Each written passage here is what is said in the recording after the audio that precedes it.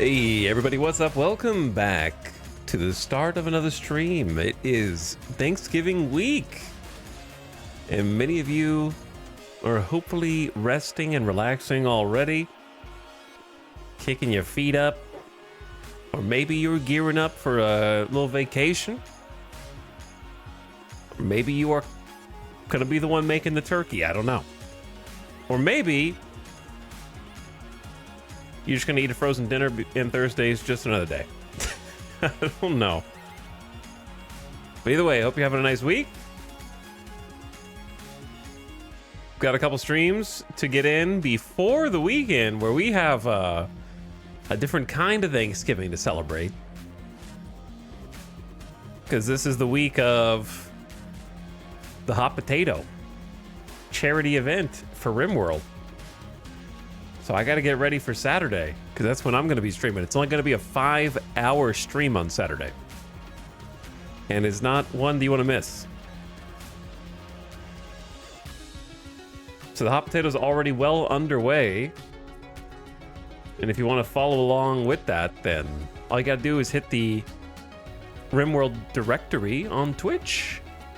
Or I posted the schedule in the Discord in the info channel,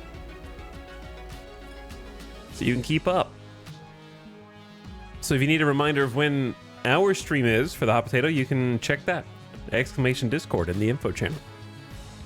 I should probably make a command as well. I don't know if it'll be used very much, but why not? I'll do it later. I don't want to do it right now. Today we're playing Anno 117. Pax Romana, another new game.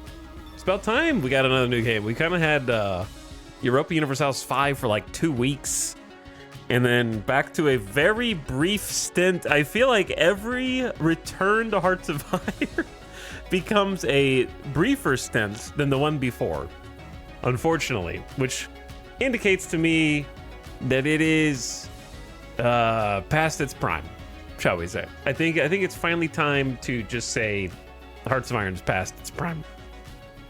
It's very sad. When one of the greats stays in the game for too long, you know? And they're going out there on the field every day or on the court and they're playing their heart out, but it's just that they just don't got it anymore. It's time to hang up the cleats.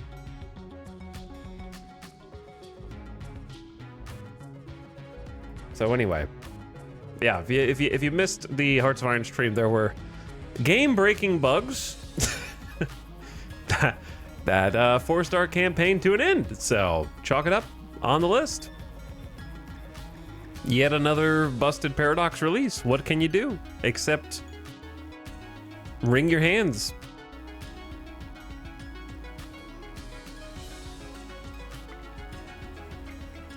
And then the DLC before that was also game-breaking bugs that force ended our campaign. So the people who constantly claim you have to wait for DLCs to make the game playable and fix things, I don't know if they've been playing the same games that I've been playing.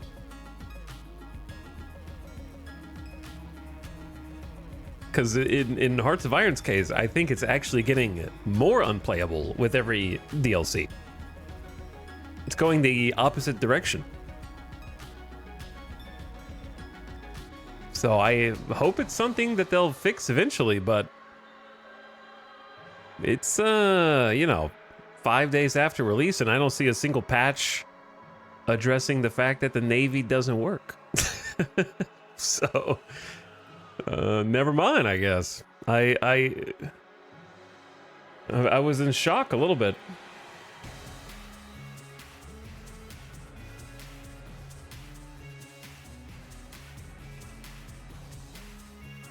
I don't do this often, but I left a negative review on Steam to try to save someone else because it was too late for me to refund.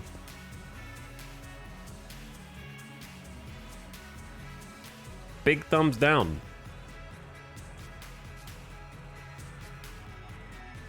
Don't waste your money. What's up? Welcome back. Man, it makes me sad too, because that's my favorite one. And I wanted to get some good games in. I was hoping to get some, like, a nice campaign, finish it up. We basically had finished it up, or it should have been finished. And then I wanted to get another campaign in as Communist China. Maybe do another one of the new ones, or the revamped ones, but game doesn't work. It's crazy.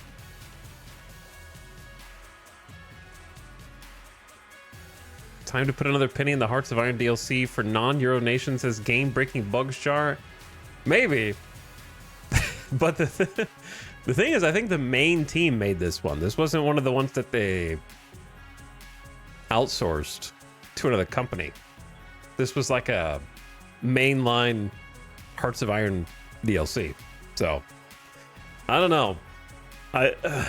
My conspiracy is that it goes back to that chatter who mentioned that the way that the Europa team was playtesting their game was 2 hours of multiplayer every week or something.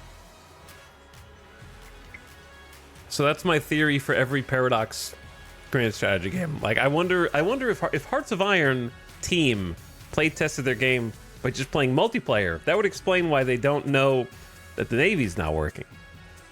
Because someone else is playing the Navy, so, you know, they wouldn't notice.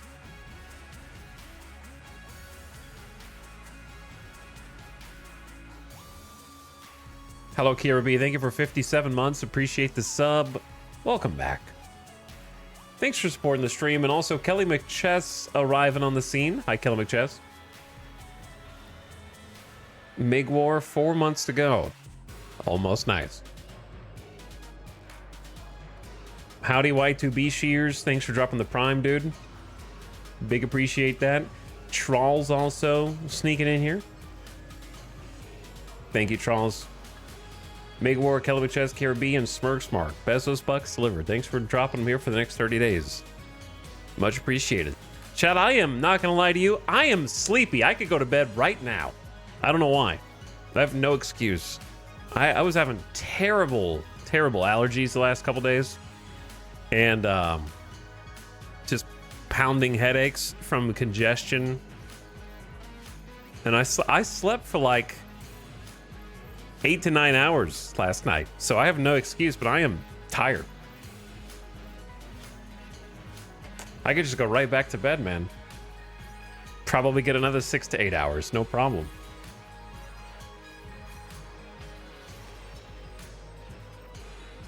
So I'm trying to snap out of it a little bit. It's not because I'm bored. I've been looking forward to playing Anno. And getting close to... I've been wrapping up some things too, just in my free time. That felt nice.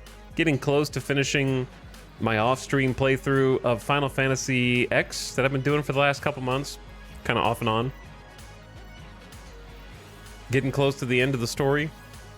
So I can finally see what happens, because I've never finished it before. Still, like, basically toward the end of Hades 2, but I need to actually go back and finish it.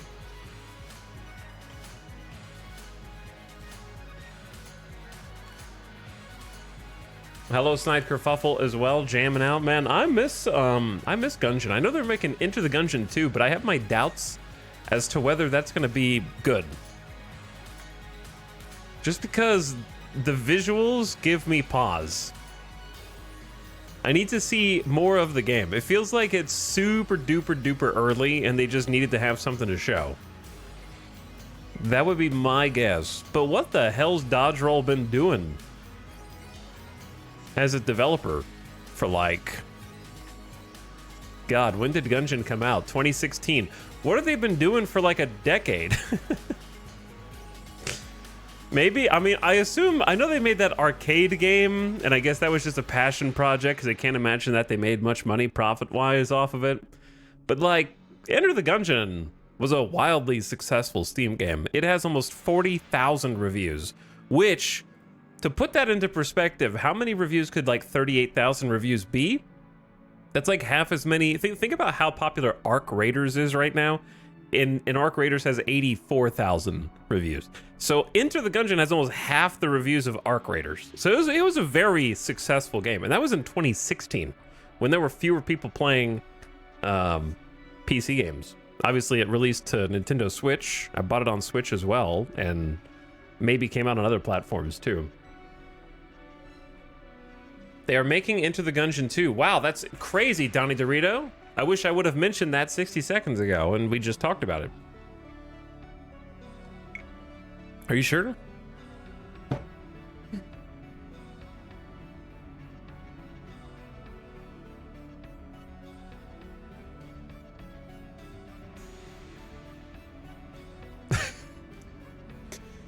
Anyway.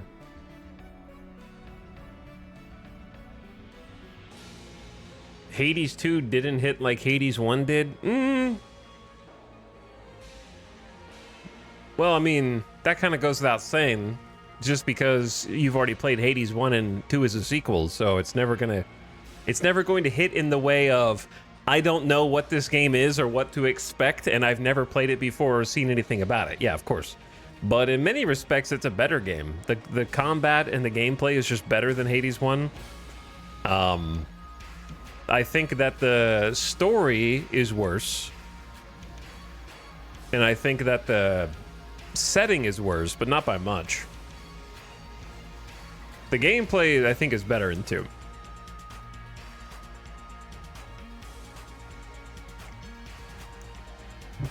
So I think it just is a different... I think it's different enough that it, A, justifies existing, and B... So I haven't finished it yet, but I would give it like a solid 9 out of 10.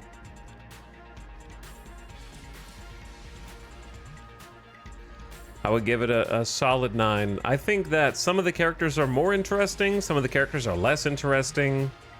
I think the voice acting is a 10 out of 10 across the board. I think the music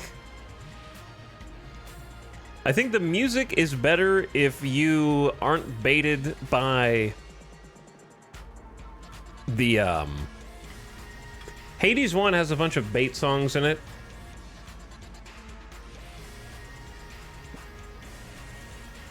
Where it's like, oh my god, I love Eurydice. Oh my god, I love Orpheus. Like, if you can get over the, like, Orpheus and Eurydice, like, voiced songs, I think Hades 2 has better instrumental soundtrack.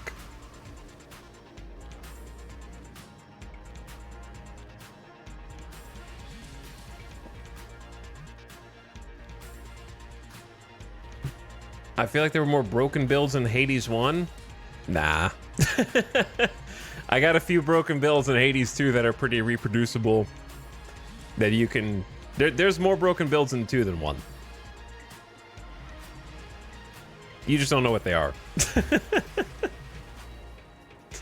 Is what I would say. Because there's a couple builds in Hades 2 where if I get them, it's just over. Hello, Mr. Super Smiley. Thank you for the big tier 3 sub. I appreciate the 67 months. Thanks for coming back for another one.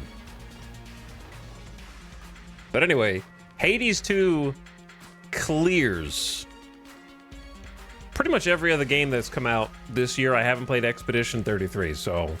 But it clears everything else.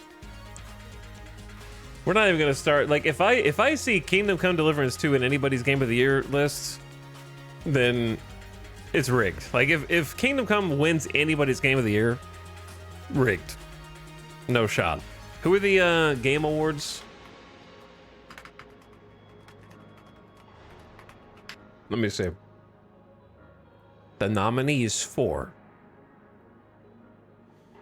Okay, I haven't played Expedition 33, so I'm not going to comment on it. Death Stranding 2 should not win Game of the Year. It just shouldn't win. I say that with the deepest sorrow in my heart. I cannot believe Kingdom Come Deliverance 2 is even in the category for the Game Awards Game of the Year. Insanity. Insanity.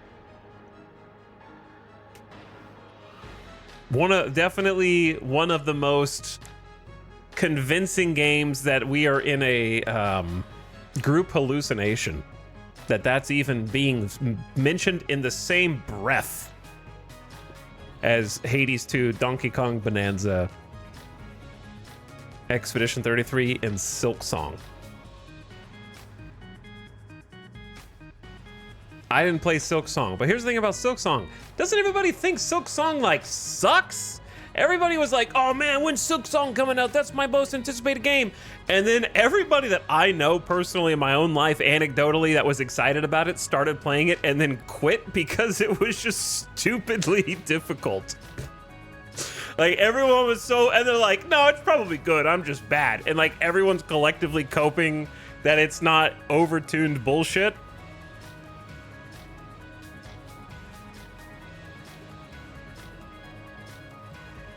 Because I know at least 2 or 3 people IRL that were like so hyped for Silk Song and just didn't even finish halfway through the game. They just quit, stopped. I think it was just a balloon of hype that you just pop with a needle and it just deflated.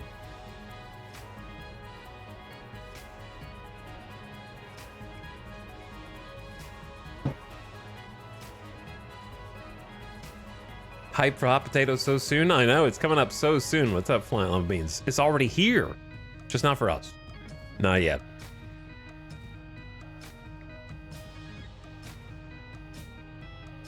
And also Acetech. Hi, Acetech. Expressing my appreciation for a streamer almost as deep, complex, and bug-free as my favorite Paradox Interactive products. I do my best. I do my best. Welcome back. You're the only streamer I've watched that hates Kingdom Come Deliverance 2 as much as I do. God bless. Oh yeah, no, I loathed it. I despised almost every single minute of the one stream that I played of it. It was all encompassing.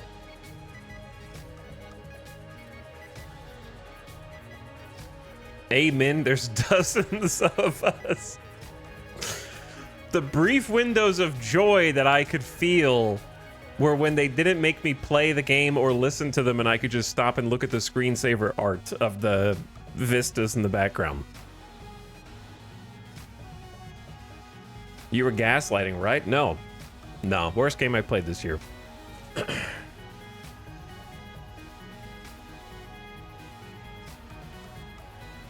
Worst game I've played. It made my skin crawl while I was playing it. I couldn't wait to be done. Do you like the first one no more? The first one's mid. It's okay. So it was all right for 2015 or whenever it was new. It's when did it come out? When it was completely novel, it was mildly interesting. 2018. Yeah, like 7. That was when it was done. You could play it way before 2018, though. It was novel, but not a very good game. Dropping drama bombs over here.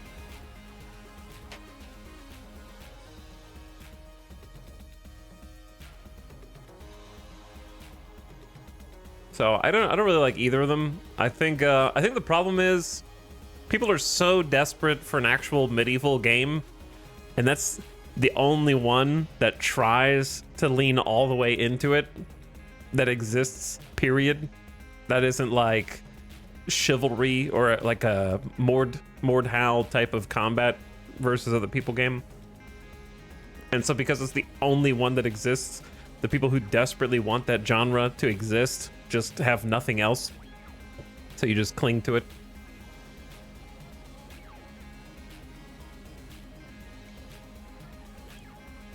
I can't believe Kingdom Come 2 came out this year. It feels like ages ago. Yeah, it feels like ages ago. So anyway, between the Game Awards categories of Expedition 33, Death Stranding 2, Donkey Kong Bonanza, Hades 2, Hollow Knight, and Kingdom Come 2, it's gotta be, from hype alone, Expedition 33. I would give it to Hades too, because I think it's a genuinely good game. You can argue whether 1 or 2 made you feel better or worse, but Hades 2 is just, every single second of it oozes quality.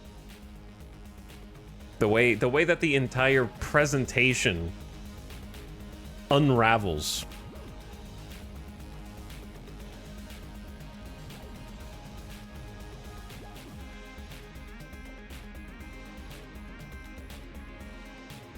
Supergiant only makes bangers. Pretty much only make bangers. I wouldn't be mad if Expedition 33 wins, though. Seems like everybody loved it. I don't think they can... They're not going to give it to Donkey Kong. I'll tell you that. After... Yo, if they give it to Donkey Kong, I will respect the hell out of whoever votes for Jeff Keighley's Game of the Year categories behind the scenes after the controversy that was Astrobot winning. Which is good for Astrobot.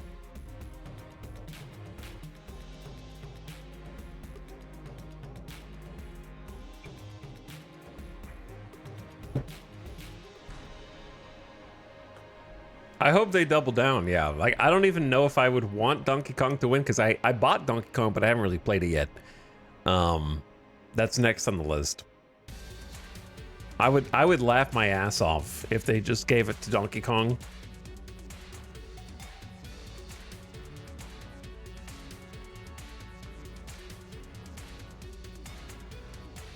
I'm so glad Balatro didn't win. I'm not glad Balatro didn't. I'm not glad Balatro lost. I'm glad that Astrobot won. Anyways, TGA doesn't really matter. Game of the Year awards don't matter. Movie awards don't matter. TV show awards don't matter. Whoa. What about book awards? What about art awards? Hang on, what about sports awards? I don't like this rabbit hole that we're going down.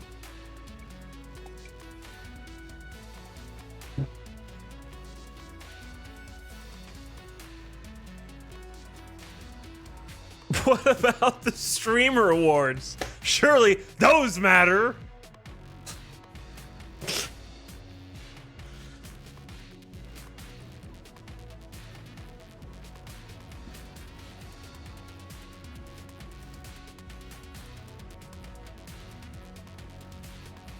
Anyway, this is... it shouldn't be a hot take.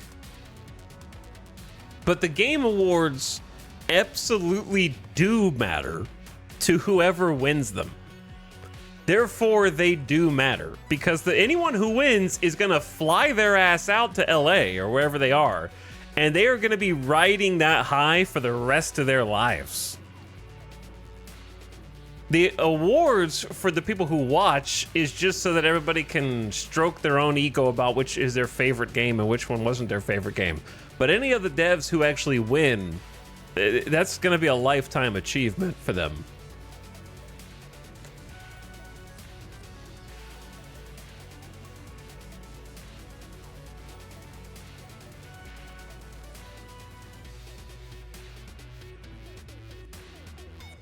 It would be funny if this was the soundtrack for Anno, but it's not. There we go. I had a friend who hadn't heard of Expedition 33 until it got nominated. Yeah, it is. Awards are a giant ad campaign for the games that win, too. That's true.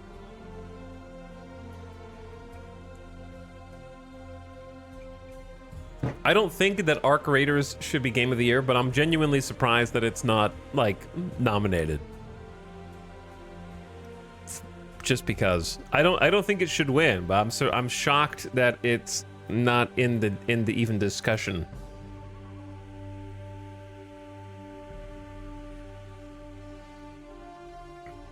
It came out too late. That doesn't make any sense. The awards aren't even done yet. We haven't even given the awards out. Tarkov 1.0 Game of the Year. I don't know about that. Do games that come out in November, December get qualified for the following year Game of the Year? I don't think we've ever seen that before, have we?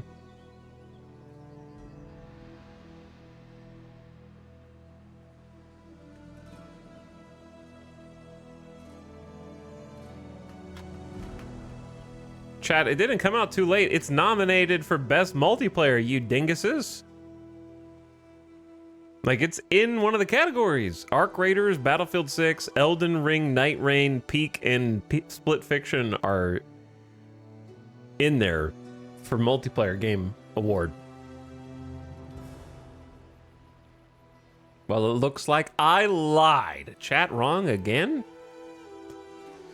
How the heck is Arc Raiders not in the voting for Best Audio? Like some kind of audio category, dude.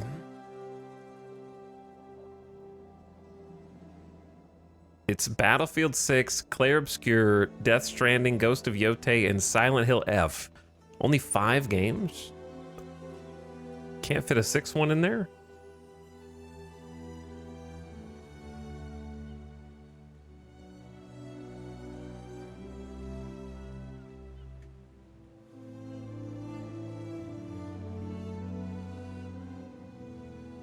What is Dispatch nominated in? I don't know. May as well just pop this open over here. It's in Best Debut Indie Game with Blueprints, Bro, this is their debut? What were these devs working on before? This can't be their first game they've ever made.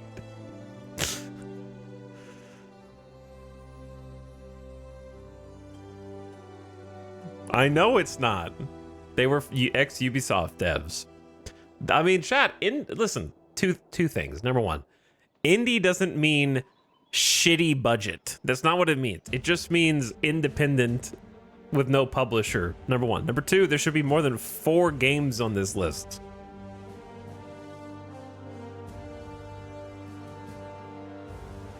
Kepler has a publisher. Blueprints has a publisher. It's Raw Fury, but they're an indie publisher.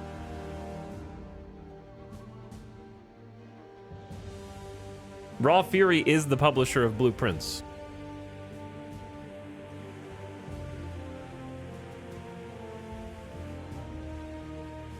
Oh yeah, there was Megabonk. Megabonk was on there, but then Megabonk withdrew because they didn't want their like social experiment cover to be blown.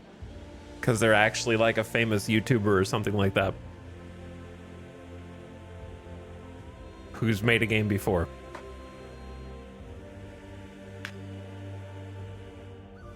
Making it under a pseudonym. Is Dispatch a urinal simulator? No, it's like Telltale Games devs making a superhero story a la Invincible, but I don't know. That's pretty much it.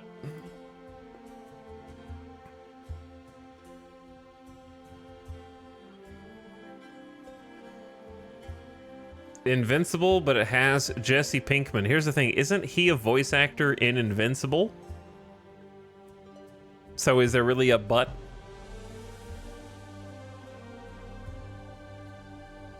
He was a character in Invincible.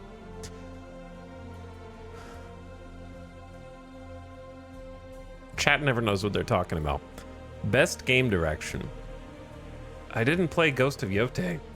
Chat, did anyone play Ghost of Yotei? I didn't play Ghost of Tsushima either, because I wasn't in the mood for a collect 1 million things open world game. Which is unfortunate because it's definitely like my vibe.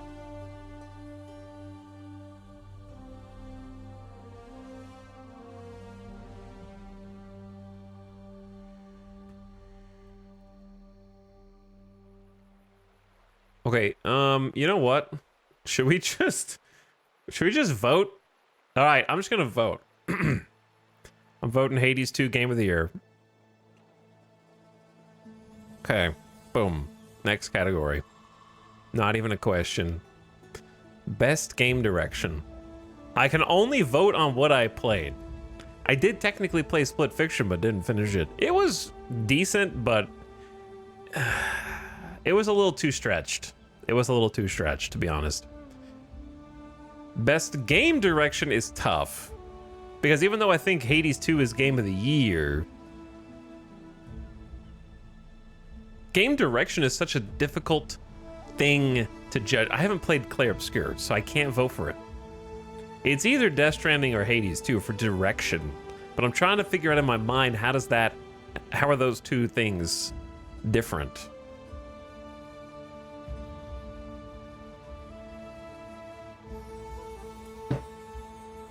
I know how they're different. It's more just like an individual creative vision and innovation in game direction and design. I don't think I would consider Hades 2 an example of innovation in game direction. But also Death Stranding 2 is incredibly derivative of Death Stranding 1. So this is kind of a tough category. I can't vote for a game I never played either, so that makes this harder. Like it's kind of stupid to vote for a game you didn't play. Doesn't make any sense. I'm gonna vote for Split Fiction, even though I didn't think it was the best game, because I actually want to see more games that are just games and not like this is a game, you know what I mean?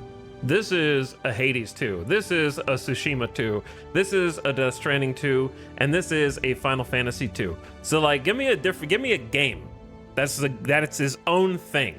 Come up with some new stuff. So I'm gonna give it to Split Fiction 2.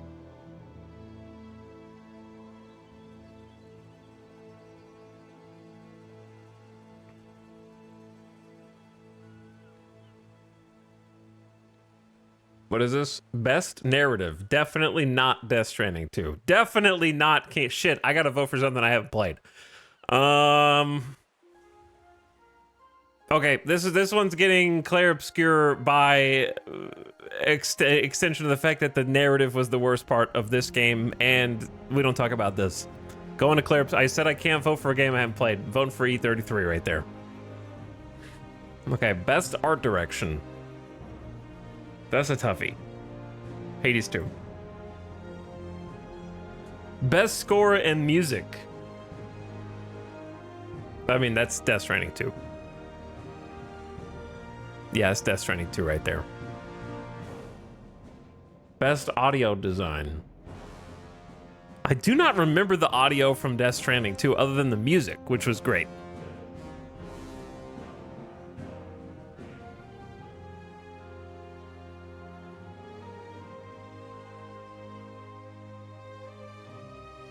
So I'm going Battlefield 6. Best performance. Didn't play. I watched one clip of Troy Baker sounding like Indiana Jones. So Troy Baker, next category. Innovation and accessibility.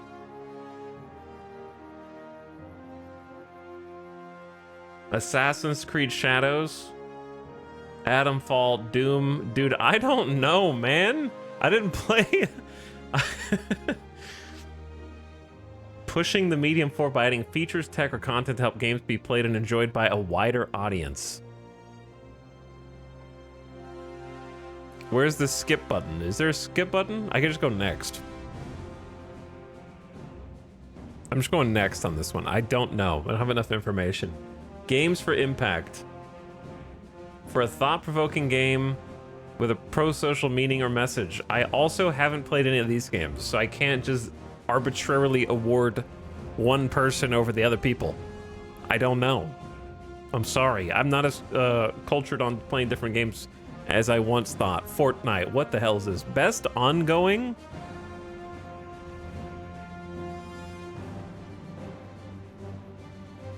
I'm tired of giving No Man's Sky a participation trophy for adding new ship skins every 3 months. I'm skipping this one too.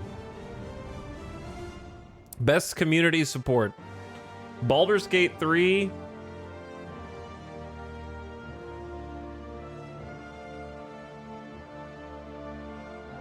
Well, Baldur's Gate 3 is better than all these games, so I'm voting for Baldur's Gate 3. Best independent game.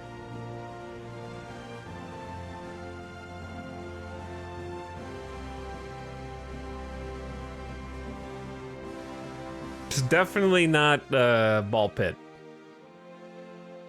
It's got to be Hades 2, but here's the thing, right? If I voted Hades 2 Game of the Year, then I feel like I need to vote for someone else for Best Indie Game, because it would be shitty if Hades 2 won both categories. So I feel like I have to vote for a different one. Blueprints is overrated. I actually liked Absalom. I played that a bit off stream. And that was actually a cool game. But then again, I don't think Hades 2 is going to win Game of the Year. So I'm going to vote for it in both categories to make sure that it wins something. Best debut indie game. I'm going to give this to Blueprints just because I didn't play E33 and like against Dispatch, and I'm sorry, I feel like this is in like 5 categories and now I feel like I should play it. Maybe I should. Best mobile game. Where's Marvel Snap?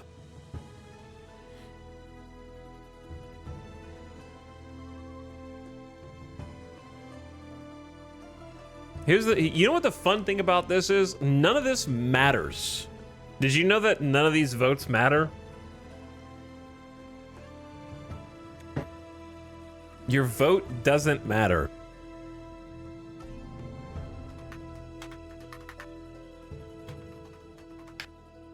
Let me explain. The winner is chosen by a combined vote, the jury's vote, and the public's vote. The public is only worth 10% of the vote. The jury is 90%. So our vote is only worth 10%.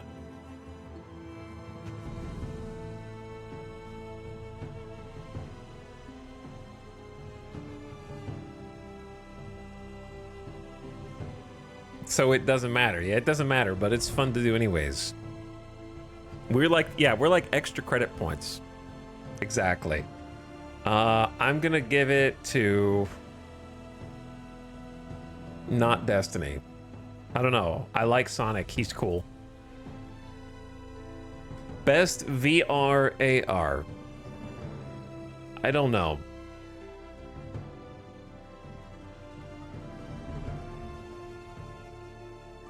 This guy looks pretty... No, okay, I can't go back on what I just said a minute ago. I gotta skip. I haven't played any of these. Best action game.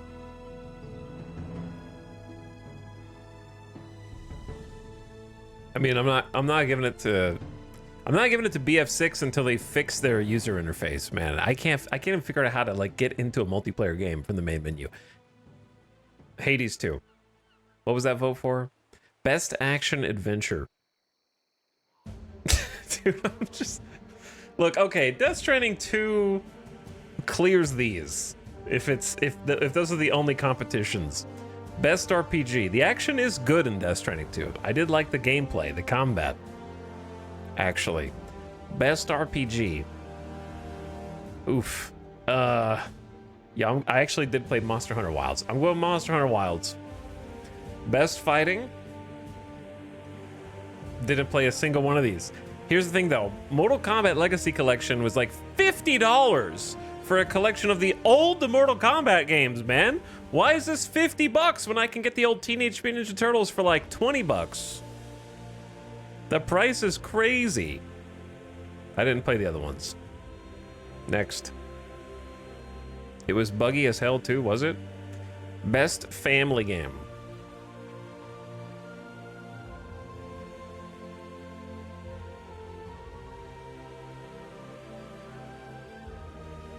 This is tough. Lego Party did look fun. Lego Voyagers looked fun. I didn't play it. Mario Kart World, I don't know, dude. I'm just old now. Like, I played Mario Kart World and it just did not have the... It didn't stick. I played it for like 3 hours. But I also haven't played that much Donkey Kong Bonanza, but in the 1 or 2 hours that I've played, I can tell that it clears all these. So Donkey Kong Bonanza. Best Sim Strategy. Oof. That's a big oof right there.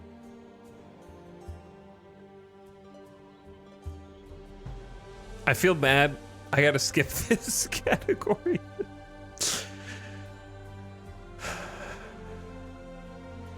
I gotta skip. We got We got game from 30 years ago. We've got Jurassic World Evolution 3, which, boys, please stop. Please. 1 and 2 were the same game, and you just made it again a third time. Civ 7. I can't believe it's even up here. That's how sad this year's been for strategy games, to be honest. This is embarrassing. Tempest Rising, that's like an old school RTS.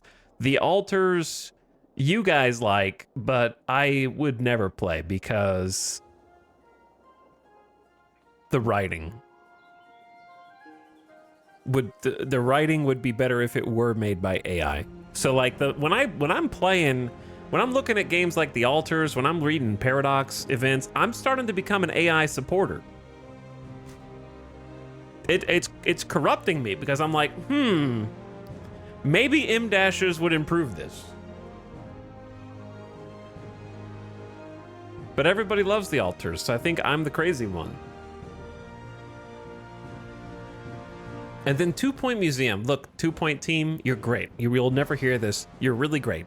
But please, for the love of God, stop making 2 Point everything with the identical gameplay, just with different skins for all the buildings that you put down. It's the same as 2 Point Hospital. I don't remember what the other two. There's at least 3 2 Point games, and they all have identical gameplay. The spam art in a room until it looks good enough. Campus. Yeah, Campus is the other one. Make a room spam the same 5 decorations in it 1 million times. Makes me go crazy. I gotta skip my own category. Did they not like Anno this year? Because it's not even there. We're never gonna play. Best sports game. Where is Out of the Park 26?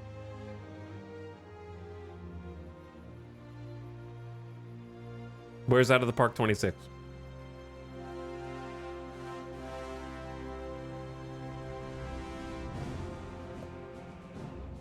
Jeff hates baseball.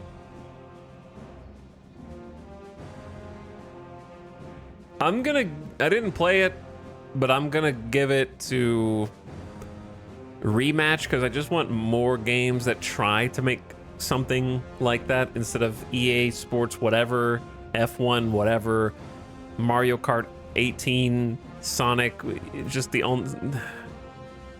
try to encourage more people. Best multiplayer, I mean it's Arc Raiders.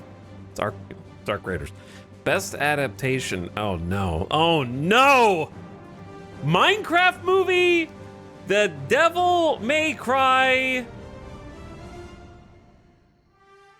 Splinter Cell with not Wolverine, but Sabretooth, Splinter Cell, The Last of Us 2, and Until Dawn?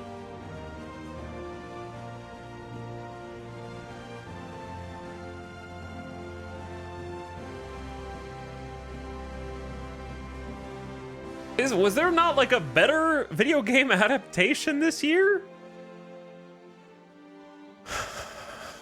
Last of Us 2 stunk, but it's easily the best here. Okay, I didn't even watch season 2, but I gotta vote for it out of principle that it has to be better than the other 4 options. It just has to be.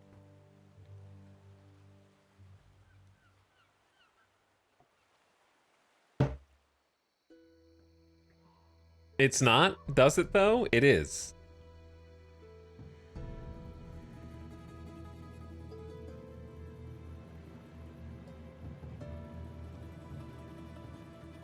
Minecraft movie is probably better. Look. I'm just gonna vote for it. Next.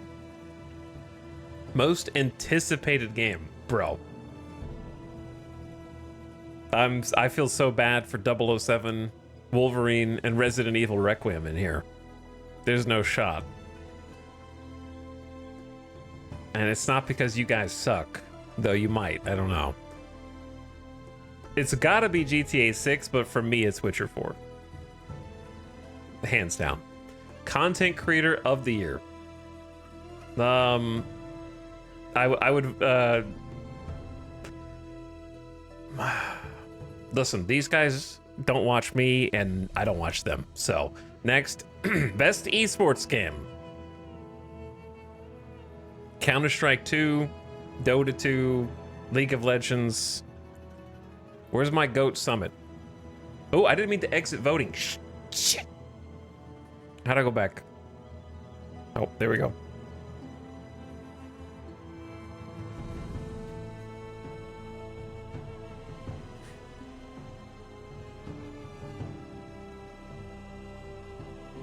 Where am I on that list? You're not allowed to vote for yourself, so it doesn't show me on there. Because I'm logged in. Best esports game?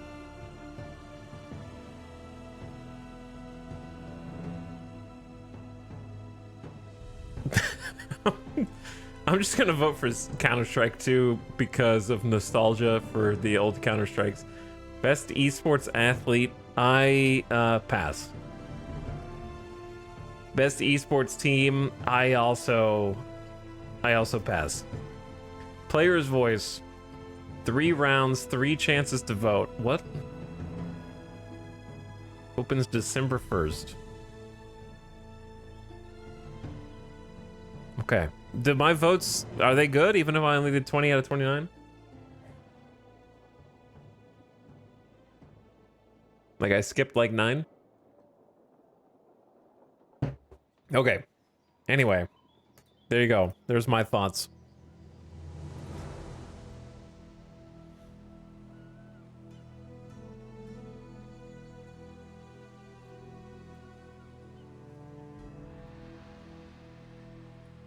But yeah, I think, to be honest though, Burnt Peanut probably takes that easy. He's pulling like, I feel like Kai has already got his flowers a bunch, and Burnt Peanut has like 70,000 concurrent every stream right now. He's cracked.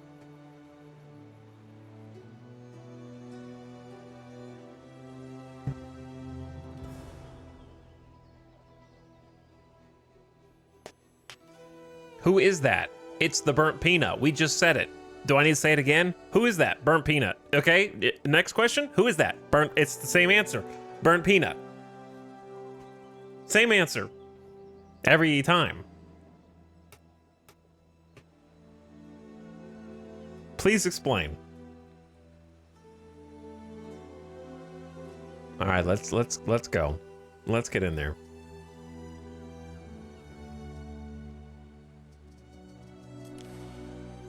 It's about time.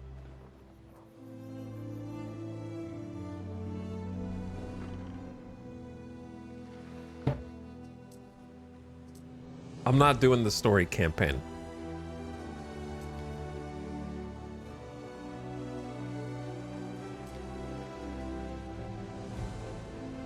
But anyway, chat, nobody cares if you have or haven't heard of somebody. You're in a 500 viewer Andy stream right now, okay? You're in the most niche of niches at the moment. So nobody cares.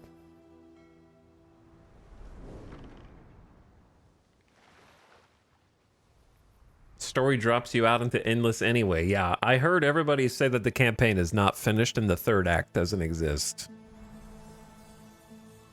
So, also, I don't think I would enjoy the campaign anyways, but most of the bad reviews for this game are because the campaign unceremoniously ends.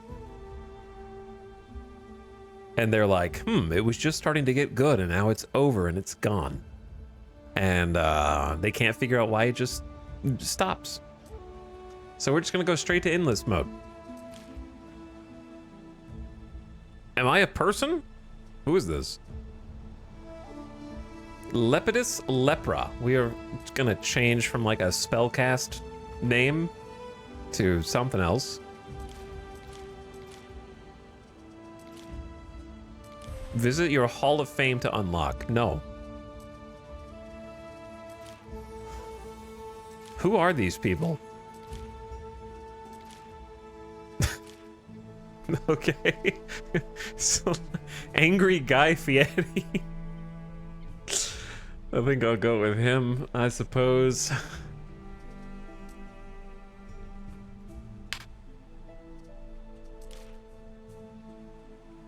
Heading to Flavortown. We are gonna head to Flavortown.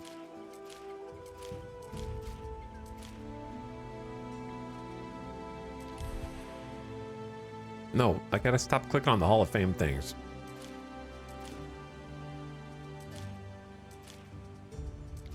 These colors are super saturated.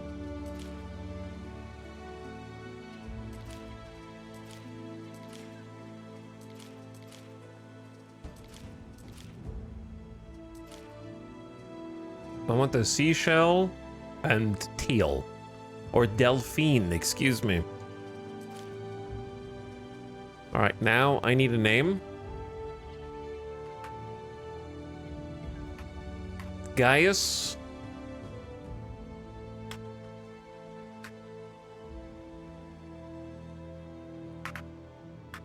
Fieridus. Gaius Fieridus.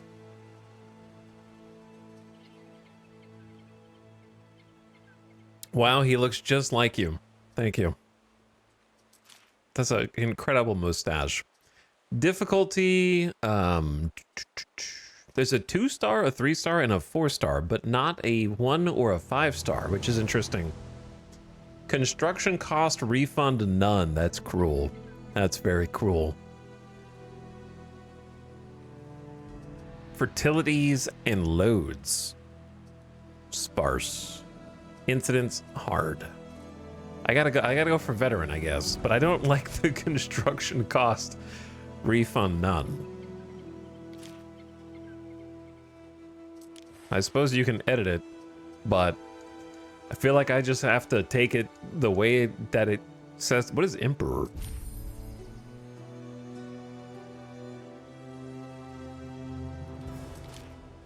What the hell is all this? Okay, hold on. One at a time. Good consumption, settlement cost, land taxes, maintenance, everything's high. Inactive upkeep, half. Define the amount of maintenance paid for paused buildings. Construction cost refund, yeah, I could change that if I wanted. Pay a fee. Each demolition requires a fee. That's even harsher.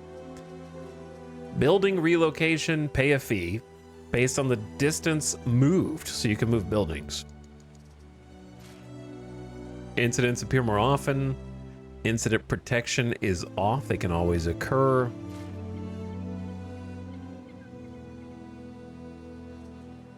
City status impact.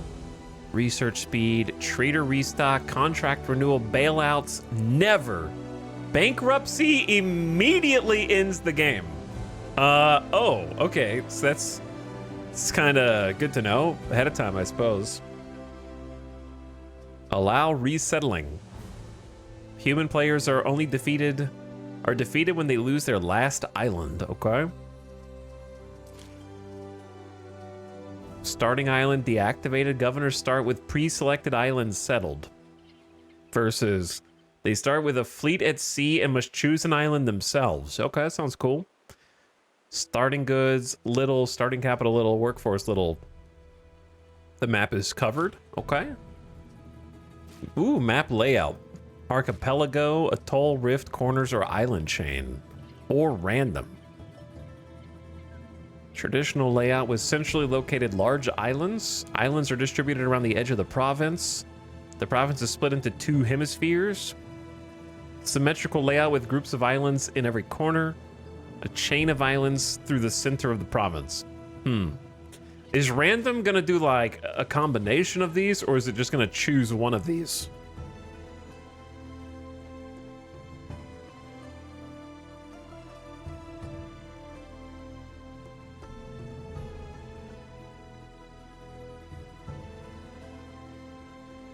I guarantee you like 90% of streamers pick this guy, but there's like 6 people.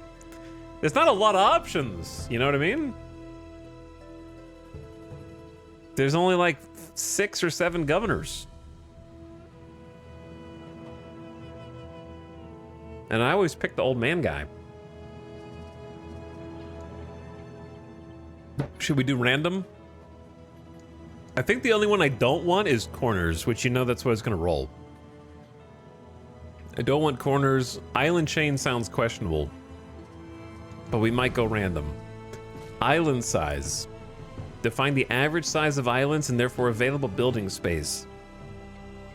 Many small islands or about, I mean, come on, regular sounds more fun, right? A mix of small and large. Like, why would I want all the islands to be small? Fertility and loads, sparse. World seed. Can you just roll this? Ad starting right now, turn your volume down. Turn your volume down, ad watchers. I'm gonna hide this so that none of you guys can pick it and then be like, you need to go over here because there's a bunch of resources. So I'm gonna hide this. Turn your volume down, ad watchers, for 3 minutes of mid-rolls.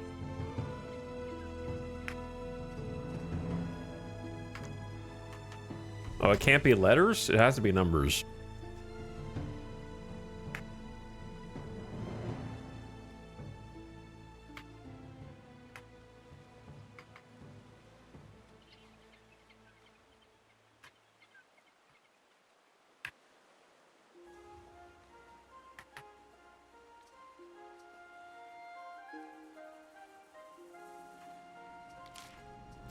Okay. Shit. It erased what I typed in and did its own thing.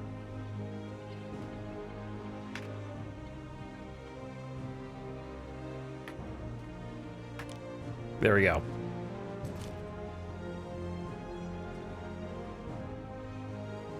Wait, why is this so tiny? There we go. There we go.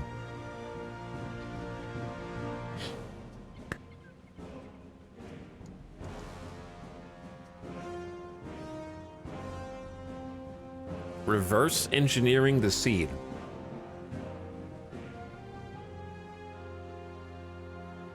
Crane Bolt, thank you for the 63 months sub. What up? Appreciate another one. Thank you, Tristan S, for 50 months with the alien, please. It's all Penology. Hello, Penology. Thanks for sharing. Azure Dragon says, time to build some roads. It's always time to build roads.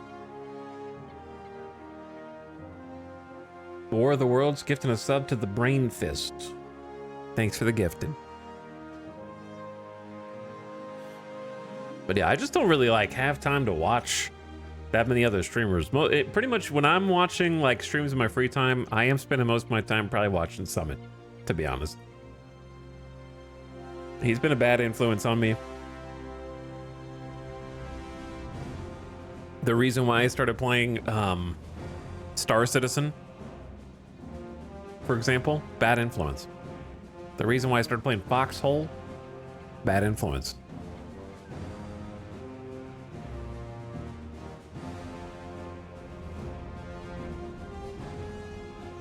Gets me into off-stream addictions, and some on-stream ones. Hello, Mousetrap.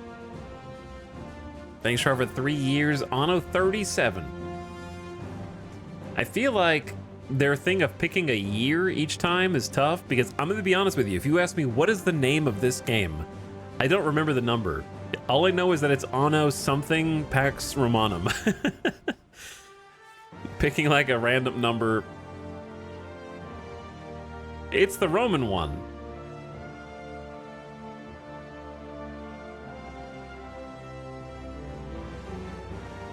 It is the Roman one. The only other Anno I've ever played is Anno Future One, which I also can't remember the number.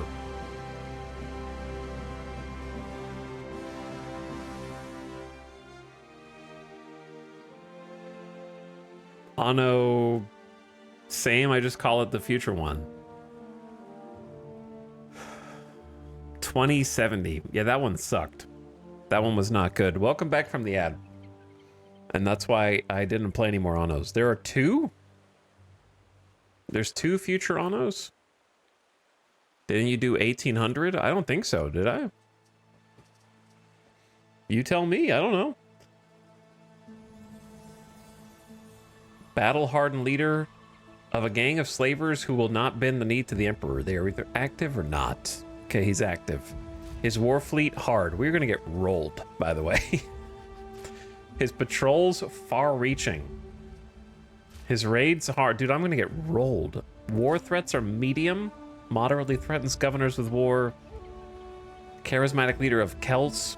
She's active. All right, so this is just like combat difficulty. And then I don't understand what this page is. Emperor Calidus was born and made in the military camp, hell-bent on change. He's a champion of ordinary Romans. Calidus rose to power after the death of Emperor Lucius. He's determined to restore the empire's finance by any means necessary. He's ruthless, tough, and pragmatic, but he's also gregarious, down-to-earth, honest, and good-humored. So she's easier. 2 stars. The loving wife of Lucius Augustus Florianus.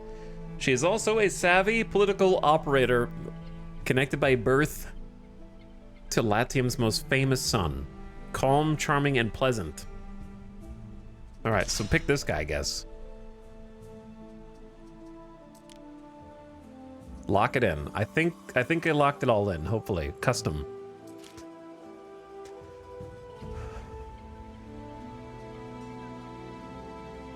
So these are my rivals. We have 2 advanced and an expert rival.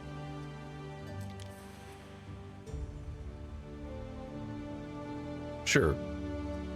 So these guys are going to be ridiculous then.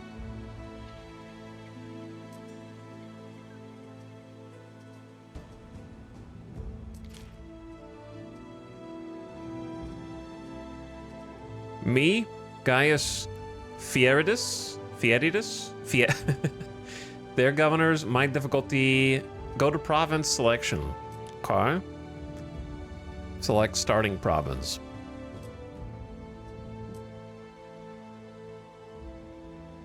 Latium, Empire's forgotten gem. Build bustling cities and great monuments amid azure waters and sun-kissed shores. A classic Anno adventure. Gentler on beginners. That's me. Rolling plains provide a lot of building space and fertility. Construct a monumental amphitheater as the pinnacle of your city. Or Albion. Challenging experience with more specialized resources and aggressive raiders. All right, be honest, chat. Is the combat in this game bad? Are we, like, we're doing another city builder after Farthest Frontier, and Farthest Frontier combat kind of ruined the whole game.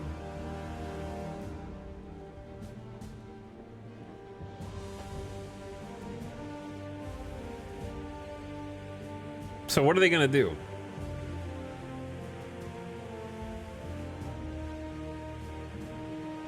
Raider PTSD. Anno combat is always just sort of weird. Doesn't it all suck? I don't know, I'm asking you. Preserve local traditions or adopt the Roman way of life. So can you not do that? Is Albion supposed to be like the non-Roman one? Marshes can house unique Celtic buildings or be drained to construct Romanized buildings. Here's the thing. Since I'm already playing on like advanced hard mode everything else, I should probably just pick Latium. And then if that's successful, then we have like a little higher ceiling to go in the Albion. Because I don't even know what I'm doing. I haven't played this yet. And I've already got the difficulty cranked.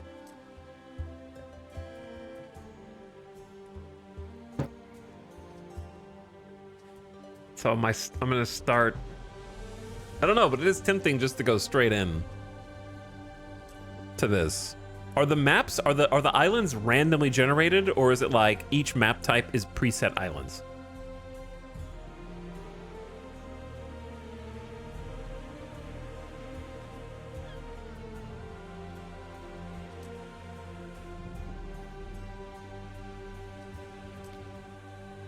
I think that will affect my answer. Islands are random. Do you have an issue with the AI art in this game? I have an issue with all AI art, but I saw some that was replaced in this game. But also I recognize that we live in a world in which AI is an inescapable part of our reality. And so I am, if there are a couple of AI, like I will play Arc Raiders also. So I'm not gonna go live under a rock and abandon all video games because some people are using some AI art pictures.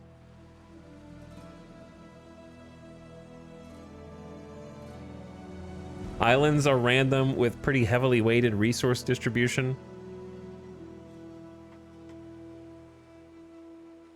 But I could be wrong, but my understanding was that they replaced the things that were called out as AI art. Did they not?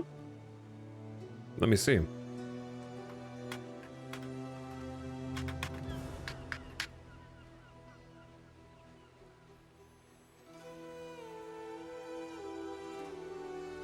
Why is it always AAA studios using AI art? There can be a few different reasons. One reason can be that it comes from the top, and different studios and studio heads want to embrace AI at different paces than other studios. That could be one reason. The second reason is it can come from the bottom. You have to remember that the people that are working on different games, for many of them, it's just a job. And when you're doing a job, sometimes you do a job less than optimal. So it could come from the bottom. Without context, who can say? But sometimes people are lazy and sometimes people are greedy. It could be both.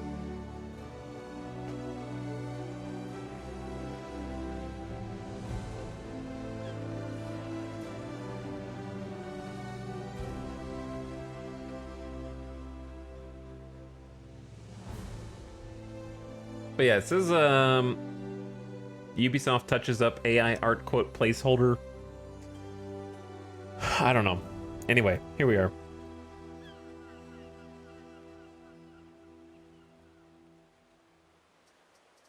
I don't know which one to pick.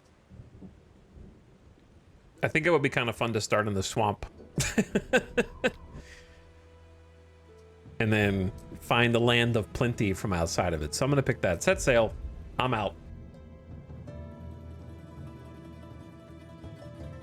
The problem is you have now you have to question whether every single piece of art you ever see is AI. Is that AI? I can't enjoy anything because I just assume it's all AI.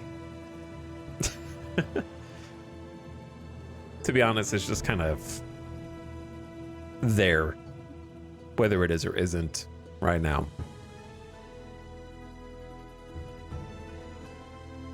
Is chat AI? They could be.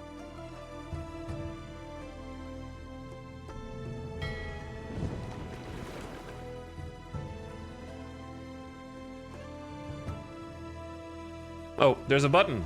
I thought it was just gonna load in. I have to click a button. I was like, wow, it's a long loading screen. Romans probably think this place is weird. All of that. But then if the Celts saw Latium, they'd probably feel the same. It's our home. It's ancient. Naturally, a Roman sees it running wild and wants to bring it to order, to heal. Expect a bit of resistance there, mind. It's two different worlds, sort of bound by fate, but divided in belief. Anyway, Albion knows how all that's meant to me. Albion?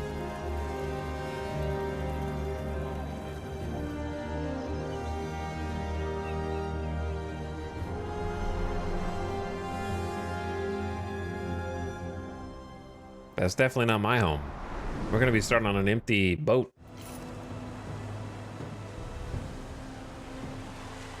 We're in the clouds.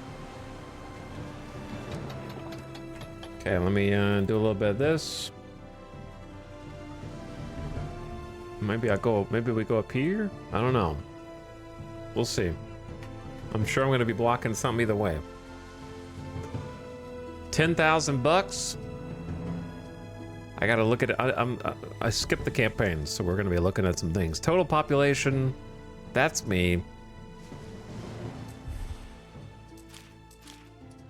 Listen, this game's gonna be 100 times easier than learning Europa.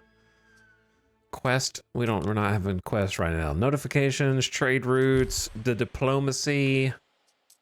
We don't know anyone. What's caught fire now? Only you. The Emperor.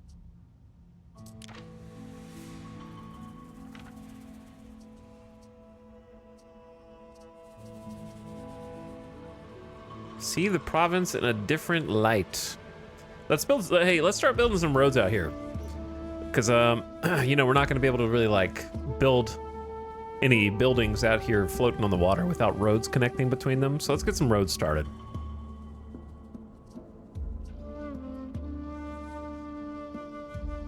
See, this is called the Water Residence. They just spelled it a little differently. Your residents live here, fulfill their needs to progress. Supposed to build it on the water.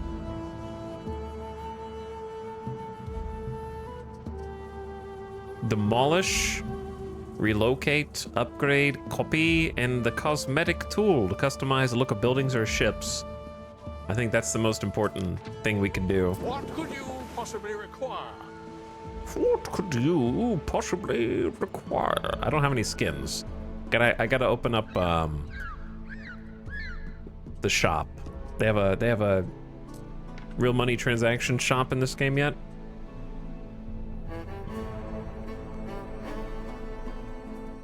Okay, I see some islands. I suppose let's start exploring. Waiting for your decree.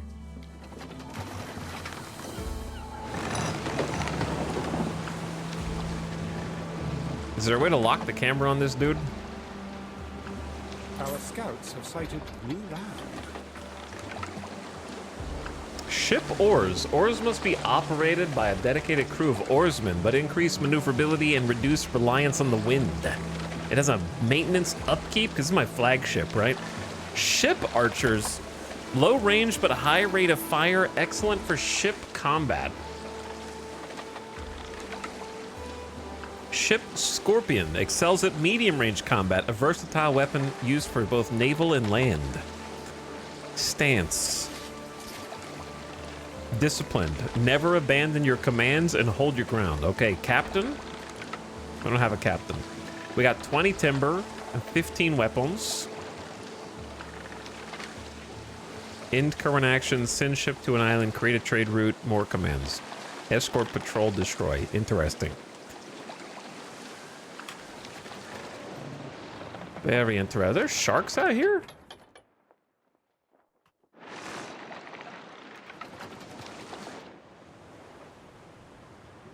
All right, well, here's an island. Chat, what do you do when you immediately see an enemy ship? Kill? And we could stop an entire civilization from forming. Like...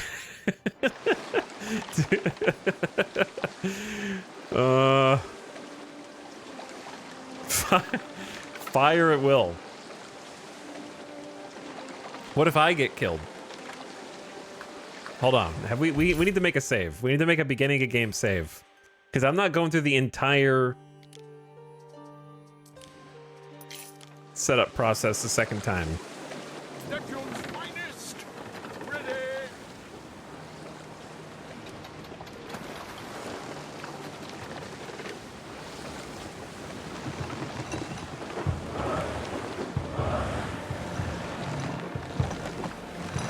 I thought we were ramming them.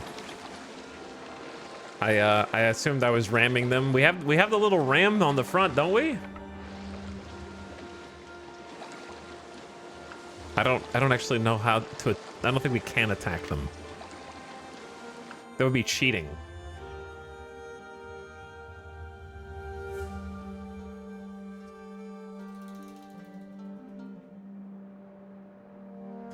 Here's the funny thing about this. Since I haven't played this before, I have no concept of how to even judge whether an island is worth settling on. You know what I mean? Like, I have no concept of any resources that I'm looking for. Is this game a steep learning curve? I don't know, man. I just turned it on for the first time. You're gonna find out if you stick around how steep the learning curve is, you know? That's what I'm about to find out.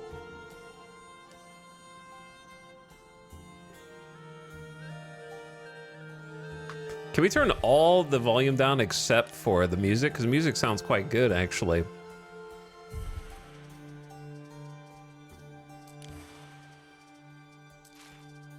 You must choose. You Yeah. must choose.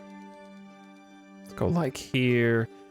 Every game should not start at 100% volume. They should all start at like 70 so that you can pump the volume of one thing instead of having to pump down the volume of everything else and then turn your master This volume up. requires your input. Something like that.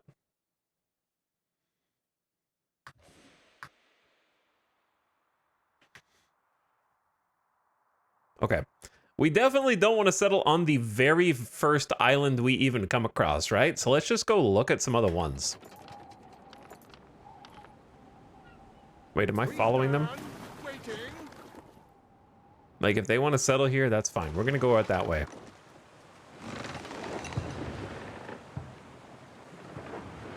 Is there like a camera follow? By chance? Forward. Oh, there's this island right here, too. I might need to turn my graphics down. I have the graphics up pretty high. It should still be over 60 right now. There's another governor sailing around. Everyone's looking. I'm getting 64 FPS and the game just started. That means it's only going to go down.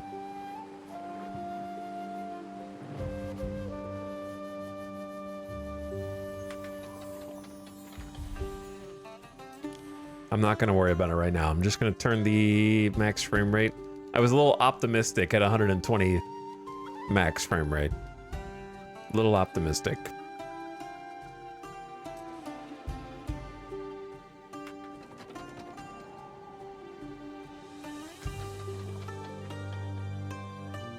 I like the slope on this one. It kind of goes all the way back up here. Where's my boat? Which one's mine? Ships? Okay, this one's mine.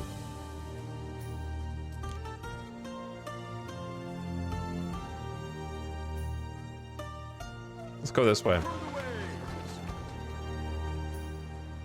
Wait, did somebody do this? Oh, that's me. Okay, so I can select the trading post to settle on the island. Gotcha. The human eye can only see 45 FPS anyway. It's a good point.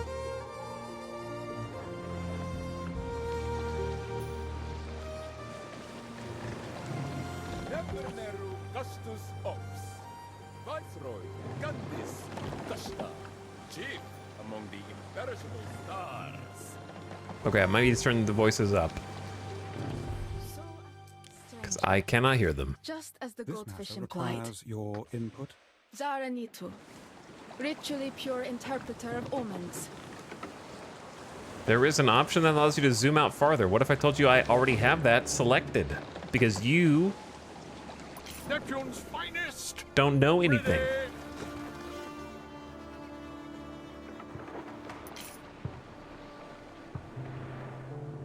True. Another governor. Wait, what did it say? Scouts have sighted new land. Did it say a governor has selected a place? Is this a race? They've already got roads out here? Going all the way up the damn mountain, man. What is that? Cities are a lot like rivers. What? You get gates and junctions, wings and rivers. And there's also the bitter part. Okay, these islands have been claimed already. They've already got like a whole settlement here. Exchange, as with the great dynastic cities. Dude, my first town is gonna be such dog shit. I have no idea what I'm doing, but they've already settled. So, Praetor. I didn't realize this was like a StarCraft RTS. We advance. Oh, this island sucks. This is like the smallest one.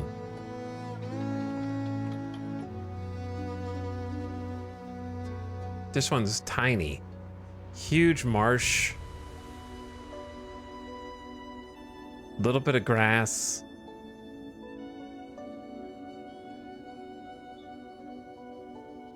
And there's one more tiny baby one out here. Through the waves.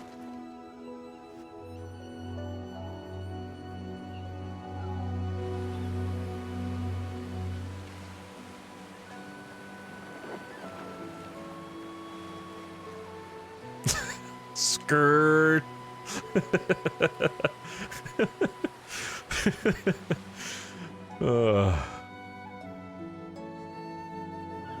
Yeah, the visuals are nice, but I can't even, I can't get a good frame rate. I'm gonna have to turn the graphics down. It's small, but has character. Waiting Here's for my your problem. victory. You know I've got to look at every single island before I choose somewhere to settle, which is gonna put me at a big disadvantage. Our scouts have sighted new land. Is it the island I'm already heading toward, by chance? Festina Lente.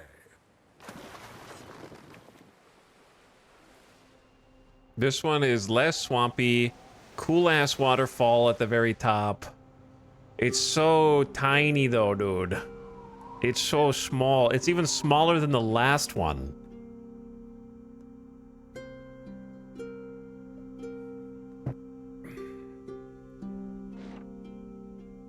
Is there a way to make the camera go faster? I guess you could just click where you want. Here's the thing. There's one more AI that we haven't discovered yet. They've already built a lighthouse! Or maybe they get one by default. I don't know, but that seems like an advanced civilization thing. Holy, look out here, dude.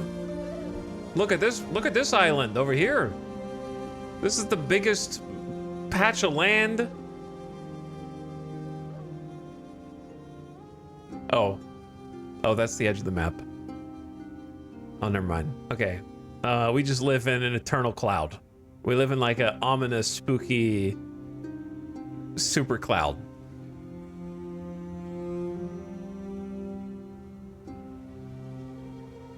Look at these though. These are on the other corner of the known universe.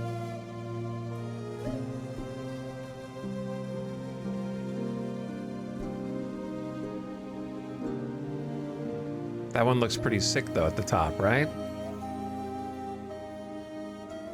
But what if someone's already settled there? There could be islands that are not so mountainous.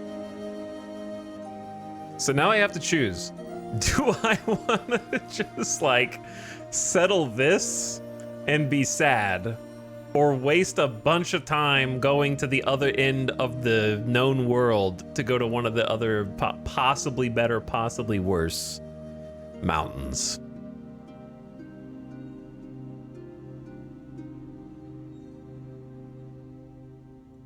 This is just like some flat land in here. Greener grass.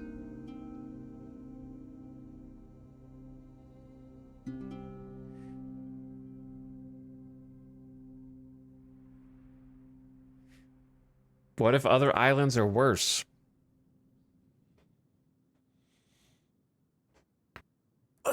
The center always has 4 large islands for main cities. Well, that's what you think. I picked random starting map, so you don't know.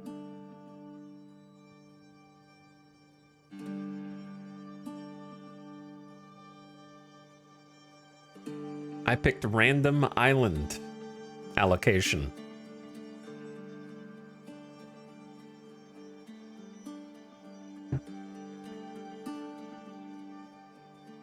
And also, Kishin, who asked?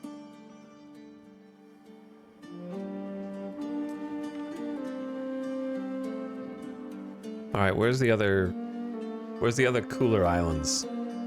There's land right here. Let's go over here. Through the waves.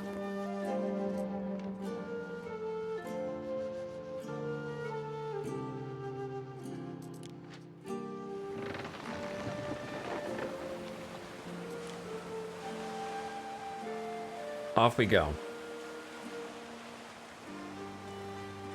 The grass is always greener on the other side. Yeah, the visuals and the UI are actually very nice. I agree. At least the initial impressions. Which makes a big difference when you've come off of 2 weeks of Europa Universalis 5. Having something that is pleasant to look at. So, Praetor. Our scouts have sighted new land.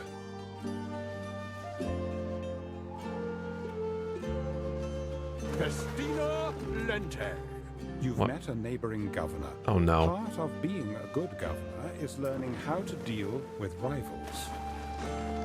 This is also a baby island, but it looks, I like the little land gap between the marsh.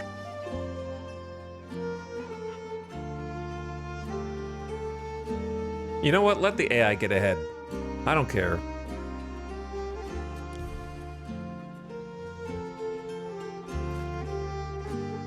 I have no idea what I'm looking at here, but we'll come back to that.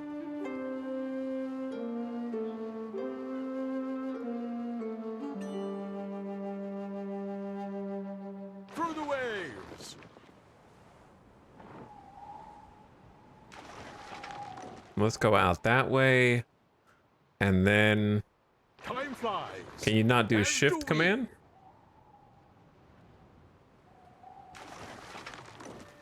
Festina Lente. Yeah, you can do a shift command.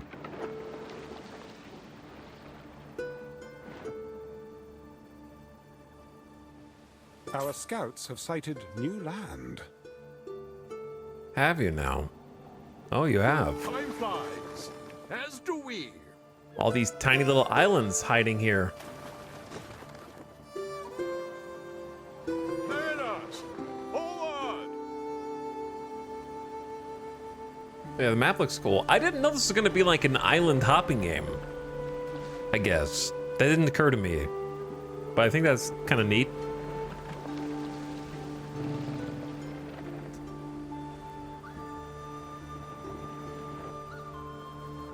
I don't know what I did expect, to be honest. Time flies, as do we. Time flies, as do we. Of course, you must be the new governor. You're welcome to drop in at the hill fort of the capital. I'm Mags. Who? your chief. Who? What could you possibly Chat, what the? require? Is... What's this? If it's metal or horses you're after, I might actually be of some help. This is not one of the AI, right? This is this is like a neutral? Because this is really, like, put together. Okay. Really put together. Okay. That scared me. Neptune's finest. Ready. I was like, damn, they're way further ahead than I thought. I just got an Achievo for sailing 2,200 nautical miles. That's the first accomplishment that I've made in the game. I'm not even gonna play the city builder. I'm just here to look. Here to watch the screensaver. Just here for the show. Another governor settled an island in Albion. Okay, so they're in the east. What could you They're in the possibly east. require? I say we go north and settle up here.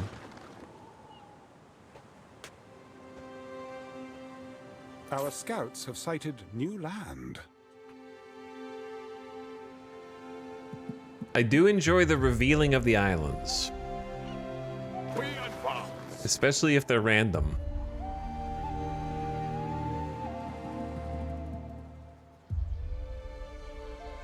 Festina Lente. We'll just have to kill them all eventually, you know? So do I need to be like making peace and doing diplomacy and such with them? Time flies, as do we.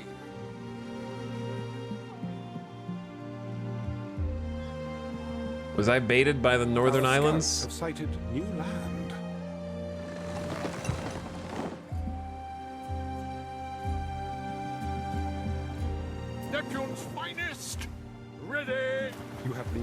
for 2 hours, Harry. May I suggest some refreshments? No, I have not been building for 2 hours. I just turned the game on, bro. Oh my, I don't know what you're talking about. I've only been playing for like 30 minutes, like 20, 30 minutes at most. This is a pretty big island. So I'm gonna pause and take a look. This one looks pretty sick. We got like flanked by 2 marshes with path in between.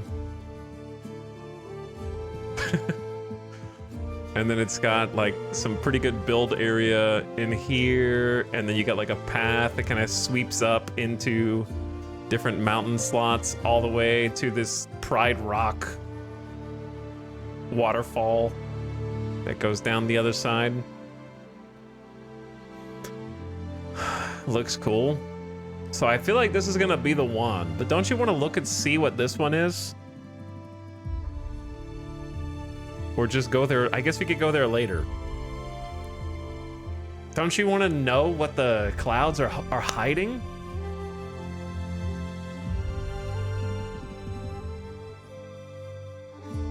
I do. All right, I'm gonna go look. It's right next to us. It's our neighbor. What if somebody's living there? And while they're sailing over there, I can decide where, like, we can't, I guess it's gonna be right here. Is where the port's gonna be.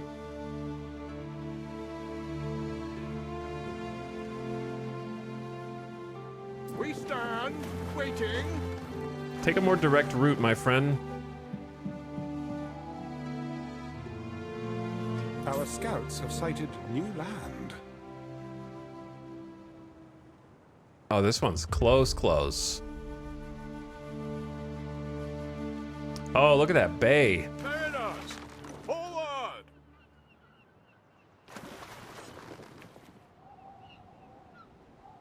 Huge bay right here. Giant marshland, Omega Marsh. And then it kind of cuts through to the water on the other side. Then it kind of goes up a little hill, room for some kind of important buildings here. And then not sure if this is traversable. I also don't know what like the build limitations are in this game yet, but it kind of stretches to a forest out here and a little slot. It's pretty good. And then this looks like just rocks. And then we got one more over here, but this is where the other dude settled. So I'm not gonna go bother with them.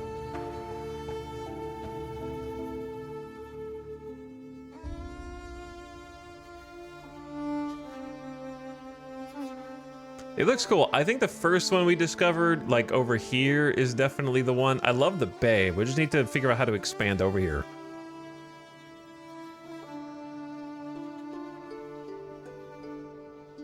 I think we want to start on this one.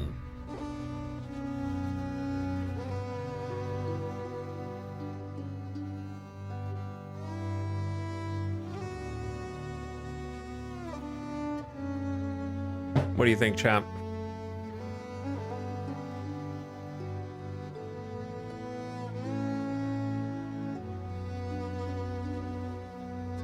I think let's start on this one. Time flies, as do we. Cause it looks sick. I thought I was unpaused. I was not. Cargo. Transporting goods, items, or units from one island to another requires free cargo slots on a ship. Right-click to throw cargo overboard. All right, we should right-click all of our timber and weapons. We got to start with nothing. When your ship is close to a trading post, press the button to transfer cargo between your island and the ship, or buy and sell from a trader. Each ship can have a captain. A captain in the cargo hold has no effect on the ship. Tie him up in the cargo hold. Okay, so like here-ish. I don't actually know what to click. How do I build? Through the waves. Each island has a different set of fertilities that are required for production. They are displayed around your minimap. What?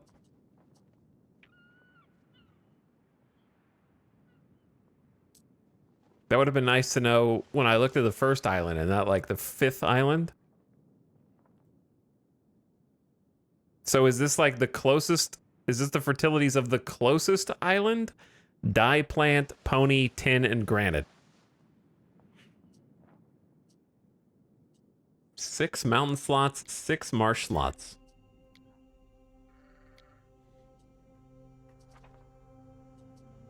Select the trading post to settle on this island. I mean, that's as good a place as any for a trading post. There'd be a tax per minute of 160.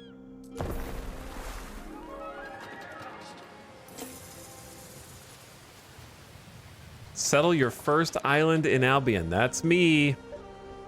They're here, ready to guard, ready to defend our beautiful home.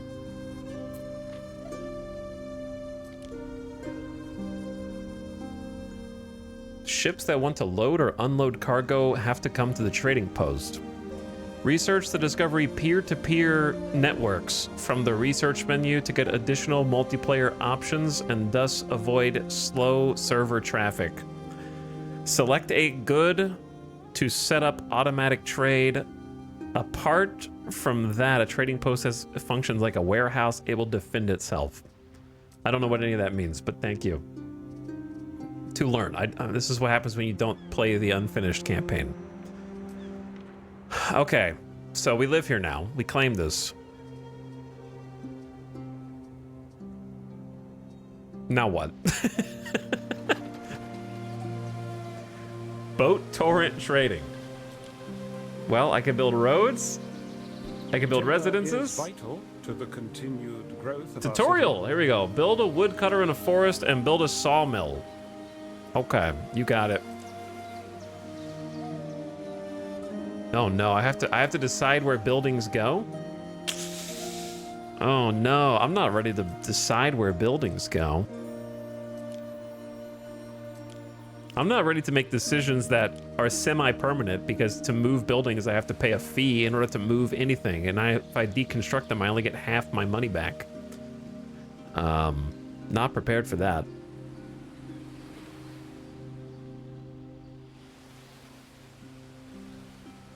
Who's this? Oh, dude, look, there's cows here. They're just schmoving around.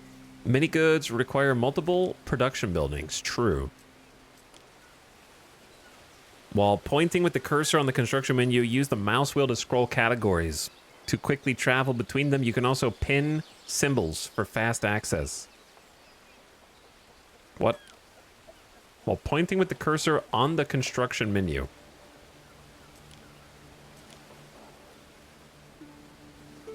What the hell are you talking about? While pointing with the cursor, is this not the construction menu? Is this not it? You're losing money. I never had any money.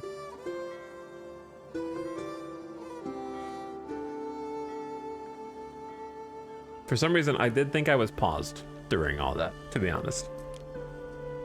But it's okay.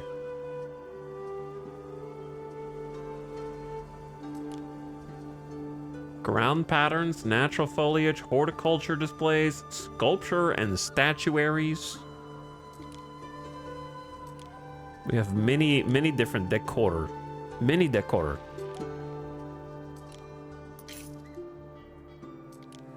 Rewards. Community statue. Complete with authentic Roman paint. You built it. I didn't build anything yet. I haven't built anything.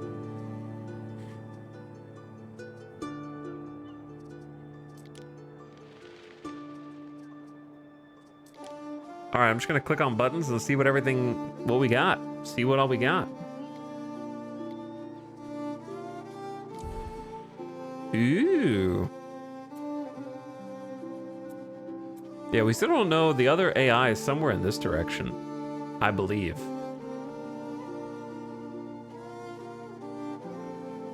Hope you have fun building Rome. Who said I'm building Rome?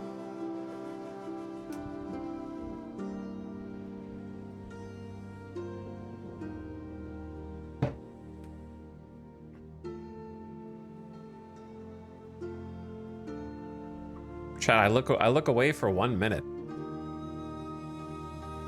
I look away for 1 minute. Oh my goodness. It's worse than I thought. Is this the streamer who's looking at the UI? Oh my goodness. Is he reading tooltips in my stream?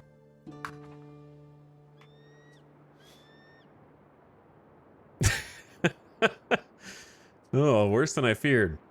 Our workforce. Population increases workforce, which is used to work in production buildings. Okay.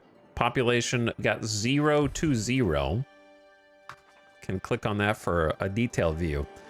Sources, 15 from harbor buildings. Okay. Island income, nothing. Your global balance is negative. Provide needs to your population that benefit the income attribute. All right. I will get to work on that. I can name my outpost. More population increases city status. Higher city status reduce happiness, health, and fire safety. That's oddly specific. Happiness, health, and fire safety. But increase belief, knowledge, and prestige.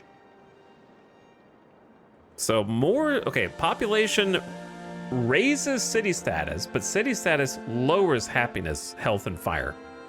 But increases belief, knowledge, and prestige. Okay. Romanization affects attributes modified by the city status. We are currently mixed Romano-Celtic, 50% Roman. No Roman or Celtic influence. Up to 150 pop. Gotcha. Well, we're gonna need to name this, obviously. This is the second time that we've made a flavor town. But I mean, we have to, I think. But instead of Flavor Town, is there like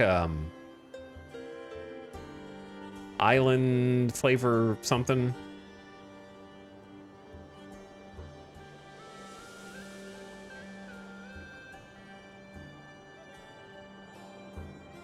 I'm gonna consult the internet for Latin help.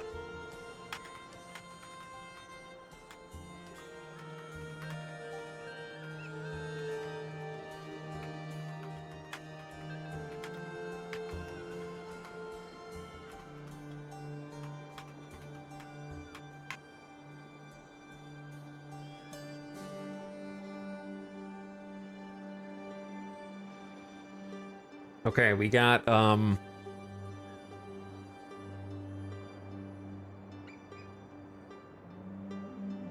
Latin Insula Saporum, which is Island of Flavors. I don't know if that's true, but I assume it's true. Flavorium Insula. So Insula is island. I think some of this is just made up.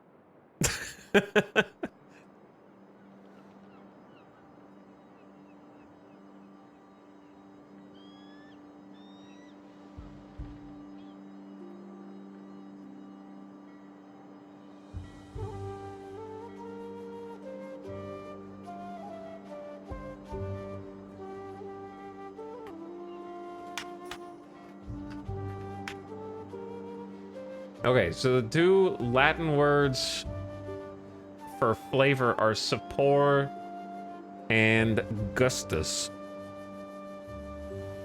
Sapor and gustus.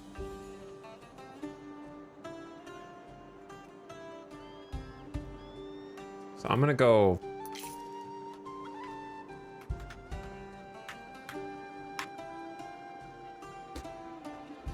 There we go.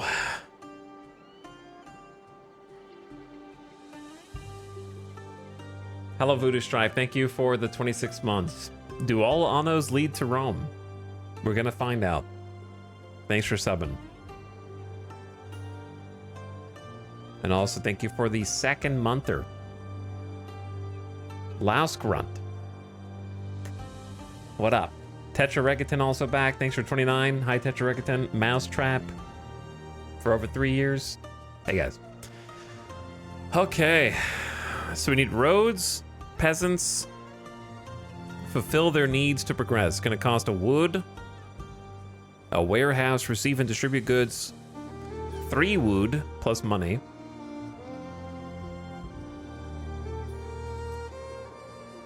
Open the overview of tools, demolish, relocate, upgrade, copy, and cosmetic. Okay, city watch.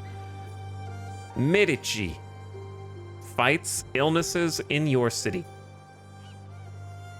I'm broke, so we can't do that. Okay, so these are the hotkey. These are like the quick access builds. Got it. These are the pinned ones. All right, so they're just duplicated. Then we got timber. Sliced tree.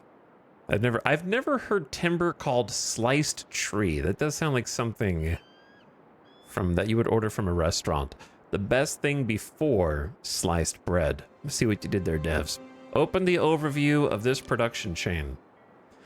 Woodcutter. Costs a hundo. Needs a forested area. A sawmill. Okay. Then we got tiles that are locked, and then we got something for smiths. All right, well, let's just start with the basics. Get some roads, get some residences, get some timber. Preferably somewhere with a good percent. I like this little circle right in here. Diagonal construction is allowed even though it's a grid? What? So 95 out of 80 versus 104 out of 80. I assume that's just quantity of tree. How? Rotate building. Ah, got it.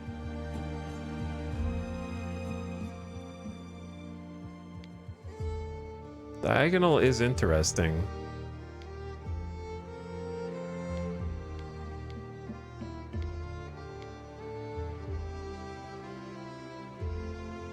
But then how am I going to connect anything up to it in the future?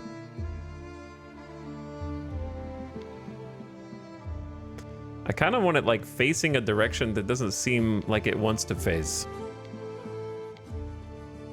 I can't tell which direction it's rotating. Oh, it's rotating clockwise. Okay.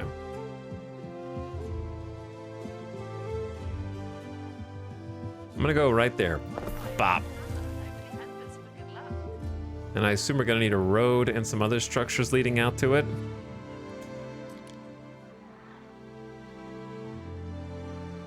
So if we're talking buildings, I can't wait to build everything wrong the first time. Shift scroll wheel rotates in place. Yeah, but you can't do diagonals.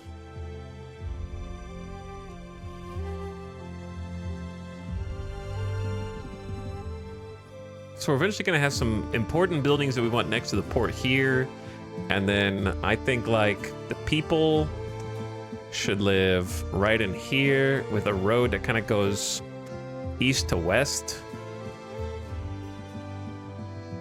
for a little neighborhood.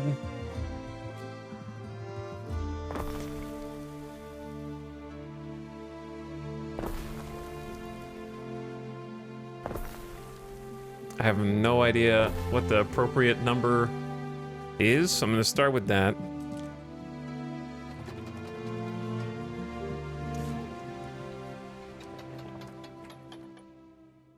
I got 9,600 bucks.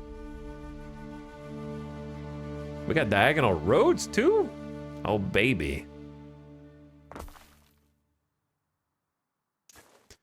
I don't know how many diagonal roads I'm going to want. Perhaps a few.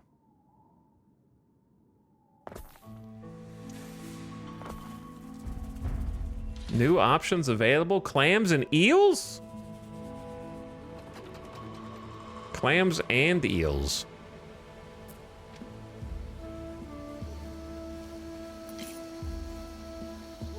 Are these houses backwards? They look backwards to me. Wonder if they'll build one of them. Damn, I roads. thought I was building them forwards. Cosmetic tool, upgrade, copy, demolish, relocate. Isn't that going to cost me money?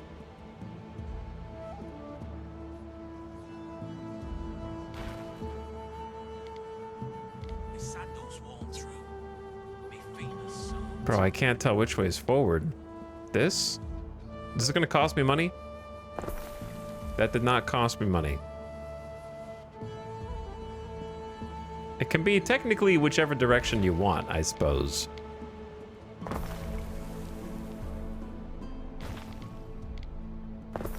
Because it seems like it has multiple connection points on the side. Like, that one's definitely...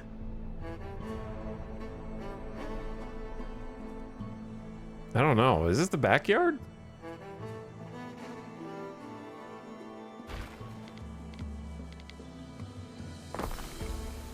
Where's the... This one's a different model.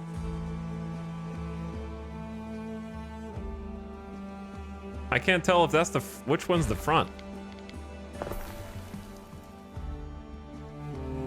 No connection to trading post. Okay, okay, okay. I'm gonna work on that.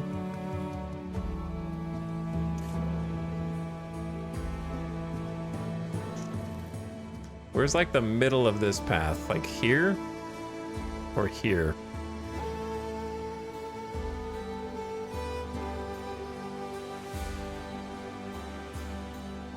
Like right here.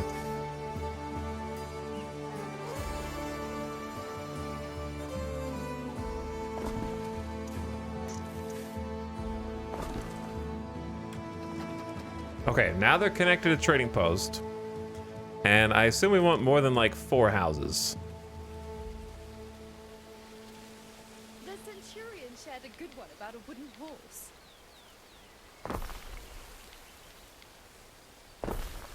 Why is it rotating the house with every one that I build?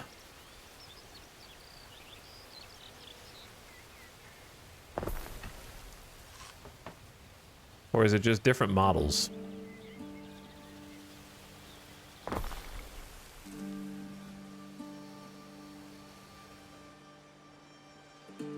We have no population. I need to get some people. There's a bunch of... Wait, who's... If these are empty houses, and who is just speaking? Build a sawmill. All right, I'm going to build a sawmill. The second building in a production chain. The sawmill should be situated between trading post and woodcutter. Sure. That makes perfect sense. We're going to go right here.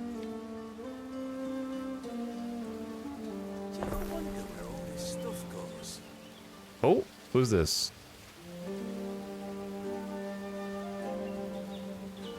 Use a street to connect your timber production to your trading post. I believe I did.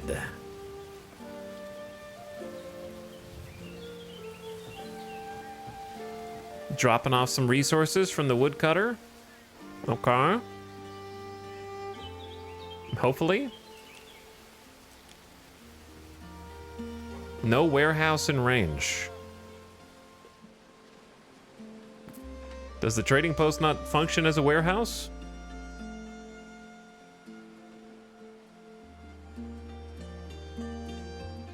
For now?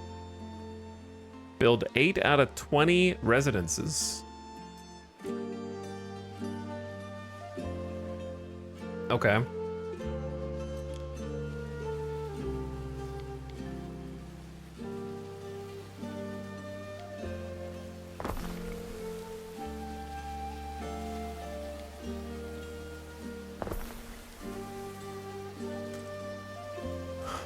That's 10. Trying to get used to the camera controls at the moment. You know I'm going to end up moving like everything eventually, right? You know I'm going to, but for now.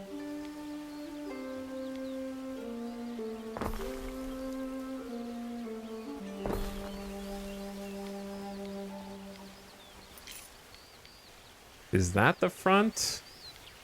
Or is that the front?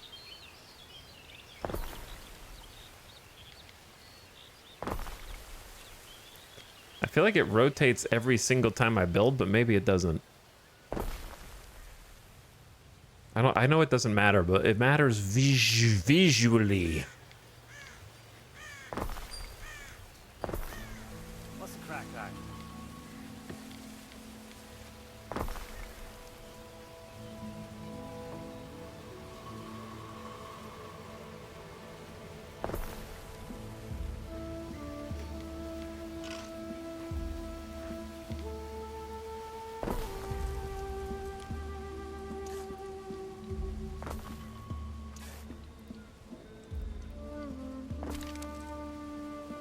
Okay, so we got all the houses. Reach 0 of 100% of food needs for the residents. The food, oh, I see people. They're working here. Ads starting in 3, 2, 1 already? Should I be exploring with my flagship probably just to go look around? That kind of makes sense, right? I don't know. I'm gonna take a BRB while the ad is playing. Select the tab of your first resident. Provide them some food. We've unlocked cockles and eels. Very cool. The sweet and delicate taste of the humble cockle is enough to bring anyone out of their shell. Thick-bodied and more nourishing than cockles, eels are worth more to the Roman, who doesn't mind a little gristle.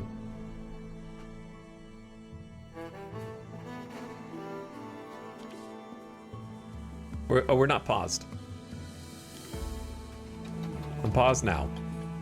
Good thing I didn't BRB while I'm not paused. Need to make some food for the people. All right, ad just started. What's up, New Fire? Thank you for the sub. 50 months. 50 months. Thank you for 50 months of sub. Does anyone know what the hide UI hotkey is? By chance. And thank you, Francis Alexander.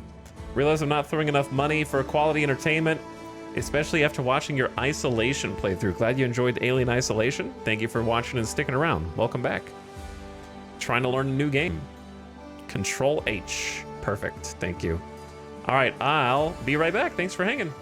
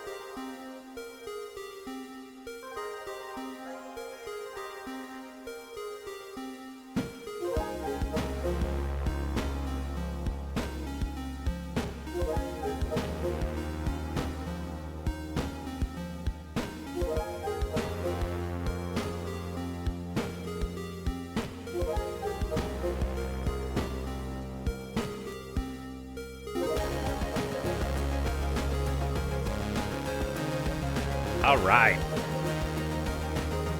And we're back.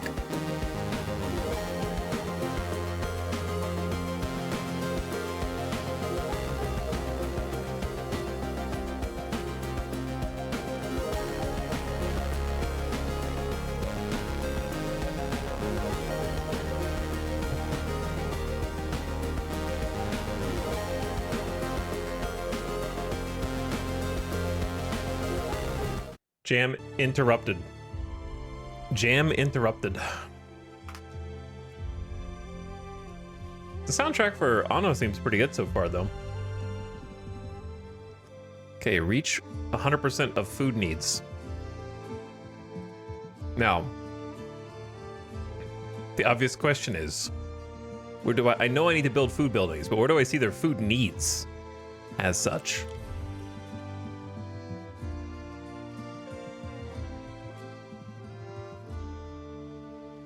Because this is like a production chart of supply and demand. Well, I guess it's -1. Just one. Click on the houses.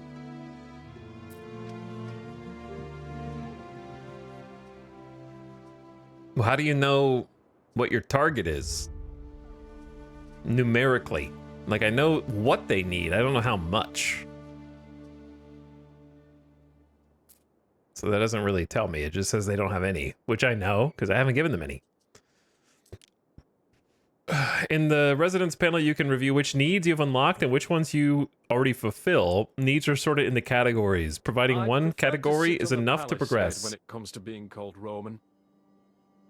Needs affect attributes such as population or income. Provide needs or build public services to boost attributes. Once all need categories are covered, you may upgrade a residence for a new tier. You don't have to provide all needs. One per category is enough to advance the next tier. Okay, so for fashion, they want shoes or tunics. For public service, they want a market or hearth. Food, they want cockles or eels. Cockles are happiness, eels are income. Kinda. All right, well, let's just build it and see what happens. Cockle pick. 45-second processing time. So what's the second maintenance cost? That's not money.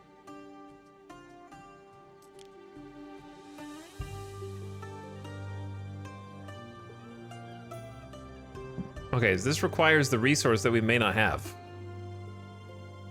That's the issue, right? So I don't think we have this resource.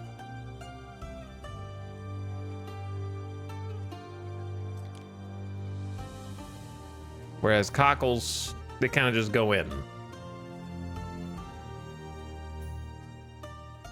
So the wheat is workers. So cockles take more workers. I see. All right, I'm just gonna put this right here since we have space for it.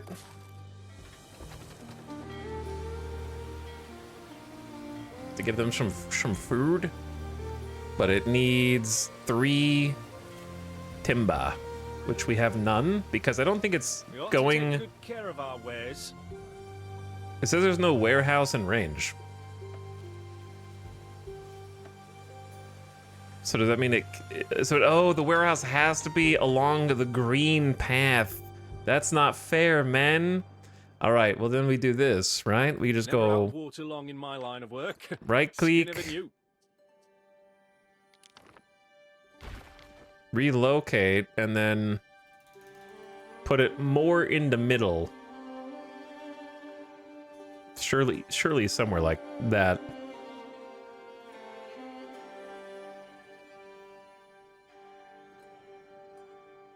Hold on, I'm trying to measure. 1, 2. Okay, so the houses are 3 wide. Somewhere like that. That cost me $25. So if I move that over,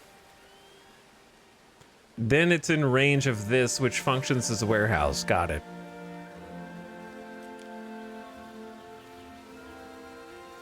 So our little cart guy is gonna move those down.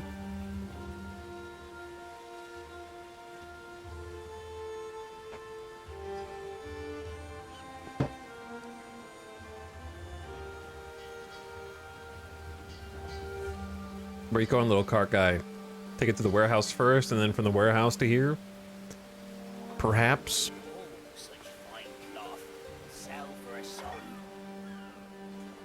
Drop off.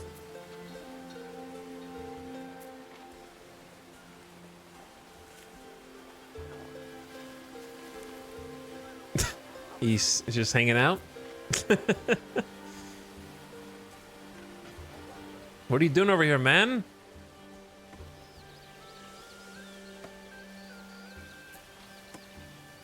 Okay, a sawmill is a refinery taking logs into actually what do they call it? Timber? I don't like that. Why call it timber instead of like planks like every other game? When I think of timber, I just think of anything that is wood.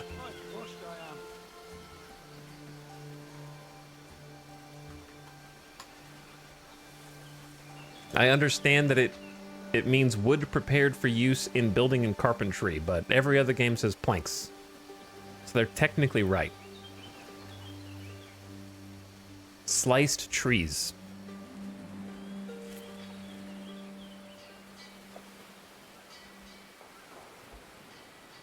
How do I know if this is being built?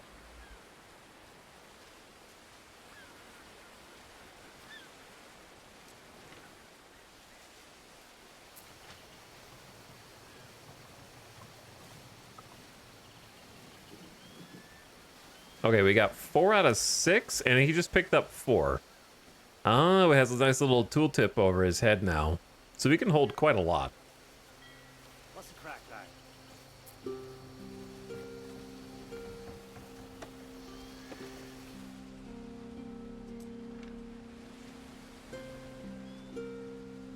All right, and while they're doing that, maybe we just look at the build menu and see what all we got. I gotta say, the build menu is really weird. Am I wrong for thinking that there should just be a build menu that has categories like every other game? Instead of like, well, you can't build the woodcutter unless you click on the timber, and then from the timber, then the woodcutter. But if you click on build, well, then we have a separate list. This is food, but then you click on construction and it pushes that guy over, and now you've got the road and the house. It's bizarrely laid out for sure. It's like 3 or 4 build menus spread across separate menus instead of just one collective build menu.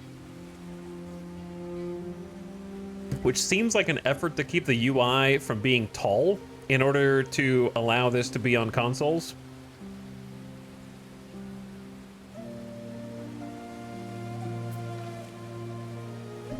They don't want it to like block the screen too much because console UI is going to be ballooned.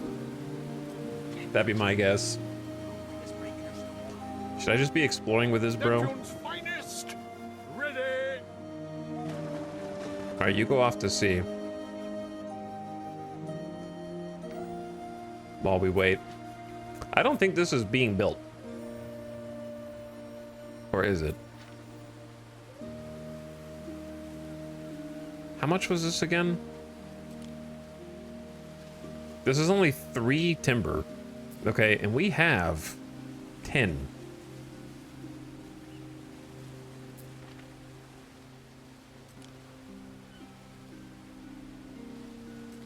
It's in planning mode. Well, how do I unplan it? Why is it in planning mode? I didn't turn planning mode on when I queued it up.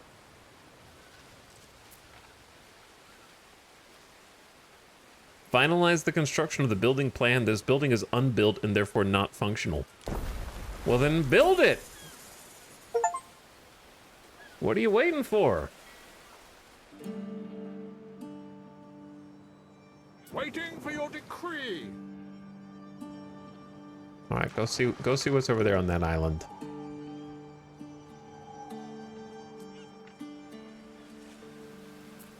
Okay, we got cockles now. Maritime resource cockles in the cockle storage.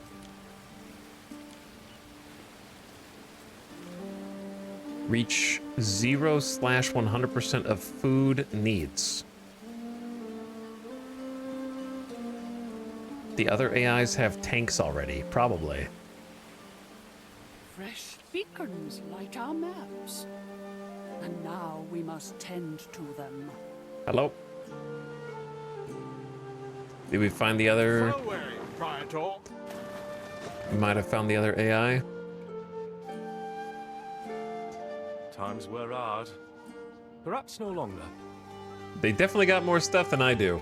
We advance. Residents or other parties may seek an audience with you. Well,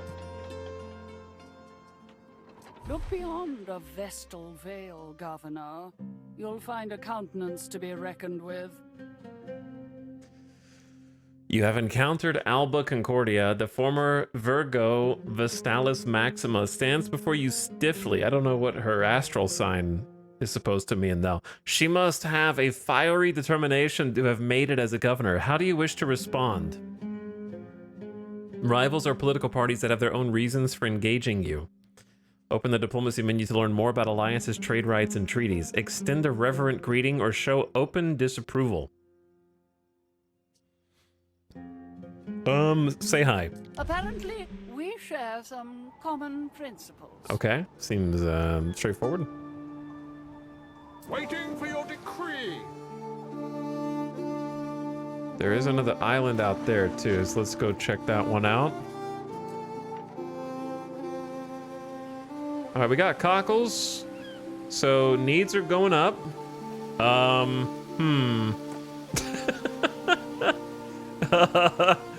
Maybe it didn't go fast enough for the people here.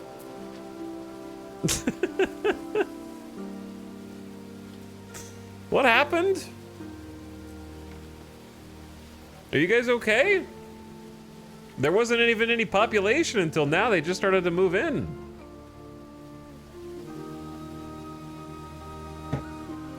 Shows they're repairing the damage.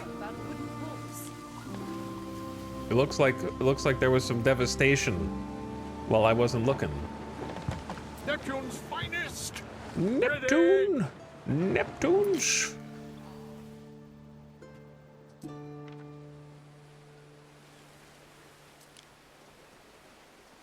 Okay, I think we just kind of chill here for a bit.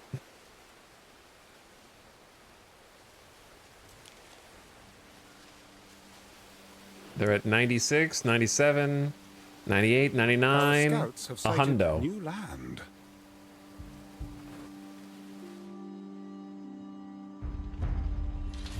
New What could you options possibly available. require? Saltwort, iron, silver, tin. I mean, iron, silver, tin seems pretty good.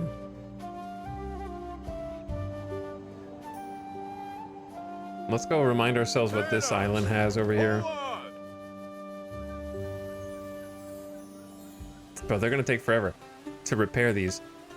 Reach 100% of public service needs.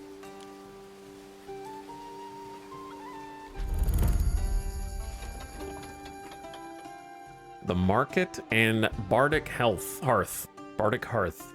The market isn't just there to feed and swap horses. It's the only place to meet for miles around.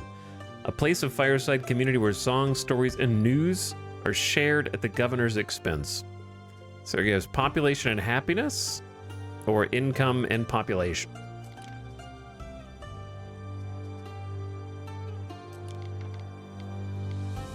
Oh no. Wait.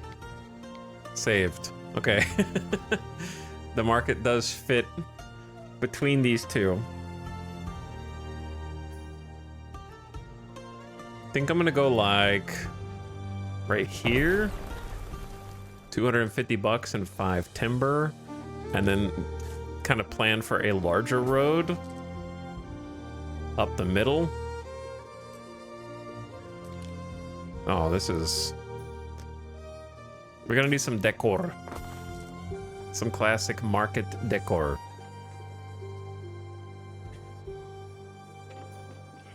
I don't really understand what population plus 1 effect means. I don't know what that means. But it does seem to make them happy. I hit tab on accident. My bad.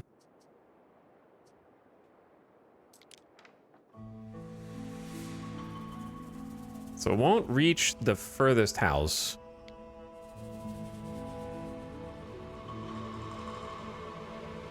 If we do it on this side.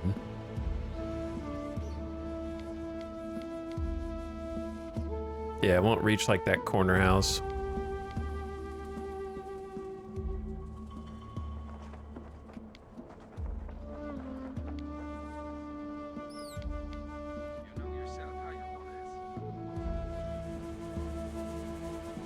I think I'm just gonna put it like right here. Public services should be erected close to residences. Seems like it hits all the current houses and then leaves me room to build some more on this side. There's good eating on Cockles, and not just for crabs. Okay, so their food needs taken care of. Now they got, I got 2 market services. One for income, one for happiness. Though I don't really know how to see how happy they are or aren't anyways. And then the last one is fashion. They're gonna want shoes or tunics. Oh, they're having like a little play. Doing like a little town gathering here of everyone. Is that a cat? There is in fact a cat prowling the streets. And then got some people roaming around the market. I don't know why there's just a bull chilling here. And some horsies. All right, they've got 100% of that. Now some fashion. Hello. If you could look after this, Eri. Production buildings require a road. Yeah, I know. I know. Newly produced goods are delivered to the next warehouse or trading post or production building that can process them. Yes, I know. All warehouses and trading posts on an island share the same storage. Goods in one warehouse are available in all other warehouses. Wow, teleportation.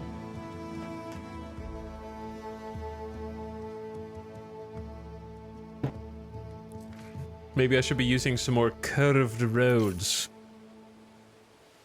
Upgrade a residence. I will do that. Reed shoes. Painstakingly woven from the straighter stalks, these shoes keep most of the foot rot away. Yeah. A tunic in Rome is a tunic in far-flung Albion. Its value as a covering is plain to all. So that's 2 income. This is a health and an income.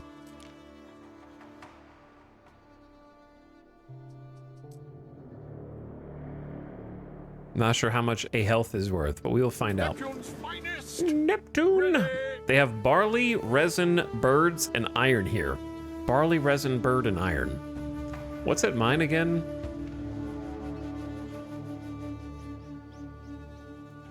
Granite, tin, ponies, and dye. All right, so actually getting the other island over there would be great because it's completely different resource fertilities compared to what we're getting. Wildly different. Maybe this was not the best starter island, but it's okay. So this needs reeds to be gathered, which...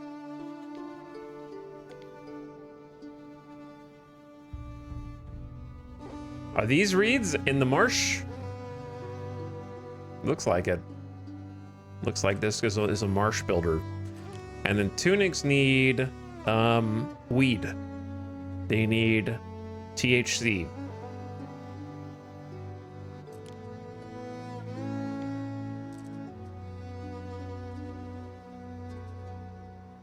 So the hemp farm is much cheaper.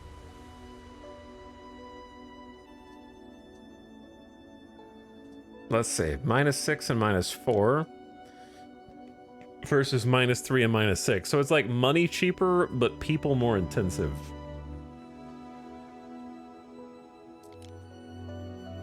Well, a reed gatherer could be cool.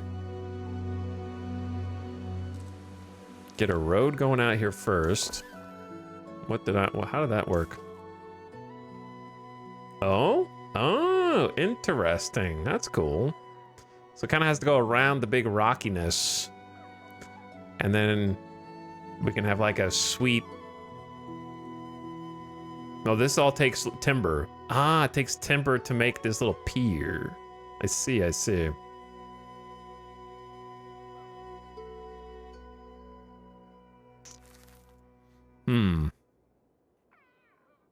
Now I'm starting to regret making it so that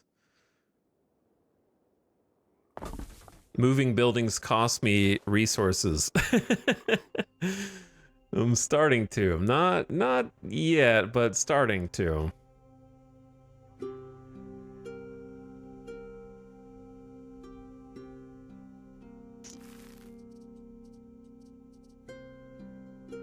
You know I'm gonna be very indecisive. Okay, how do I do this? I go boom, shoes, reeds, rotate it around.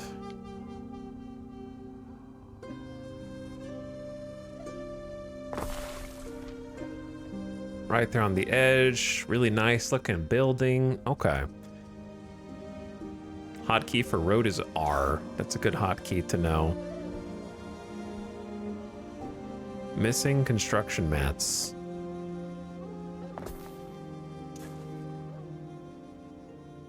I'm broke. I mean, that should be connected though, right? Maybe? I don't know how they get down from the pier onto that. So we're gonna need a lot of wood, is how I'm taking it. How does, like, employment work? I mean, not IRL. Like, does the woodcut... So the woodcutter has a waiter workforce... A water workforce of -4. Is it waiter or water? I don't know. Workforce available, workforce needed 4. So we have... If I have 65 total pop, and my workforce is plus 26, does that mean that I have 65 minus 26 available? Wait, no, it says island total available 25.5. How do I know how much I'm... Is this 26 how much I have left? Okay, 26 is how much I have left. Okay. I got it. So that can kind of dictate. So if I need more lumber...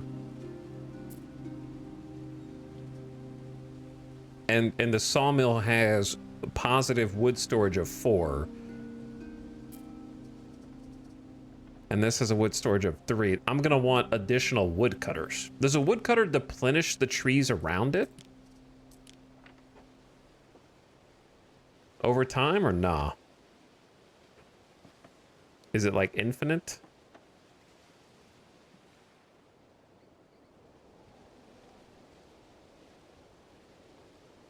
Yes, but they can regrow them.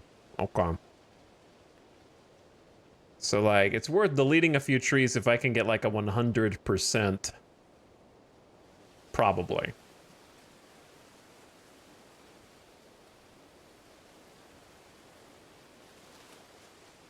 Would be my guess. So like, oops, I gotta stop hitting tab. What game was I playing where tab was rotate?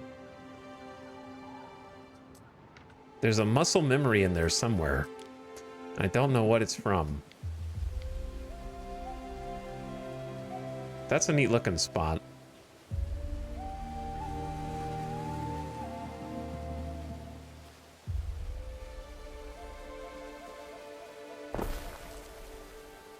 Buried in there. It looks cool.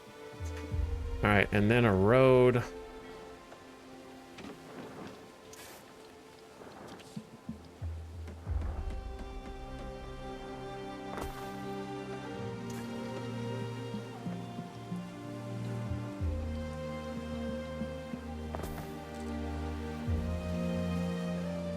Something like that. So now we're gonna have too much raw materials for a single sawmill. No? Or are we? Because they're at 0 right now. Missing goods. I'll just check back on it.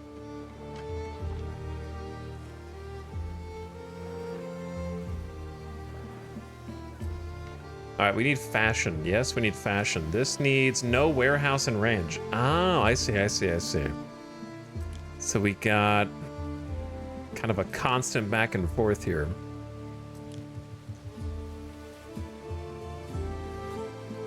Receive and distribute goods from and to your production buildings. So here's a warehouse, which you can build on the marsh. Interesting. So I guess for now, I'm just gonna throw it down like right here.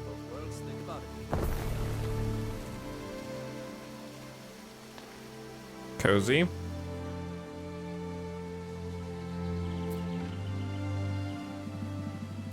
Is this, not good? Or does not have a road connection?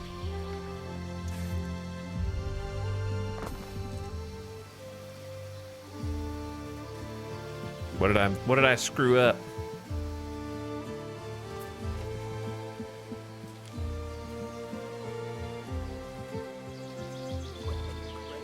Should I read this now? The entrance to your reed cutter is on the other side. What? I was just looking at where the front of this is.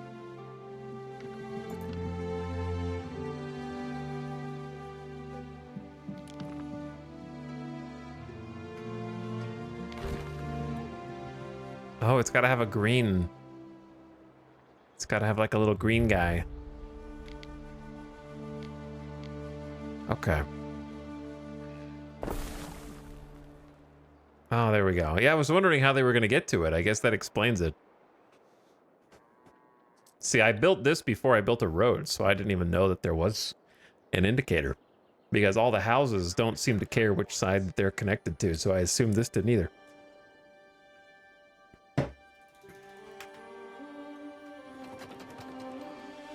Missing soggy mire. This is not a soggy mire. Place is unfinished. Why did you let me build it here then? This mire's not soggy enough. Well then don't let me build there, man. What if I told you that?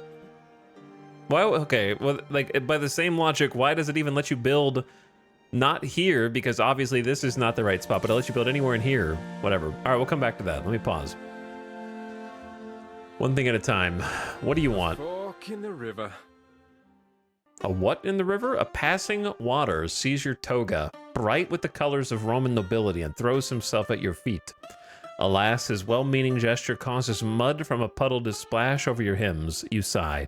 Speaking no Latin, he gestures frantically to the wares strapped to his ponies, freshly woven reed shoes and tunics.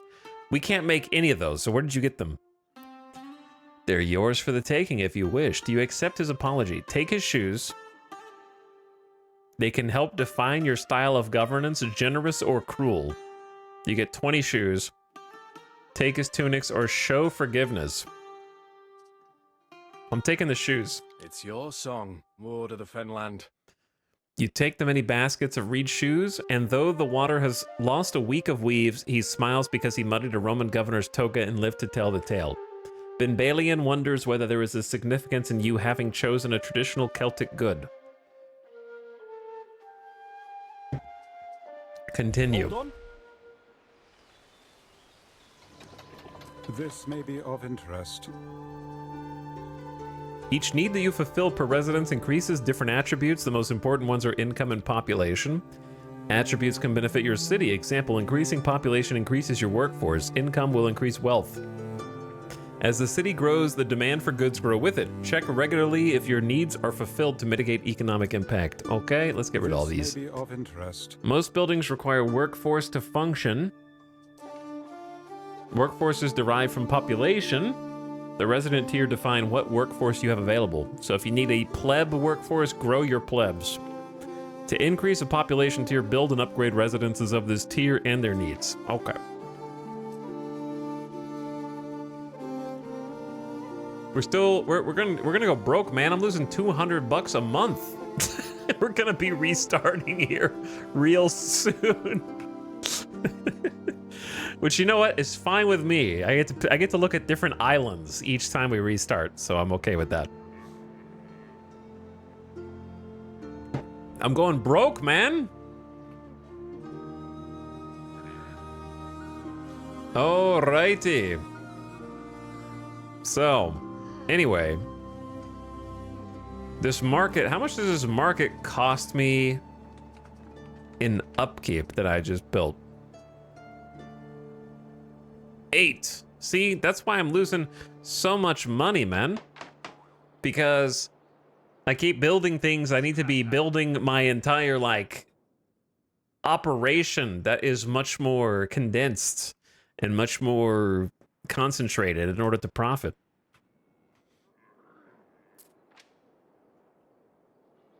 Your mom's a soggy mire.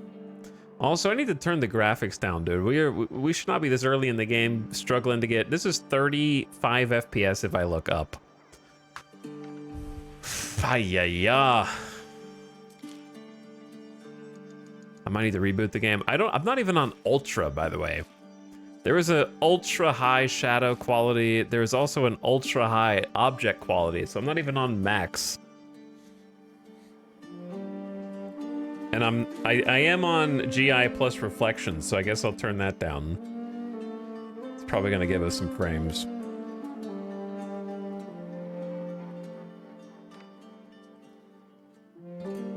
How are you at 30 FPS with a 4090? Because optimization is for nerds.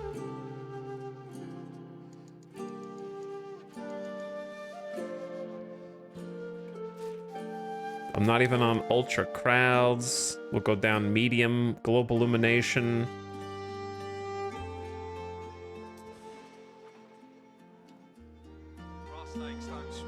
But let's see, now I'm at 44 FPS looking up here.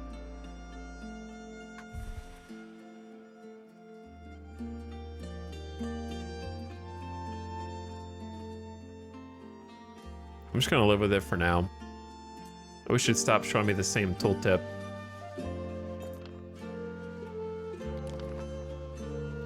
Your mother is a soggy mire.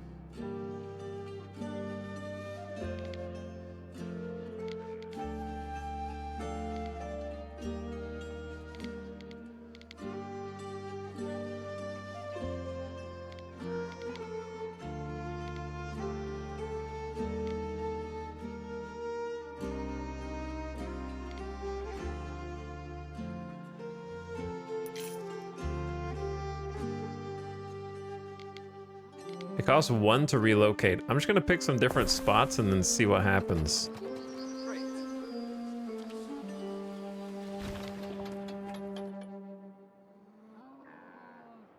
Chat, how the hell does the game expect me to know what a soggy mire is?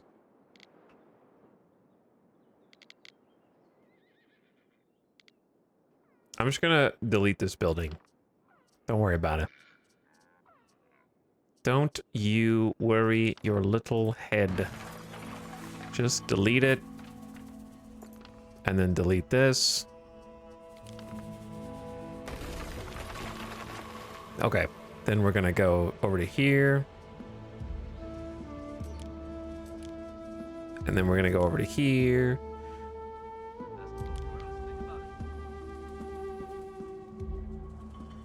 And then I'm just gonna click some more buttons and see what happens.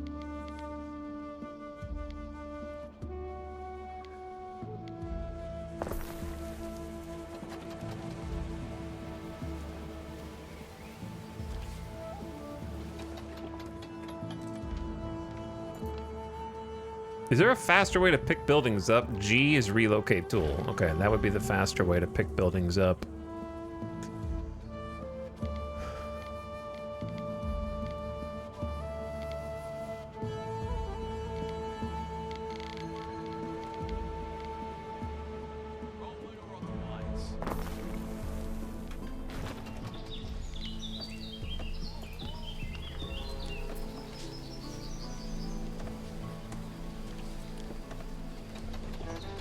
See, I wish the info card would not tell me about transportation of goods.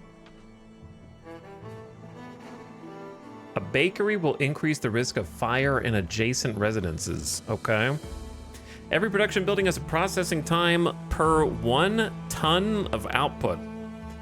Compare processing times between buildings in a production chain to calculate how many you need. Example, a building with a 1-minute processing will need twice as many buildings for one with 30 seconds. I'm just gonna assume that this isn't gonna work. Actually, this is, my fashion needs are going up because of that event.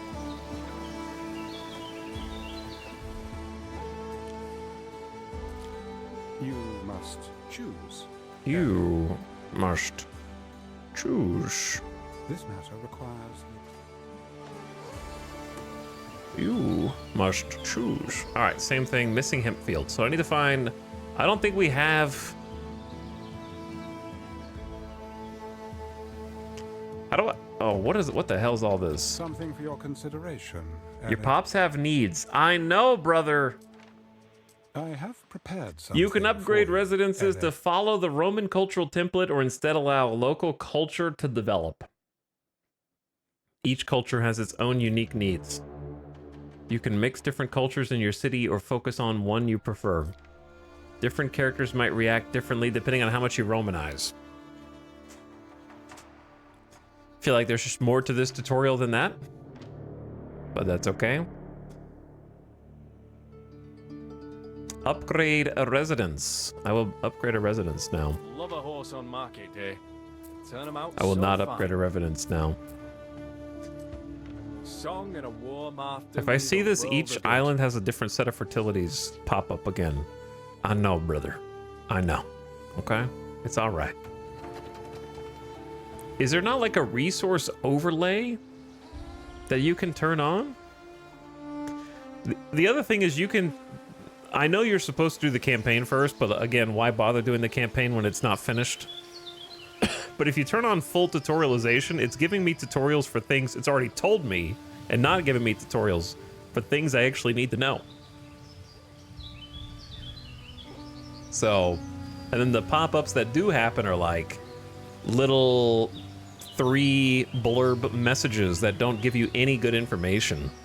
They're just like, you can Romanize or not. That's the end of the tutorial. I hope that gives you everything you need to know about Romanizing your culture. I hope you find that acceptable.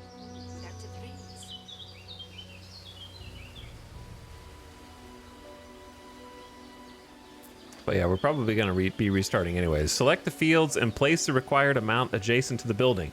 Sure would have been nice if you popped this shit up the first 2 times, eh? Hemp field. Provide cultivation area. 0 out of 80. 1 ducat. Press period to change the orientation. Press comma to talk. Why are we using period and comma hotkeys? We got the rest of the keyboard that you could be using.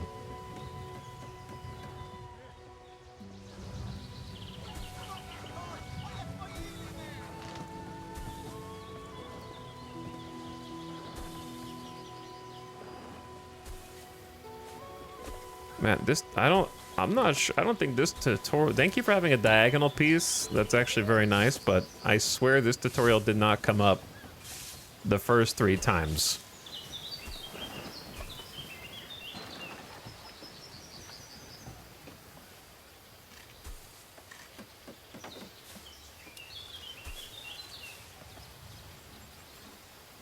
But if it did, then I take no responsibility. Because there's each island has a different set of fertility pops up 100,000 times, and then you got tutorial popping out at you, upgrade a residence, and you got the bald guy who's finally gonna tell us about marshes. They're limited in space. A few buildings can be built on solid ground or the marsh. Wooden roads can only connect to marsh buildings at specific points. We know, because I had to figure that out on my own without your help, all right? You should have popped that up earlier, and I need to know more information than that. That's not enough. Each island has a different set of fertilities. Yep, sure does. Why don't you pop that up again, just in case I missed it the last time, eh?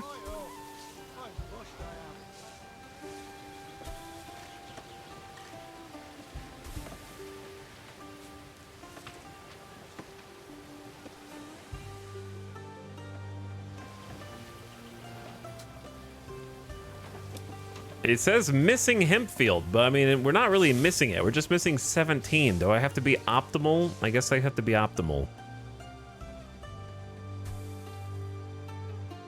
All right, well, that's 80. No, that's 77, 78, 79, 80. Boom, perfect 80. And a nice use of the diagonals. Okay, so then we can make the tunics with the hemp.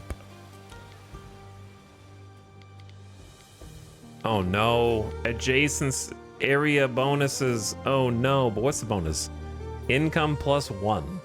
What does that mean? Does that mean every building inside its radius makes +1 income?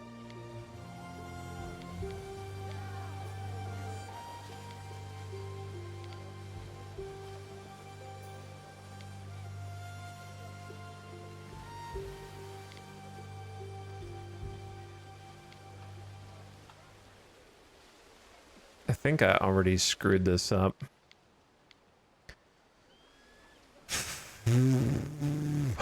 Look at that bird flying right there. Is that a bald eagle? We in America?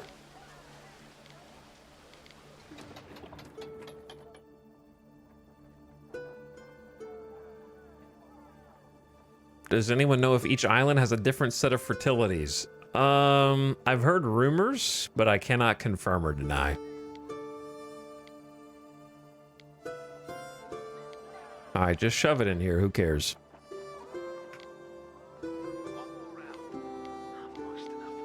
As long as it connects up.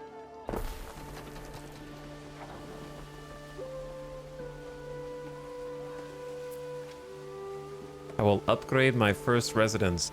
Upgrade residents to the next tier. They will get new needs that can increase the attributes of an island. You will lose workforce from the current tier when they are upgraded. Well, I don't care about that. Choose a path. Romano Celts are focused on economy and research.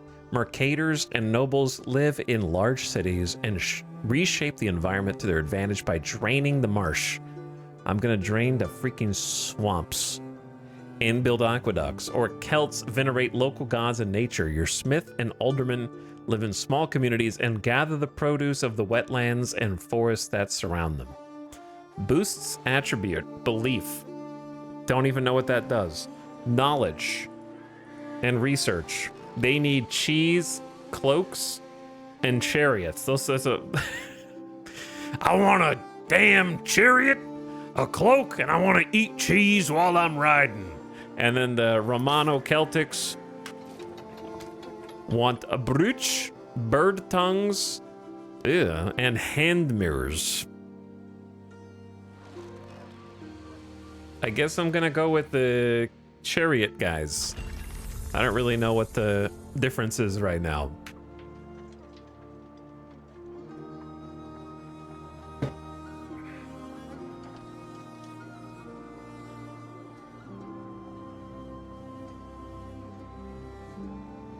Needs and effects that provide population attribute will cause more residents to move in. 3 smiths, 1 smith workforce.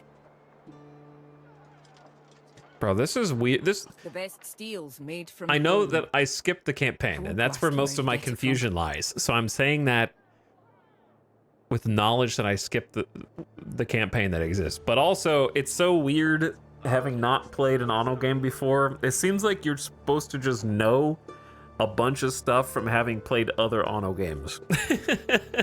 Like, they definitely didn't have people who've never played Anno making the tutorial. It's like the tutorials mostly feels like they're just there for series veterans, because it's just jargon.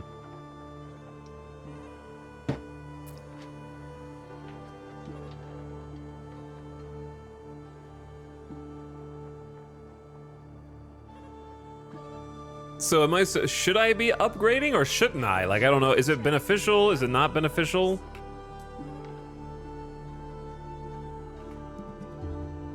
Living on the edge. Why did you just pop in to say living on the edge and then disappear? Produce O3 Waddle and Daub.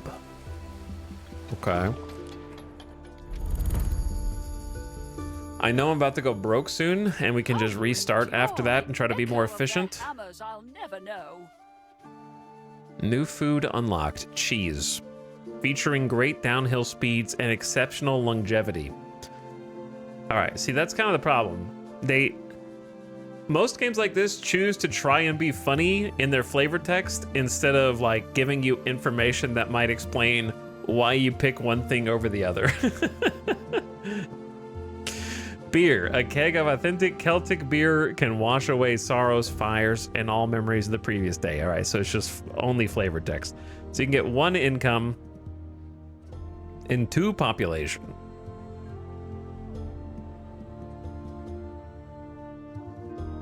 Beer is 1 income, 1 population, -1 knowledge. You are literally dumber, but +2 happiness.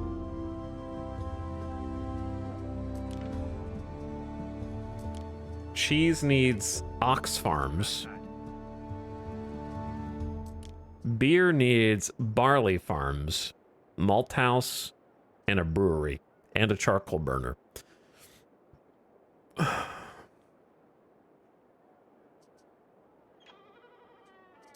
So if I make an ox farm, do we have to...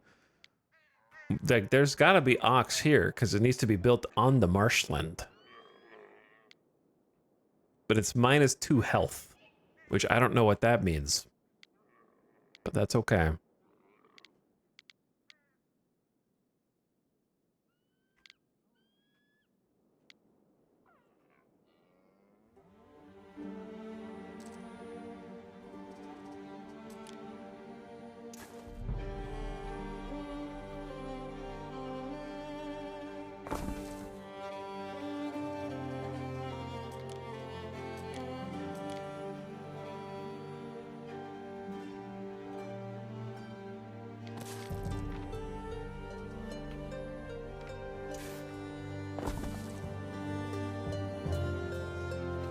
Did I just plan this?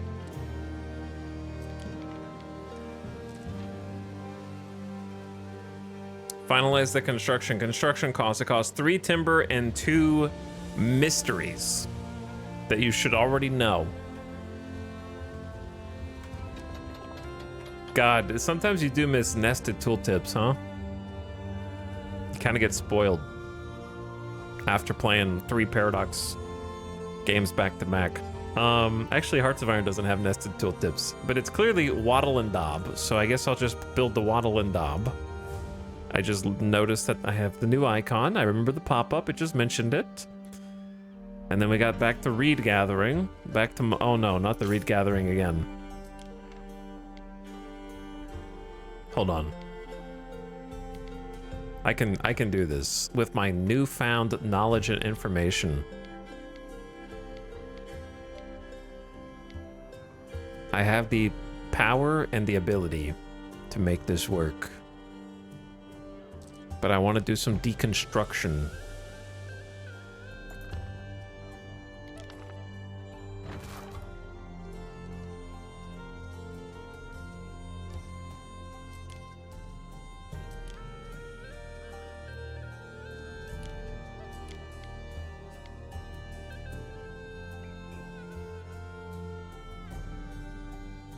Something like...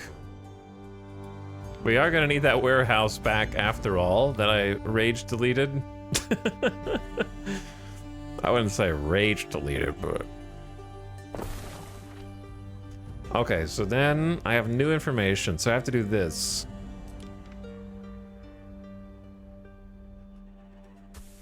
I just think if you click full tutorial at the start, it should give you a full tutorial, that's all.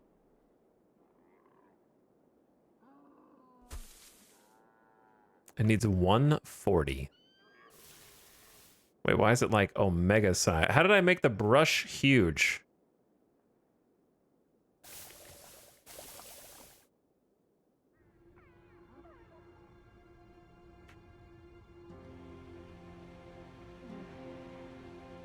Middle mouse changes the brush size. Oh. I see.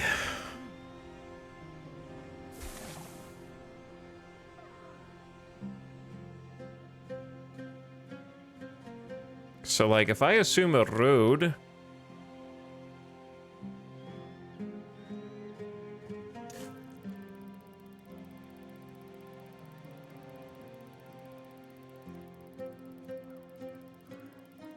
What other marsh building might I make?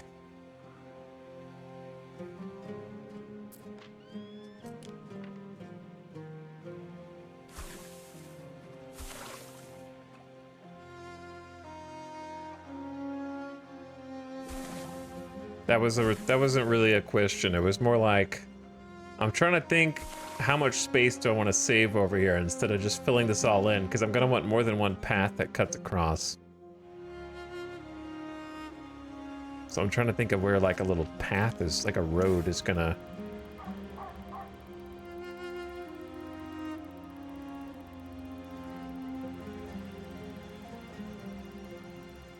But I'm too broke, I'm out of wood.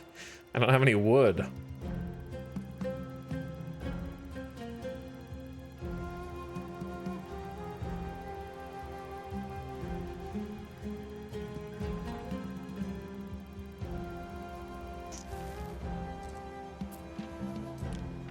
Is it generally like you want to fill in every single one of the... I guess you wouldn't not want to do the 140, right?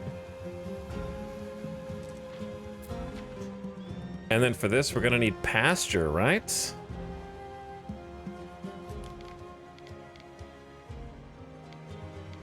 But I don't really understand how this works.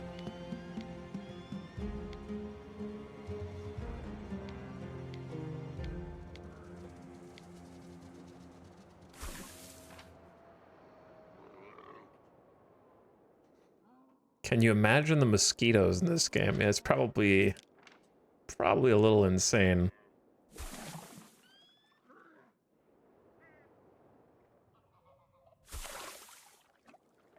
I still need 32. All right, 32 slots. Because I think I want a road coming up here.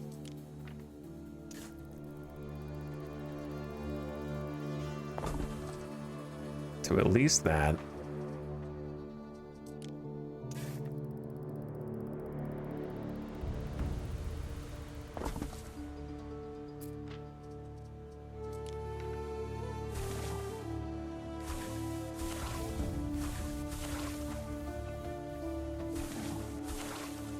I do like that you can make them curved. It's pretty sick.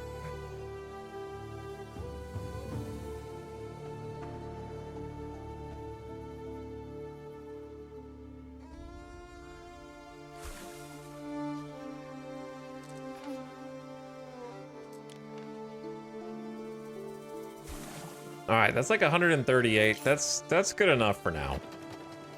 We're gonna need a warehouse, right? Yeah, we need a warehouse. The one that I deleted. But we're out of wood. Stop hitting tab.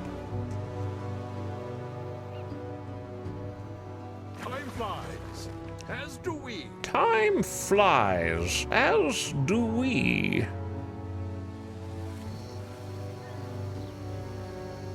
How do you, like, is there not a resource count somewhere on the screen?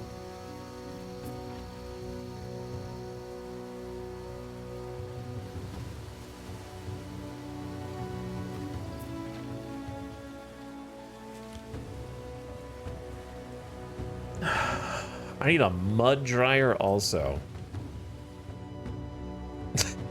A mud dryer.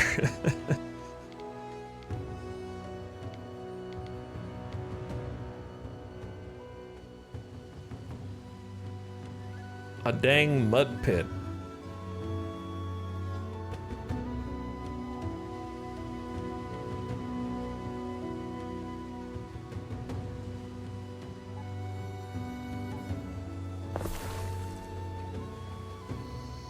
That there is a mud pit, all right. Do I have to build something for this or no? No. But I do, it probably needs a path. There you go, all hooked up. God, I hate what I've built so far, and I'm almost broke, so we're definitely gonna be restart time here shortly.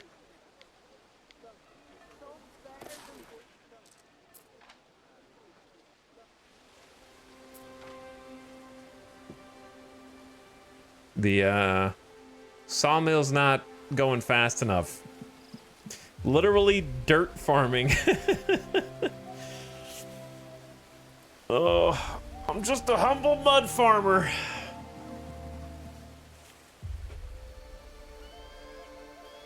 Choosing your kind of farm plot size is nifty. Just could have used a tutorial for that much earlier. But I think that kind of comes back to what we said before about there's like a build menu scattered across every menu.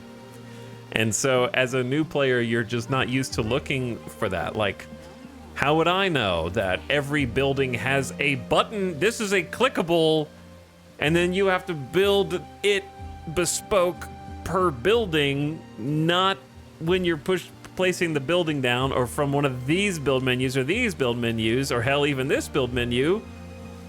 And then there's a separate ornaments build menu, which has a special build menu inside of it. And then if you don't want those, you need to go into the resource build menu. And it's just like, oh my God, who put the build menus scattered across every sub menu in the game? So it's initially just very like hard to figure out where everything is. It'd be like if you didn't have a silverware drawer, you just put knives over with the spice rack, and you put the forks in with the glasses, and you put the teaspoons in the freezer, and then you put the soup spoons inside of the bowl cabinet, which is the only one that makes sense. That'd be like the regular default build menu. And like every utensil is in a different cupboard.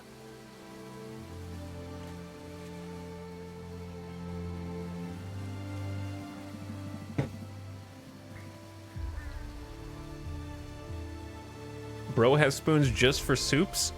That's what they call the big spoon. You know how like in any silverware set there's a small spoon and a large spoon? The large spoons are the soup spoons. I don't know if you knew that. Maybe you just thought that those were just jumbo spoons for fun.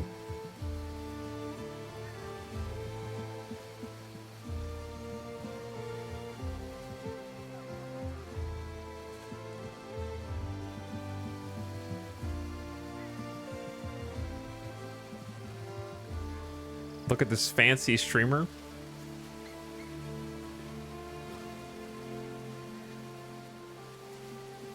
Ads starting right now. Turn your volume down. Prepare yourself. Rich streamer has more than one spoon.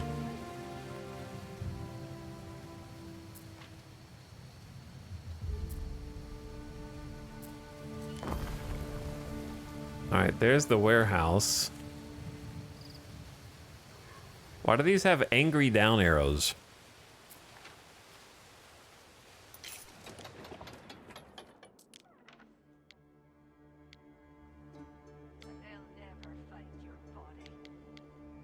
Did I just heard, chat, I'm not joking. I think I just heard a peasant say, "They'll never find your body."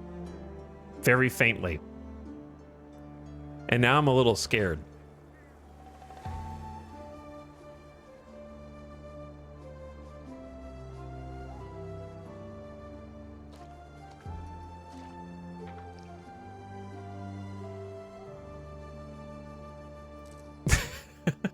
Anyway, I only have 1,500 bucks and we're negative 181. Like, what year is it? I don't even know when the calendar is passing. When do I have to pay that money? All right, very quick bathroom BRB. Shorter break than last time.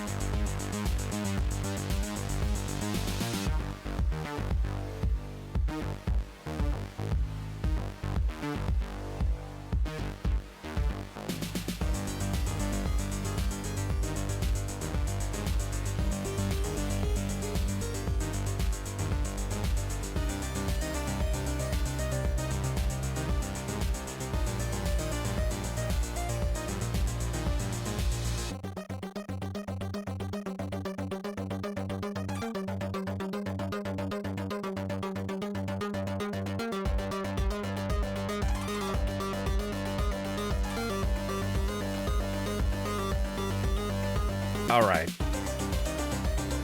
I'm back, but the ad's not done. Got back before the ad. What up?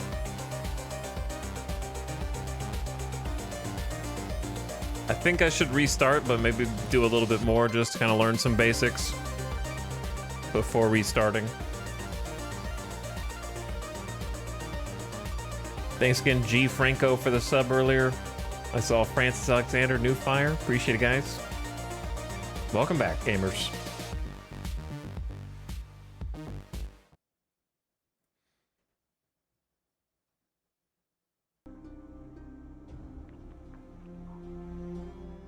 Okay. Yeah, I'm gonna go broke. I am going to go broke. There is a shortage of workforce in one of your cities. So I have -6 Smith. So we need more people. So we upgrade you. Upgrade warning.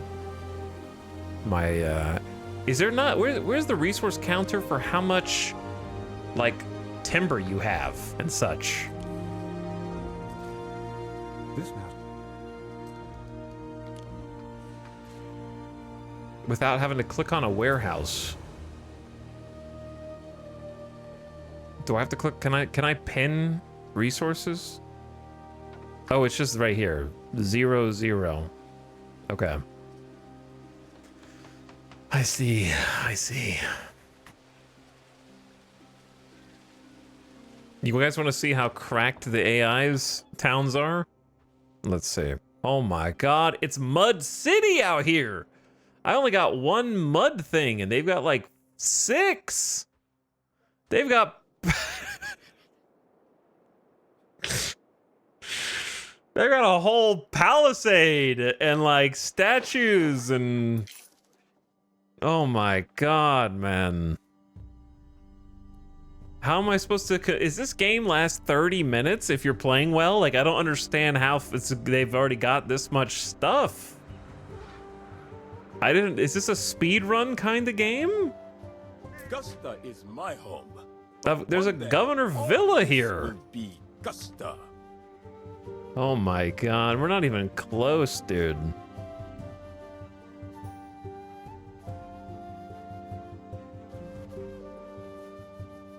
Doing great with the road building.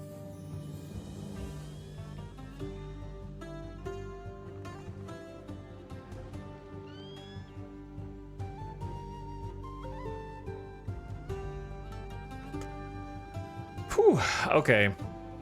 Well, we didn't do so good by comparison. We are broke and only have one mud farm. Yeah.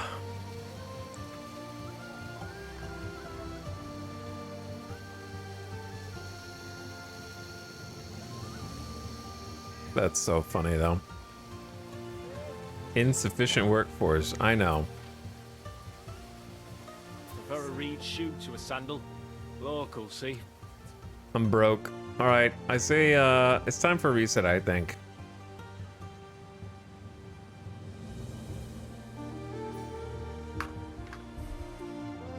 Which is fine by me.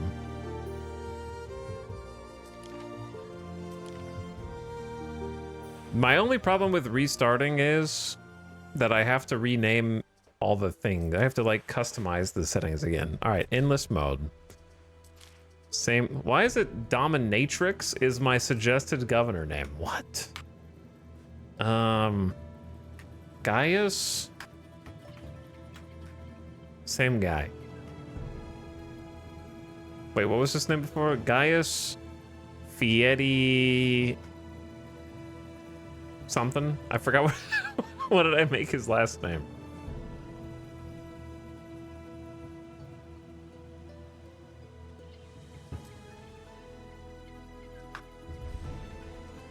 Yeah, Fieri does. DUS. Brain not work so good.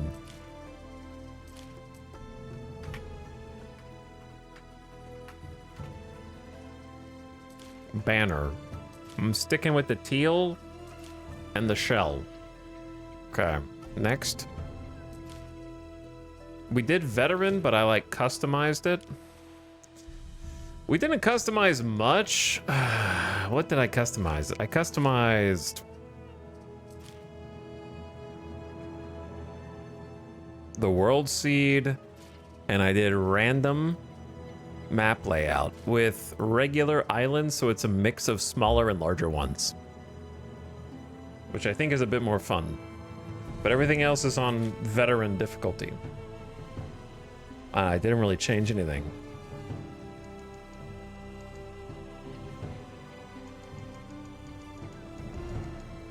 Pretty sure.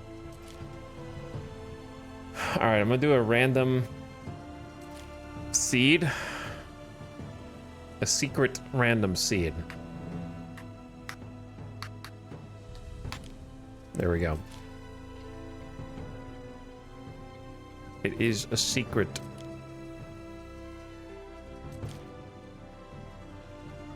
Advanced, expert, rival. Sure. All the above.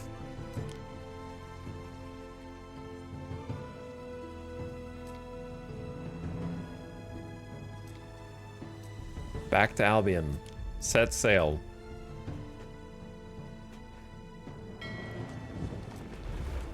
You Romans probably think this place is weird. Weird. All of We're that. so freaking weird. Did we see all the other ships split from the same spot last time? And it's like stormy and rainy and stuff now too? Okay. There's two blue teams and they're very similar blues. So this one's mine. I wish they would have not been blue also, but it is what it is. And there's two red. Like that's red and that's salmon. Whatever. Let's try and go a direction that they're not going. Like we can see big island, wait, is this four corners? Did we get four corners? Oh no. That's kind of, well, maybe that's fun. I don't know. So which corner are they going? They're going that way. Those guys are going that way. Four corners is like the one I didn't want. But it's fine. We'll go, well, I choose that way. Make up your mind, brother. Okay, not that way. We gotta go a different way from the AI.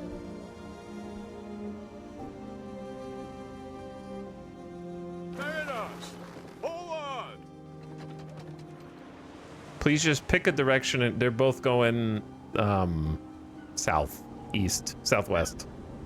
And then this guy's stuck. They haven't moved.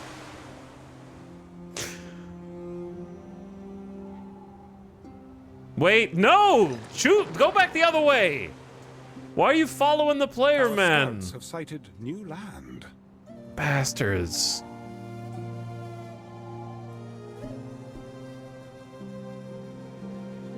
You guys gotta commit. It's a cool looking area. Let me see what resources. We've got silver, flax, saltwort, and herbs. See, I can't plan ahead to what I'm gonna need, but I know we needed saltwort and flax. I know we did need that. At the beginning. It's a big island, dude.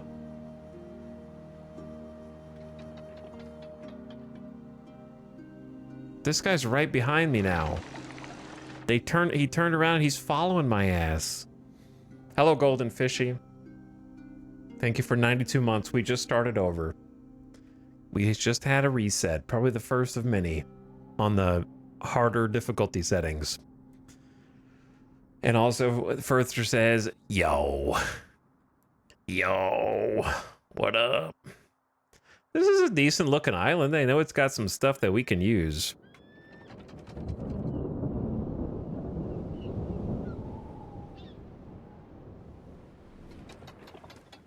See, now I don't know where everybody else went.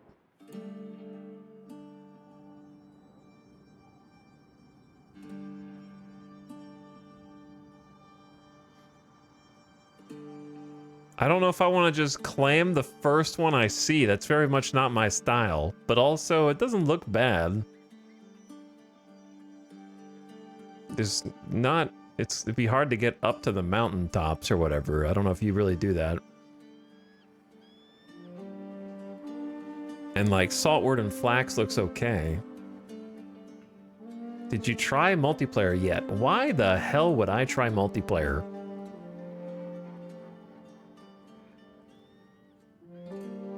I will never try multiplayer. This game would be better if it didn't have any multiplayer.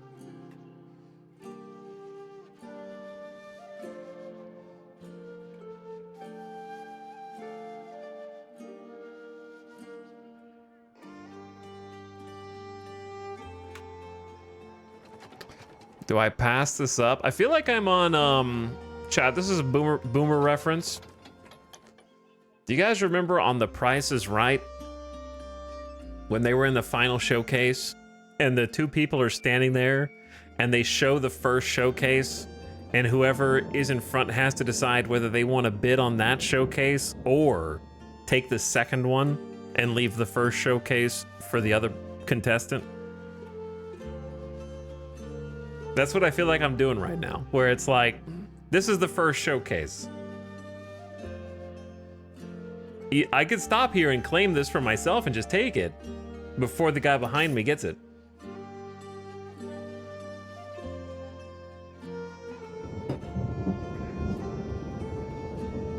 Whatever you pick, just don't overbid. True, just don't overbid. Like, maybe it's correct to just settle here.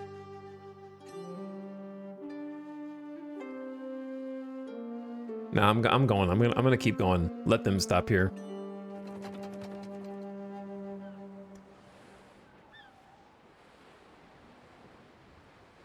What's the red dude doing? I saw the red dude still around the middle. I think this dude is gonna go for this island, so maybe we just go north. Waiting for your decree. I'm gonna veer off and go north. Let him take the first showcase. I went to high school with a girl who won a trip to Aruba on The Price is Right. That's funny. I wonder if those trips were actually fun. I should look up some YouTube videos of some people who like actually went on those trips and won them. But yeah, there's not really that many mountaintops that I can see, so I'm just gonna go. Festina Lente. Just gonna go north.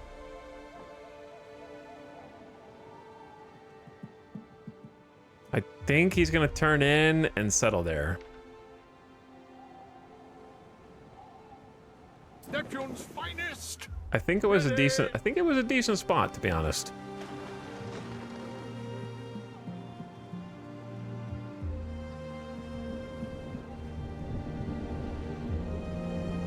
I don't think that is an island.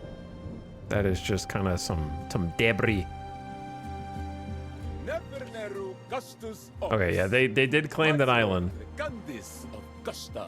Chief among the imperishable stars.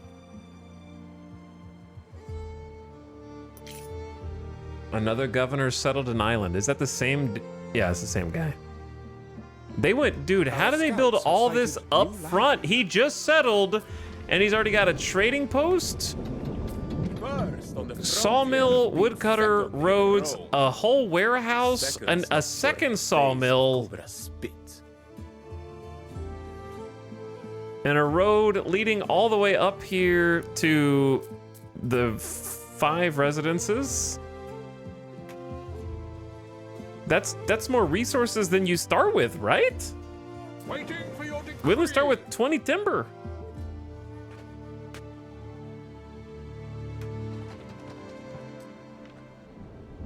Neptune's finest. Oh, this island sucks. 10 granite seashells and die.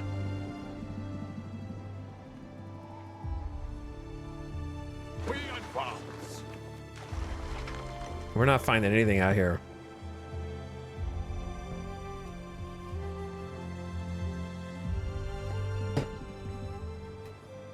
Why do I keep seeing chat members say stuff like classic paradox? I've seen at least 3 or 4 different chatters who think this is a paradox game for some reason. We stand, waiting. I can't tell if it's a joke anymore.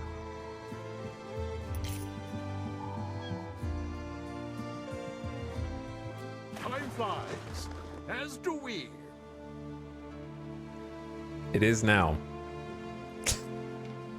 Look on the bright side. You can never go into debt in this game if you never settle an island. Turn back, Roman. You're not welcome here. You've encountered Vawada They will of have the warned you not to go north. Scat Hatch. Here you are. She Another scats. pesky little Roman. I am Vawada, chief of the Skaha, and around here, Romans got a shorter lifespan than mudflies. Got it? Reports of her rebellion note not only the countless dead, but the razing and burning of Roman cities. How do you respond? Raiders are hostile parties that can be appeased with bribes or favors. They make useful friends. Open the diplomacy menu. Remind her that Rome rules here. Agree to keep your distance. I mean, I don't want to fight you. Someone bite me. But I also don't know Roman who is talking the... sense. Who is she talking to? Where is she? Where does she live? Neferneru Castus Ops is he. Broad is the sweep of his solar gaze. Wait, does she live here? Oh, she lives here. Oh, wow. They got a whole thing going on. The Roman negotiators were unreasonable. They got a whole fortress on a plateau that looks sick as hell. Well, I'm barking up the wrong tree, apparently. There's nothing for me up here. And we're kind of at the map edge. So I guess over there now. Does anyone know if there's a way to camera follow the boat?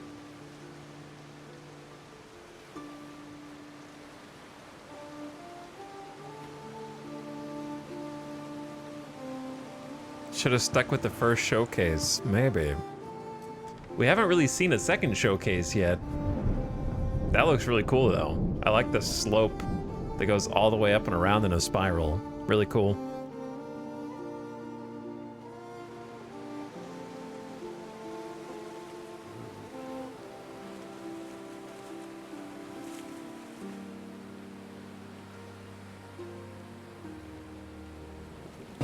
It is a pretty looking game. Neptune's finest. Ready. Ready. I mean, this might be our home here. The 3 dots? No, those are like other commands. The misty slumber. Waiting for your decree. Maybe this will be the one. You've met a neighboring governor. Part of being a good governor is learning how to deal with rivals. You've encountered Zara Nitu. She's curious. How do you wish So to I met a respond? A stranger. polite greeting. Just Wait, is as this the your good fishing island? plight. Oh no, you already claimed this one? Zaranitu, ritually Oh, pure no. interpreter of omens.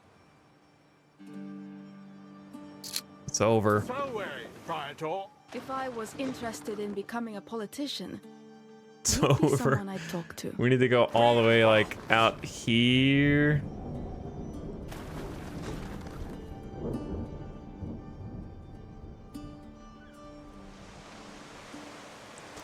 Our search continues.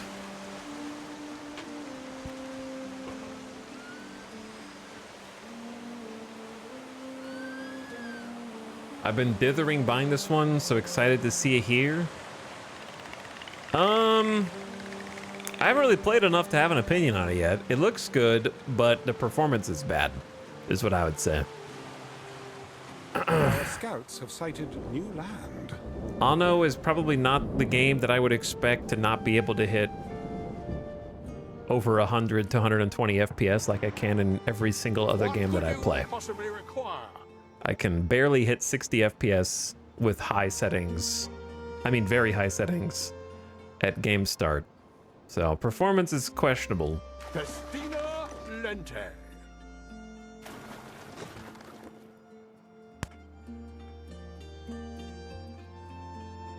As far as gameplay goes, I feel like I'm going to enjoy it, but I feel like my enjoyment is going to be at a surface level for the same reason that,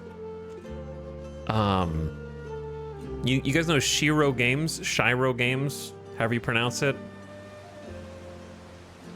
For the same reason that I can only enjoy the Dune RTS game and their other game at a surface level.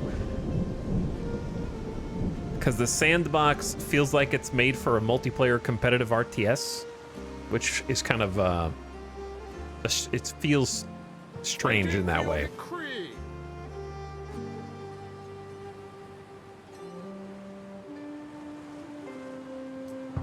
What could you possibly require?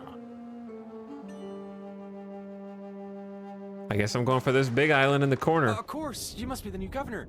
You're welcome to drop in at the hill fort of the capital. I'm Manx. Manx. Chief. Must have found Manx. The other Shiro game, since you guys probably don't know what I'm talking about, is the one I can't think of. Northgard. Like, Northgard was a fun game. The problem with Northgard was that it didn't feel like it had a fun single player.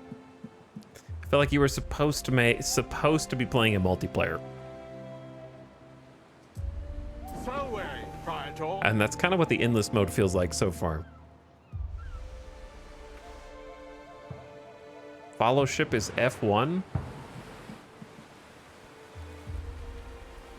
That's a very odd. It locks the camera in, so it's not quite what I want.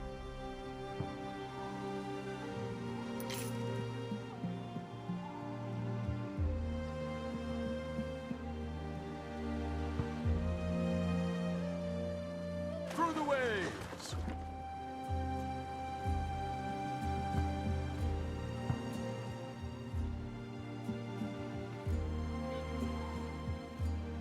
Waiting for your decree. I think we're gonna have to settle here. Were you an 1800 fan? Didn't play it.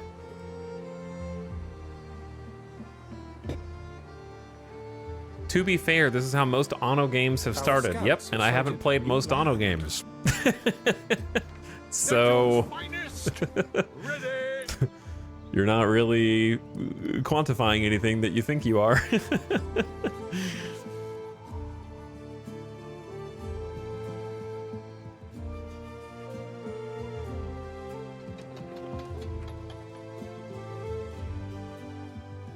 I'm not defending it. To be fair is literally a defense statement.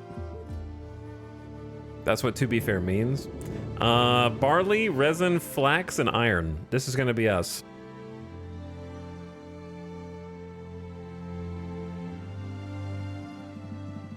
Look how big this swamp is, though.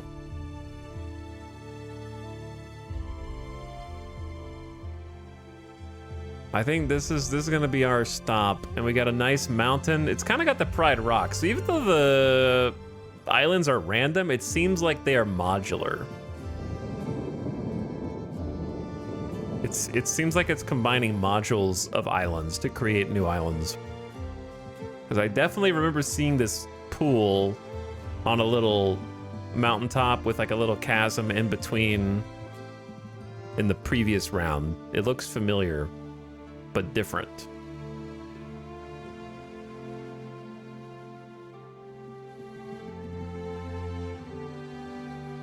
So, where should we build? I mean, this is probably as good a spot for a little port as any, as opposed to the backside of it. So, I think we just take the beachhead that's right in front of us.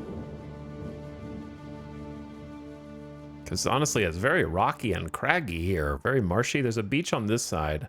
It's pretty much just the two beaches, which is kind of cool. All right, let's get closer. Let us get closer. Can I change where that goes? How do I choose the location of this? Time flies, as do we. I want it like in the middle.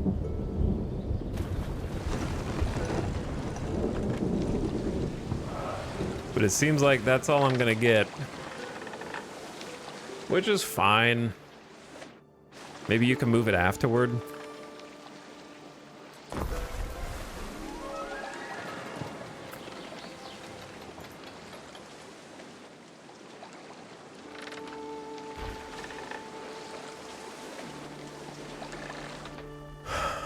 Okay, I see kind of like the box layout.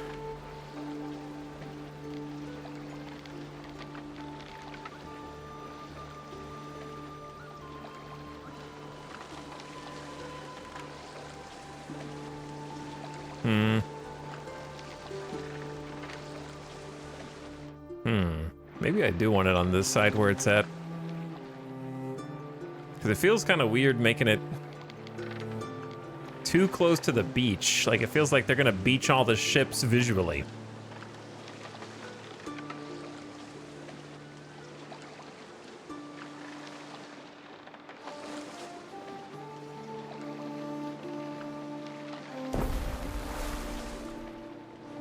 Like, it feels like the dock's not... It has been 4 hours, Ere. 4 hours. Exercise. Dude, chill, man. I just started a new game. I already took 2 breaks. Okay, relax. It has been 4 hours. Yeah, I think I liked it better where it was. Off to this side. Or thereabouts.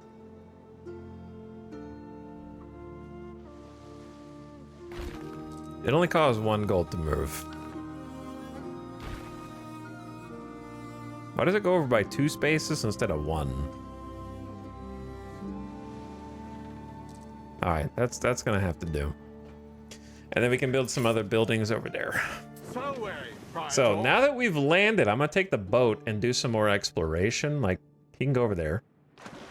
Go see who's out that way. I'm gonna keep it paused because clearly time is of the essence to get our initial buildings in. So we need like a bunch of houses and we need to start getting some wood, some forest cutters. The forests here are not quite as well positioned because like we're gonna need to open this area up for roads.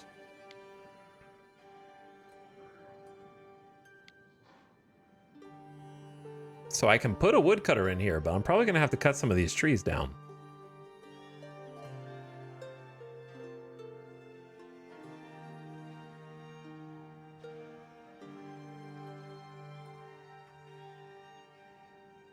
That being said,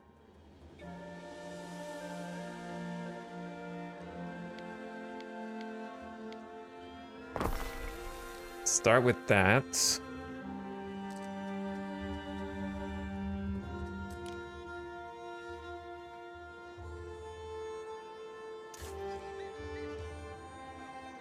Oh, is that like coming out as a dock? That looks kind of cool though.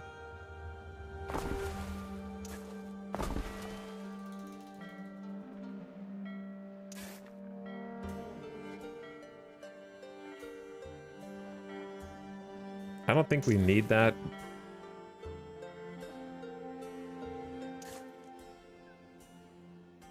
I don't think it would hurt to get one road going through the trees.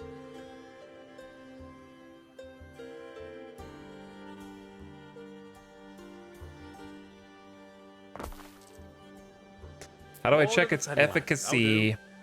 Yeah, it's still 106 over 80, so it's still good. Plus, it looks kind of cool. All right. Then we know that we're going to want at least 1 or 2 sawmills. What if I get a second woodcutter up? Right at the beginning.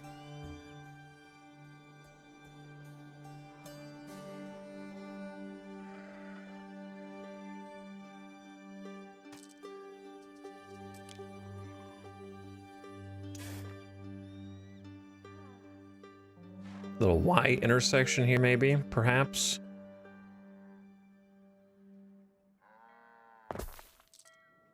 Okay.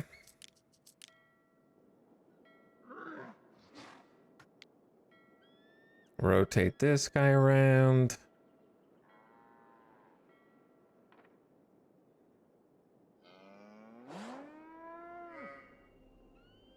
Yeah, that's like 95, 93 out of 80.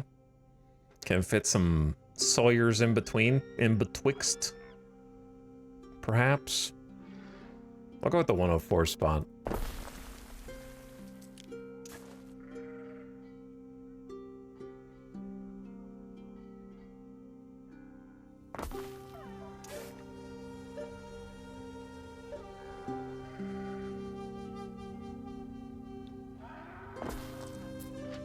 Okay, still got 99 over 80. So then in between, definitely at least one sawmill. We actually have room for 2 sawmills side by side, which is kind of good. And that's if I don't rotate the building at all. Start with 1. And we can get a second one in later.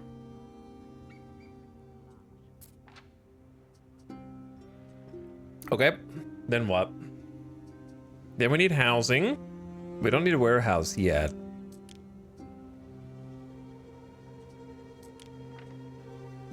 So where do we want the residents to go?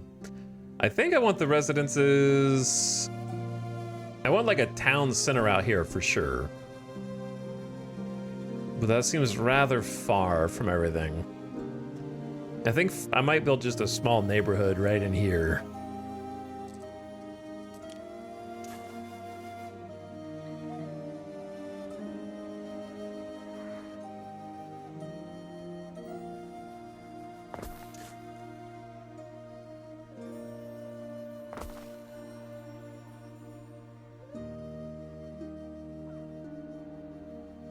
The problem is I really like the idea of having like a huge road that kind of comes down to and through the port, but I guess you don't have to. We could have like the huge road kind of be like a north to south thing this way, where there's like some large buildings and kind of like a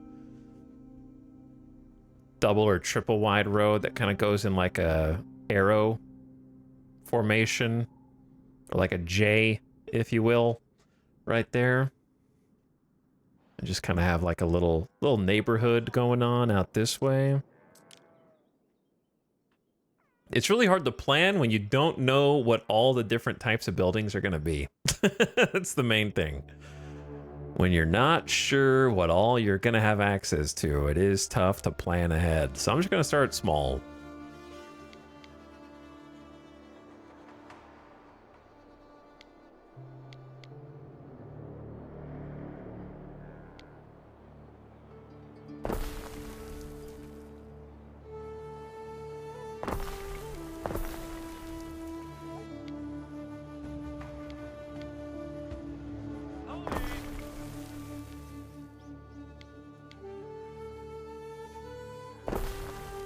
All right, that's 5.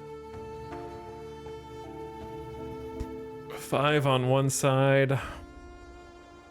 Don't we need like 20 or something like that?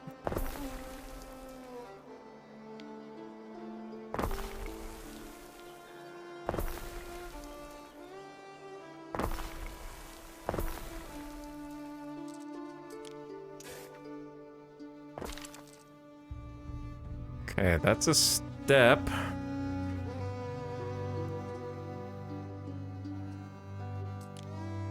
And then we need to expand either this direction or that direction. Probably not toward the trees, probably this way.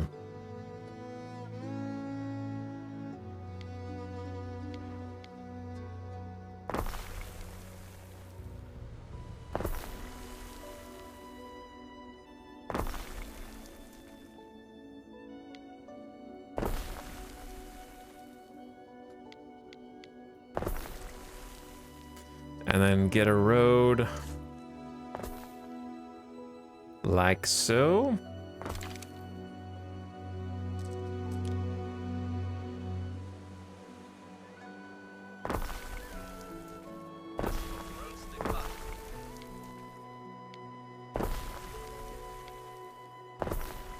Okay, there we go. Fulfilling needs. So this island is barley, resin, flax, and iron. So none of these. These guys are gonna need some food. So cockles is population happiness, eels is income and population. So eels need a marsh. So this is marsh. So maybe we should try, we did cockle picker before. Is there a downside to fulfilling both of their needs in the same category? Eels needs fewer total people.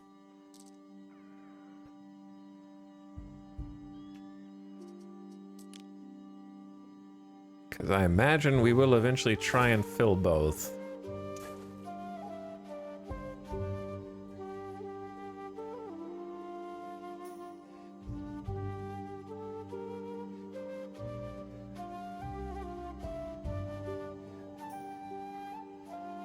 This isn't the most efficient route.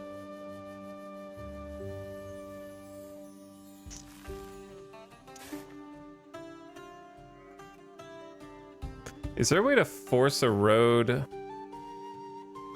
comma, to toggle angles? Oh. And then period to change the road orientation. Interesting.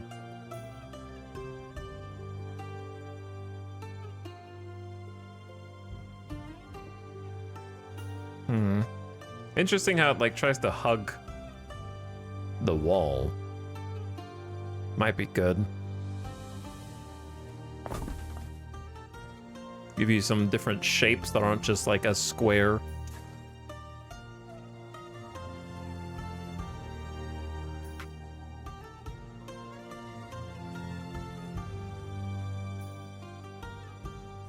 Yeah, it's kind of cool. Okay. I might like that. Have these roads kind of group up, and then delete is X, and then road builder is R.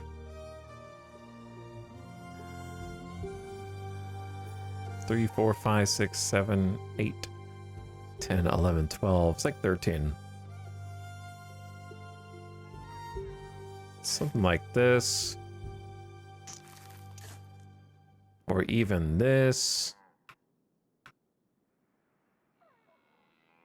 Many choices, many choices. All right, so I'm gonna need to let them go for a bit and unpause. So I'm gonna get you guys some food, but I need to unpause because you guys don't have any more lumber. We spent it all. So I need you to get to work. Efficiency is overrated. That's true, but I can't afford to go broke this time.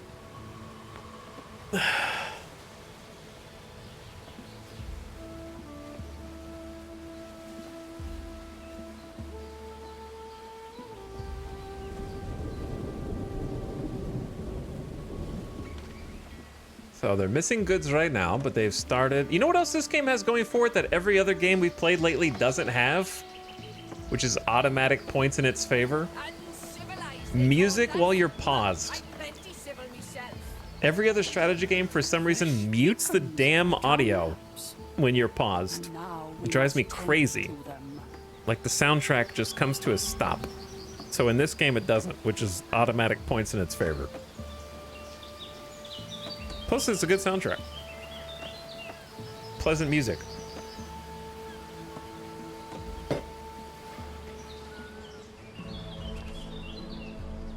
Fresh beacons light our maps. Look beyond a Vestal Vale. A reverent greeting. You'll Hello. find a countenance to be reckoned with. Hello. Nice to meet you. Apparently, we share some common principles. So with the eel grabber, I'm just gonna build it so I can look at it. Needs 2 timber.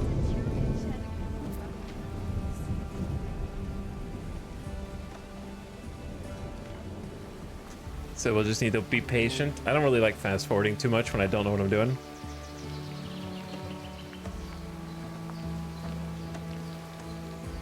This song kind of reminds me of Nothing Else Matters. I don't know what that is. You can get more income and population when doing both, maybe? Okay. Have you ever had eel? I have not had eel before. I don't think. I've never eaten it. All right, now we got enough to build this. I realize it's sort of backwards. Marshland, not enough cultivation area available. 118 and a 140. Okay. Oh, I see the number at the top.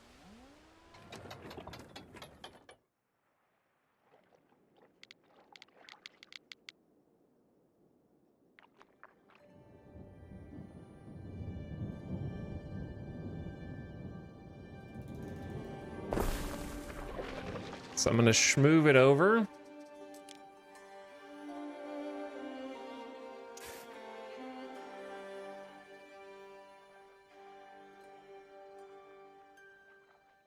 Maybe we just do this. I need 5 logs for this. Oh man. I mean 5 timber. It still feels weird calling it timber. That's also gonna remove its effective area. Oh my god, it's so picky. All right, this is not a good spot for it Best then. house our wares out of wind and rain.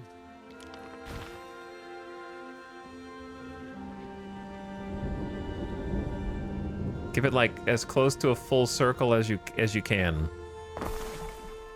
There, now it's got like a full radius.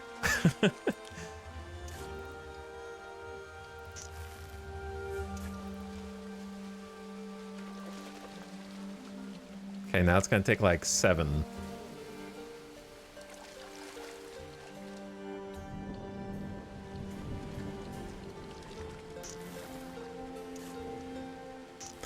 It's gonna need a warehouse also, isn't it?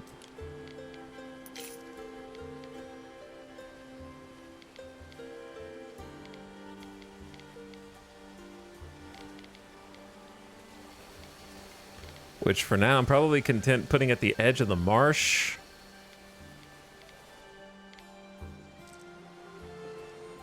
Insufficient workforce. Well, I need to give, oh my god, I need to give them food so they can work, and I need them to work so I can give them food. Yeah, that's what's going on. The irony. So maybe we just give them some cockles for now. Since we can, no, we need 1 more lumber. 1 more lumber. I can move this eventually.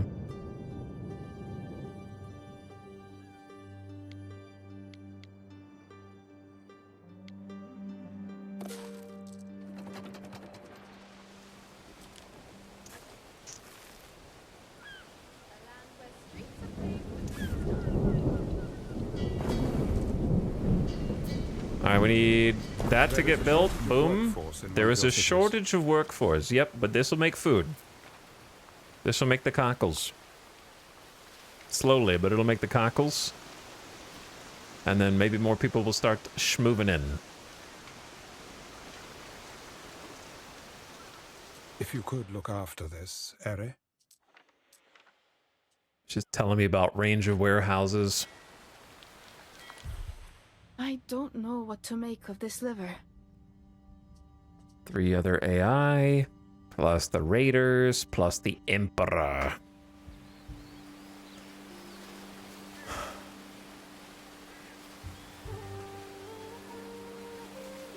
Cool looking game though.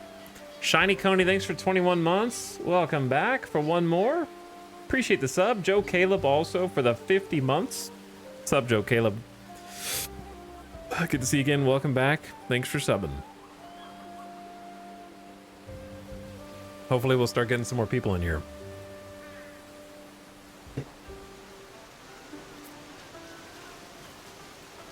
First cockles are coming in slowly. We only have half the workforce here is the problem.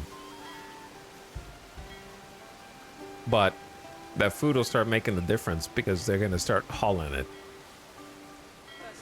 What we can do is pause this building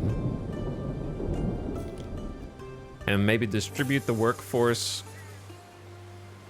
Well, the workforce, if you pause a building, will they go work somewhere else or not? Times were hard. Perhaps no longer.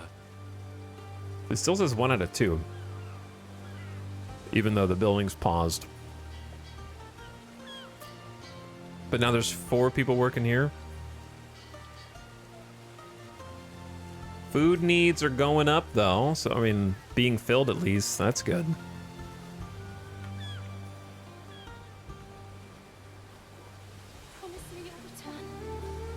Promise me you'll return. Promise me you'll return.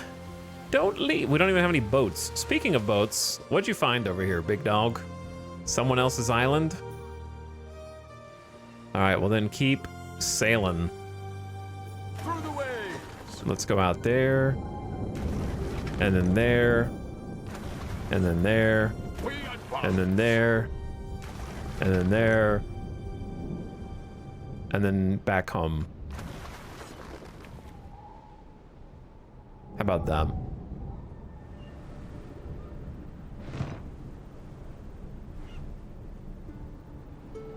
Do your own thing. Oh, workforce is going up. Hell yeah. Right you are. I'm off for a spin in my coracle. Food starting to roll in.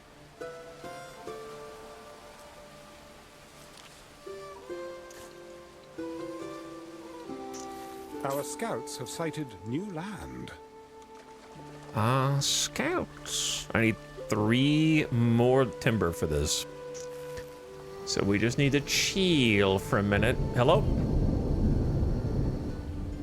Build public services. I clicked on the notification up there and then nothing popped up. Oh. Maybe it's just trying to get me to do this. The market and bardic hearth.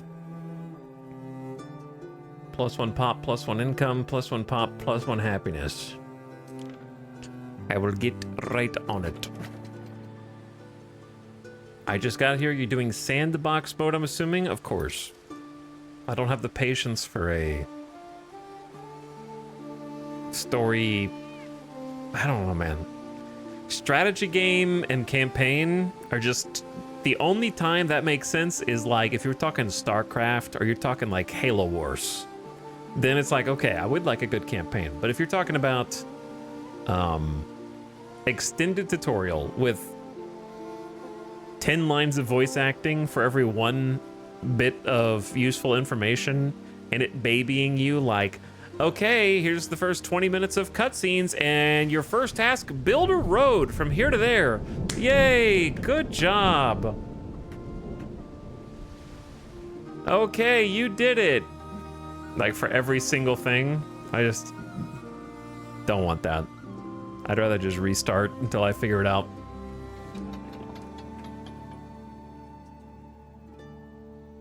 Beavers? There's beavers over there.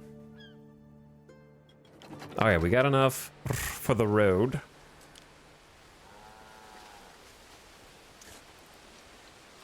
Our scouts have sighted new land. Have you? Oh, there it is. Herbs, resin, bird pop, and iron. Interesting. Huge marsh right in the middle. Okay, you need a warehouse, don't you? I think I said I wanted to build it like here-ish.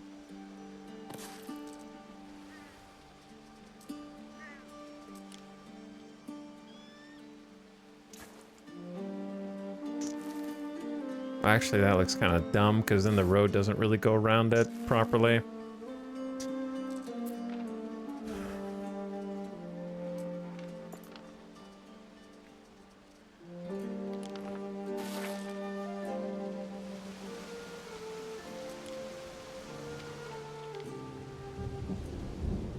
then just putting it on the lake is also kind of weird.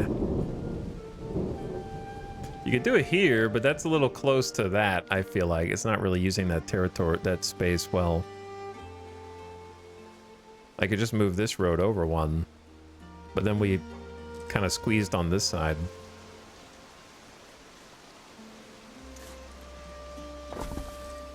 Double wide. Look what you did. Fabius Gemellus Corvinus, Procurator. You must be the newest governor. Mars knows we need help. Who are you? How are you speaking to me? Did I discover your island, but I just don't know it yet? Perhaps. All right, let's try moving the road over. But now I can't. Is there a way to disable snapping?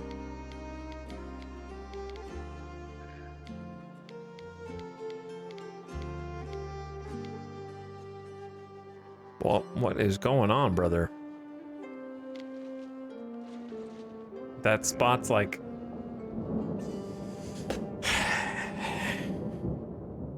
The devs. They're trying to get me, dude. All right, new idea.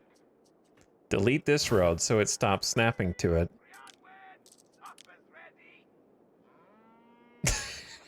It won't. It won't. It's an impossible spot?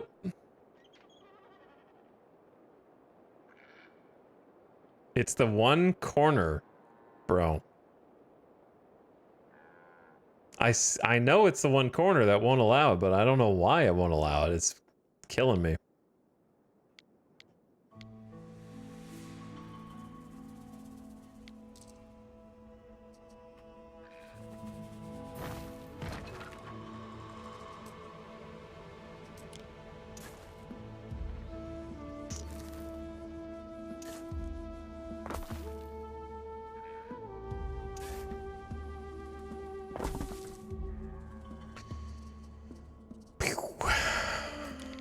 I mean, I guess I could just stick it here for now.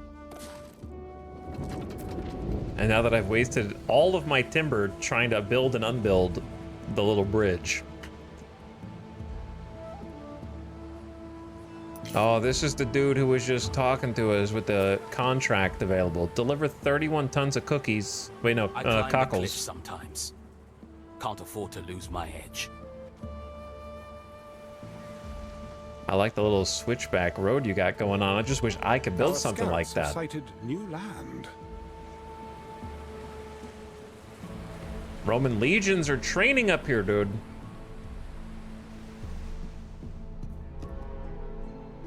Ponies, iron, copper, and tin. Lots of metals on the other side of the world.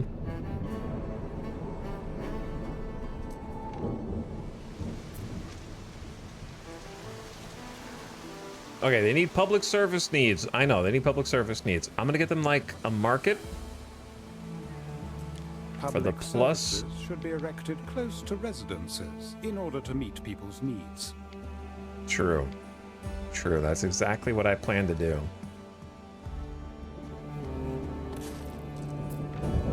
I just need 2 more timber.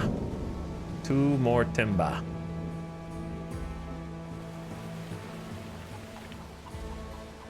And that will get you your market. Our scouts have sighted new land. Oasis? Waterfall at the top of the mountain? That's really cool.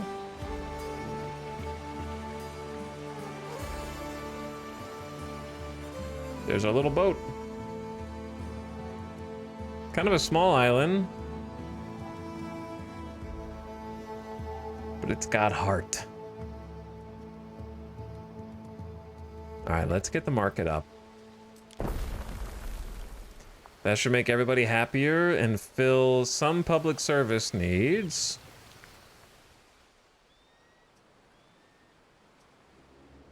And then if we get some more workforce, I'm gonna want...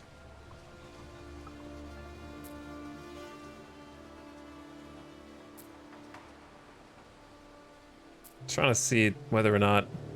How do I know what the... Okay, processing time is 30 seconds, and this processing time is 30 seconds. So it should be one woodcutter for one sawmill. So if I could build another sawmill,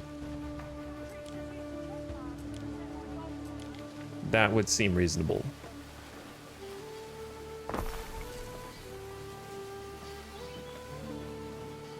Our scouts have sighted new land. We'll see how that goes. Another island has been discovered. We're going to all the corners, man.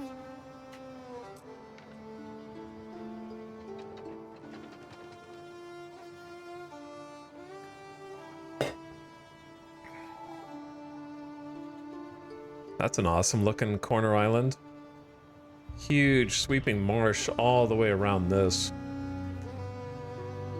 Nice little slope up to cool peak. I like that corner. Kinda wish we gone that way. But we're here. But we're here instead.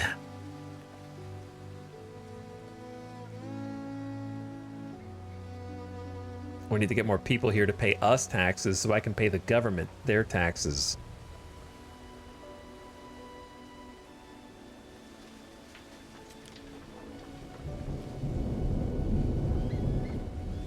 We need 50 people. A winkle among your cockles is a gift from the sea. A winkle among your cockles.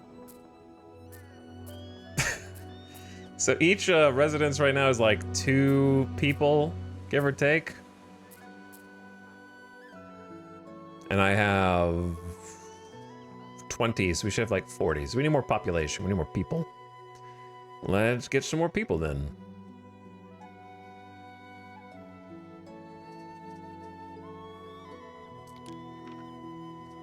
But each resident, and that's a warehouse. Each residence is like 1 timber. I only have 3 timber, dude. That is less than ideal.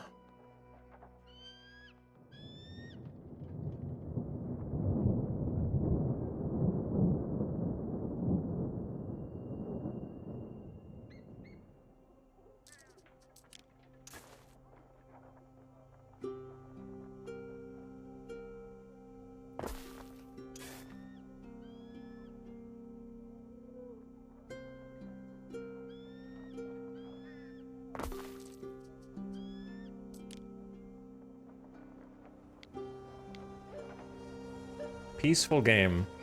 Very zen. Alright, there's 1.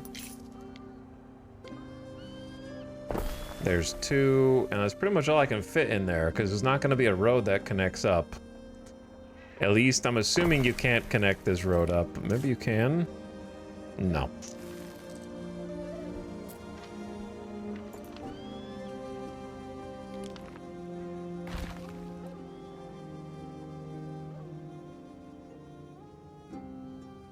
Probably want something else back here entirely. As opposed to what I built. But we can maybe make a park or some kind of decoration back there instead, since it's like blocked off.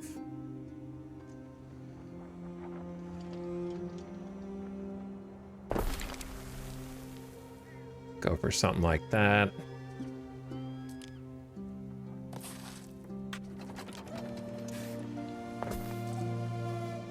I don't really know what I'm doing. We're just working with it. Trying to get some more residents.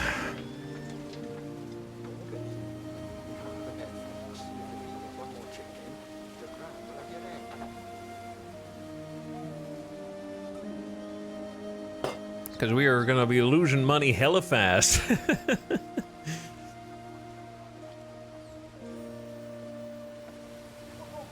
Missing goods.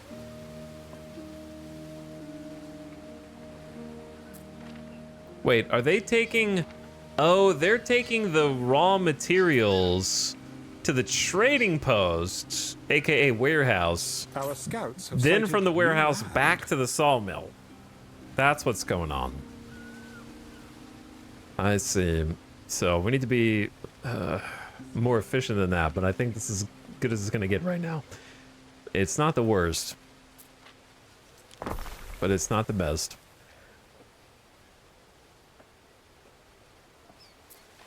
But yeah, we are Losing money fast, brothers. I need 50 waiters in order to unlock the next thing. And I'm working on it. I'm building the houses for them. They need the residences.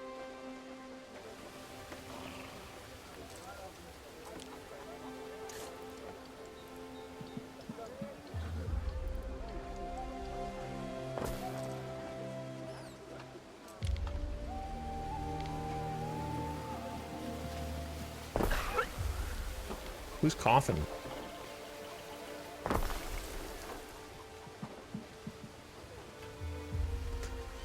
Okay, we got extra workforce. There should be 50 pop any second now.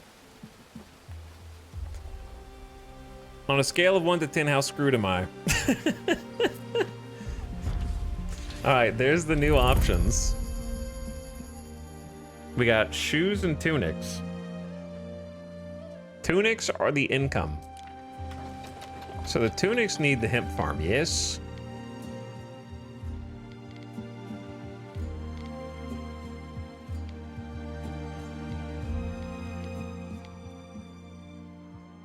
Is there enough space here for these dudes?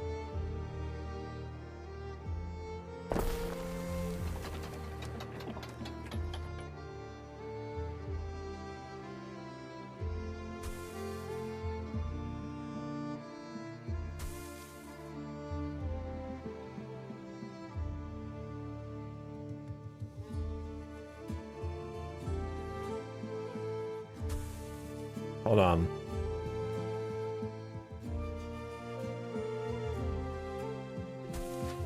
Can't you build more if you want? Module limit reached. Okay, how do you remove?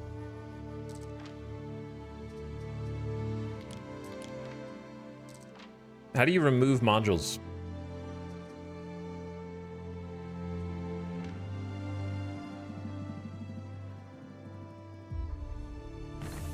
I guess like that.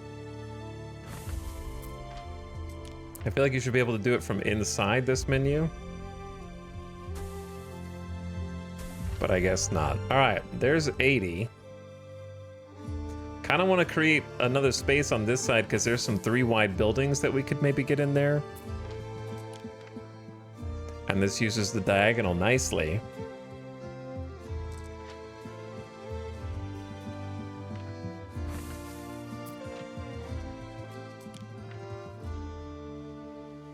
But now that's 79 out of 80. I had it like a perfect 80 a second ago. Can't you make more than the one that you need for decoration purposes?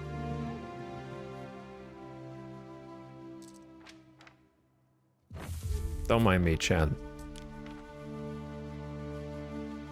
Yeah, hold shift.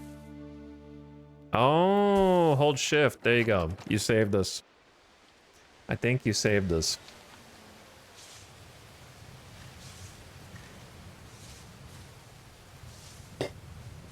I only know because I was watching Vin play. And Vin was able to do it. That's the only reason I know.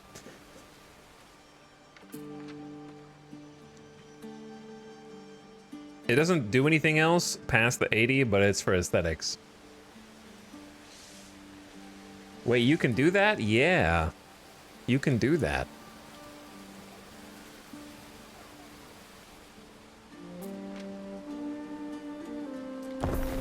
Alright, I'm building the warehouse. That way the eel grabber can actually work. So now we have eels for the people as well, so they'll be happier. And then for the tunics, we've got the farm, but they need the spinner. I love how it costs me 11 in maintenance, but only makes me like 3. The people want to live near this faux show. They want to live near this faux show.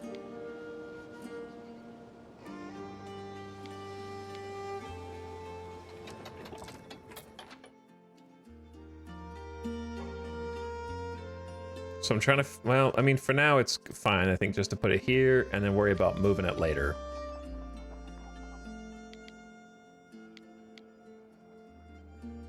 Because that'll at least hit all the houses that exist right now, and then worry about repositioning these after the fact. Okay, so we got the hemp, got the tunics. Now to get the reeds, that goes in this area.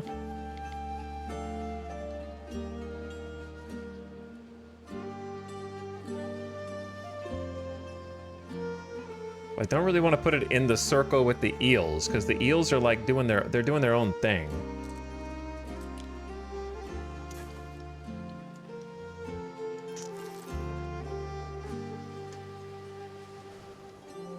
The materials haven't arrived. So once the materials start arriving, then we'll be gaming.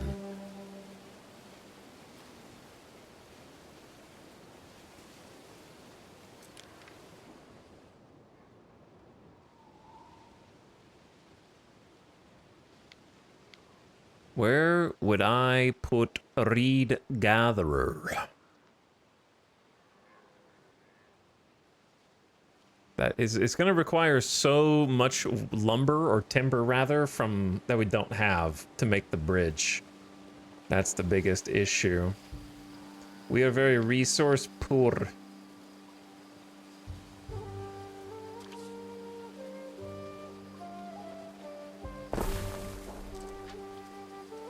So I can try and accommodate that by just building it closer. And then don't build that, because it's going to take too much timber. We just connect it up like so. Okay. Then give it some soggy mire. And use all this awkward corner that we're not really using otherwise. And we need like 140 spaces of it.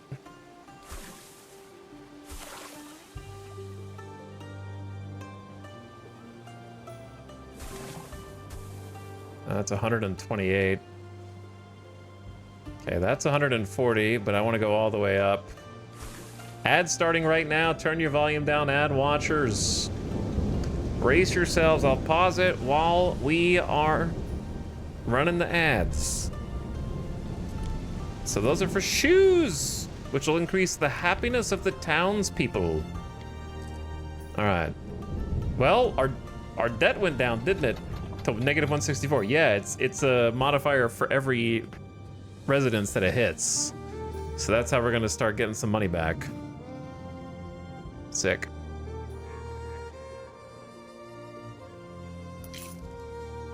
Let me make sure I'm paused. We got like 3 notifications top left. Getting better, getting better. What's up, Rumpeteer? Thank you for 21 months of sub. How you doing, dude?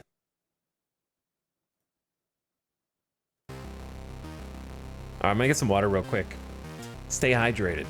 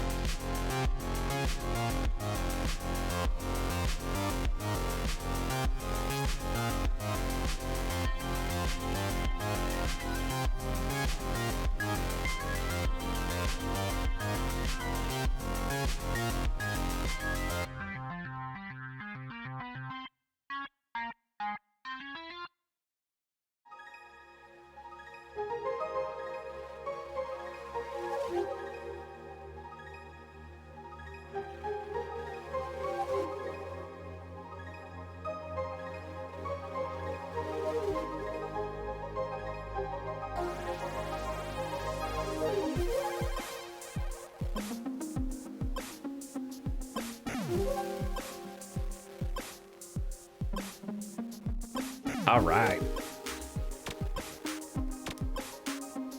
And we're back. What's up, gamers? Are you excited for Thanksgiving week? Got any big plans? Got any big gaming plans?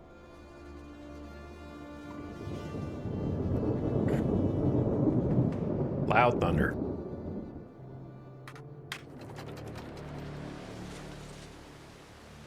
Reach 100% of your fashion needs. Well, the spinner is making some tunics right now.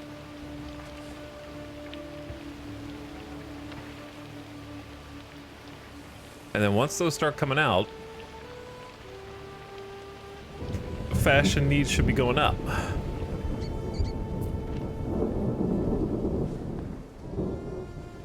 Big thunder.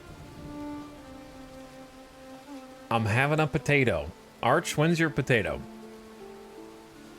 I have work, Xmas party tomorrow. Christmas party, and it's not even December? Man. What's up, D. Gatsby? Thanks for 47 months, dude. Almost 4 years. Thanks for the almost 4 years. 90 minutes. Oh, I see. I see. Well, what are you doing in here? Get ready. I'm not going to be hanging on anybody's stream 90 minutes before my hot potato. In fact, Chad, you're not going to see me on Thursday or Friday, so I can get some stuff prepared. So it's going to be kind of a short week stream-wise as a result.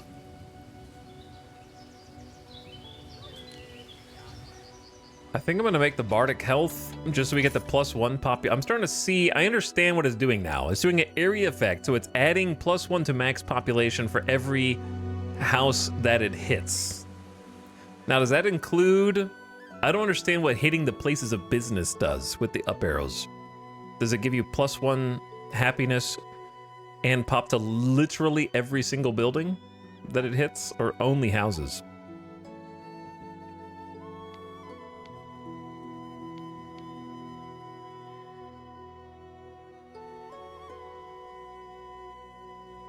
Also, I'm starting to feel like I should move everything to where I ultimately want it to be, which is like here. But it also feels a bit premature to do that before we're not before we're actually making money instead of losing money.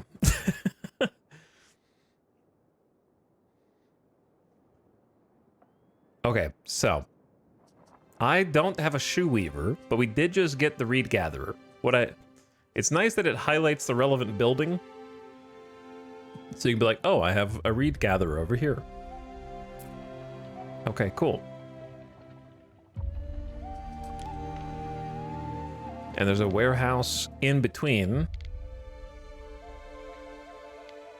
But yeah, this is not really how I want all this to go. Yeah, I need to respond to the emails at the top of the screen. I'm just gonna get this down first. It hits all but like one of the buildings. I need to move my whole city center around too. So we got the spinner and the shoe weaver right next to each other. For good or ill. Doesn't look great, but... This may be of interest. This is just saying, workforce, to increase the population tier, build and upgrade residences of this tier and provide their needs. This may be of interest. Each need that you fulfill per residence increases different attributes. The most important are income and population. Okay. I have prepared something for you. Upgrade your residences to different cultures, mix and match or pick one. Wayward souls want guiding. A water kneels in dirt. Okay, this is the same event from last time. Take his shoes, take his tunics, or do what you like. I'm gonna just show forgiveness this time. Glad such dilemmas don't fall upon me. The water has never known such mercy. He lowers his head in deep gratitude, hops atop his pony, and splashes off before you change your mind. Could it be that a new dawn of moderation and compromise has risen upon the land? What with your tenure as governor? Time will tell. May your river run clear. They are grateful.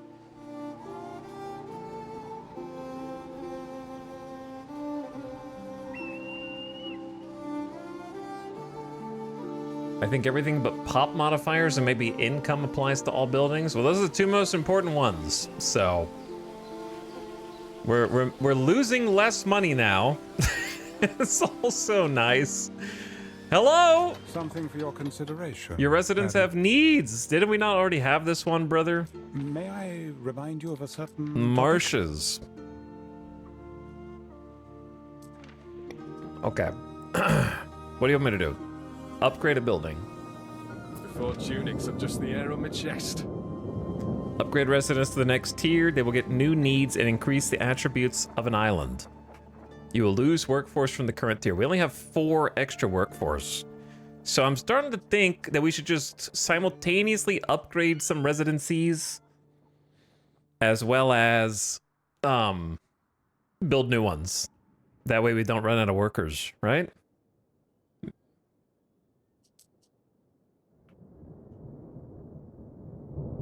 Maybe I should look at what the other islands are doing. What are you guys doing? You do not belong here. It is solely for the votaries of my order. I'm just clicking on your buildings. Am I not allowed to click on your buildings? That's illegal? I'm just trying to see what you guys are up to. They got walls already. And like fancy houses. And tiles. And the Medici. Don't click my buildings. Don't do it. Like, how much do you think it would be to move every single building? Depends on the distance. It's gonna cost like 50 G per building. Yeah, we're not ready for that. We're not ready for that.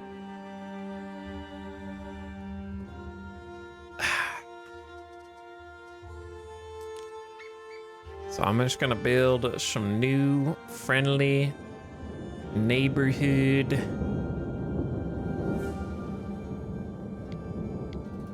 structures. How many do I want?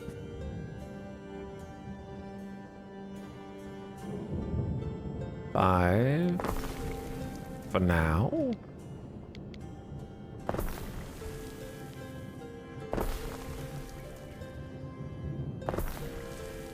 I feel like this town is so ugly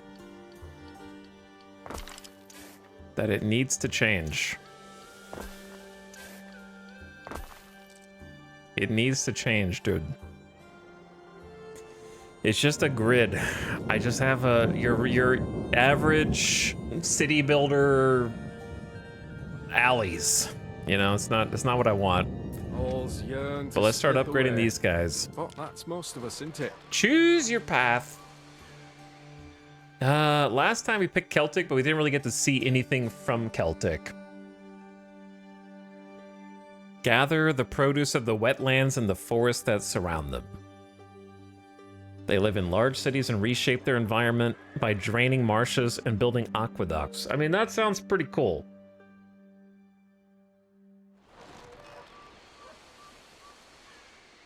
But so does building off the marsh. Build the marsh or drain the marsh. Choose. You pick. Help me pick.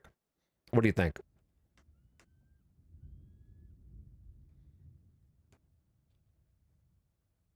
I don't know.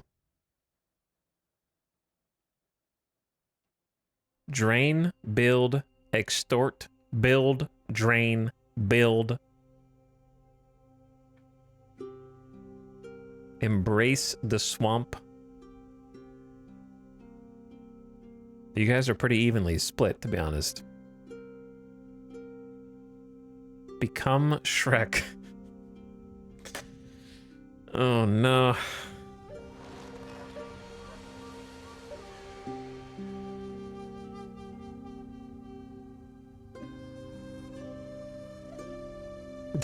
Okay. Fine. I'll try Celtic, I guess. I kind of like the idea of peeling back the swamp, but we'll go fancy. So we have a new workforce, the Smiths, which you can also downgrade.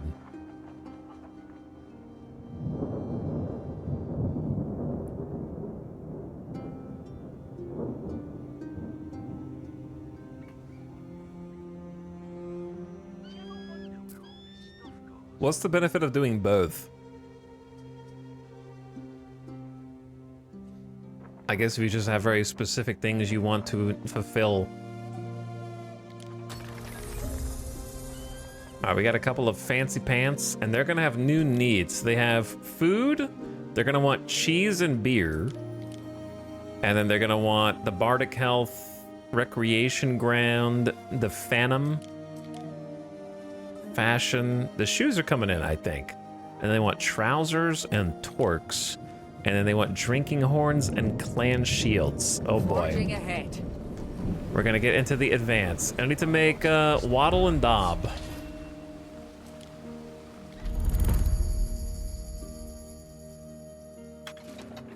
Cheese and beer. Okay, so cheese and beer adds population. You're the echo of their hammers I'll never know. Concordia dislikes you choosing Celtic. You are a barbarian to her. And then beer is happiness. How do you even see people's total, like, happiness? How happy are they? Okay, so we need the Waddle and Daub before we can build any of these buildings. So let's worry about that first. Again. The Reed Gatherer. So if we have a Reed Gatherer, and it's 1 minute production time, yes. And the shoes are 2 minute production time. But they need, how many reeds do they need to make one shoe? Because it seems like they're missing goods. Why are you guys missing goods?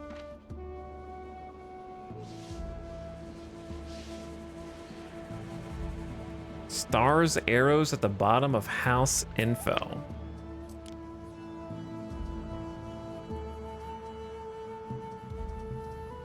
That doesn't really tell me what number is good.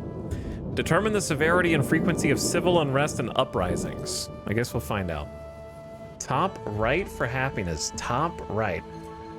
This is the top right. Top middle right would be a better way to say that. Island happiness. No unrest. A positive attribute can trigger the Hilaria Festival of Joy. 25-hour frequency. Okay.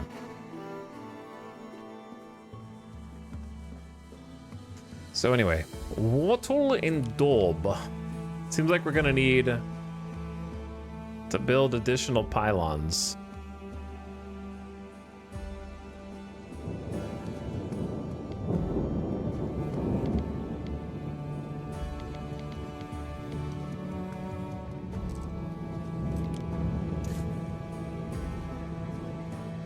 This is gonna take all of our lumber just to build out there, man.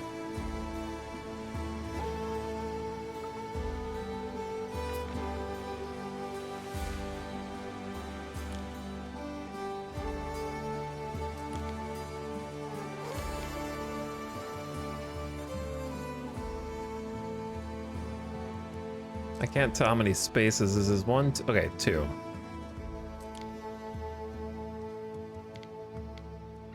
So if I leave 2 more spaces out here, like so, then we can get like another field that goes, oh my god, that goes so far back. I think that's fine though.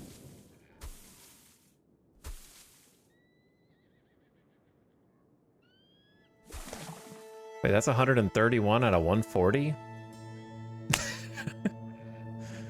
It's a long field. Very long.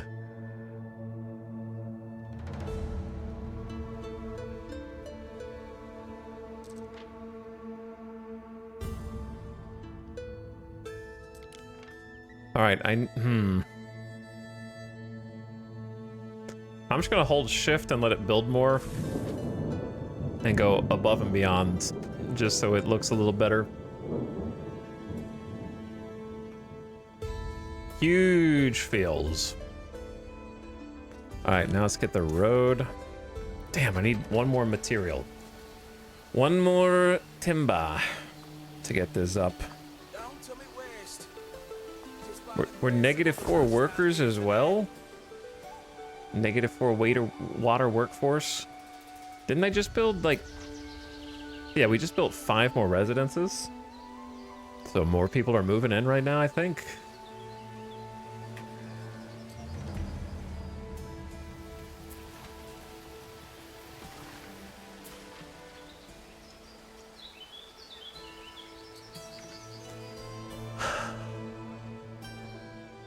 Okay, they're filling in.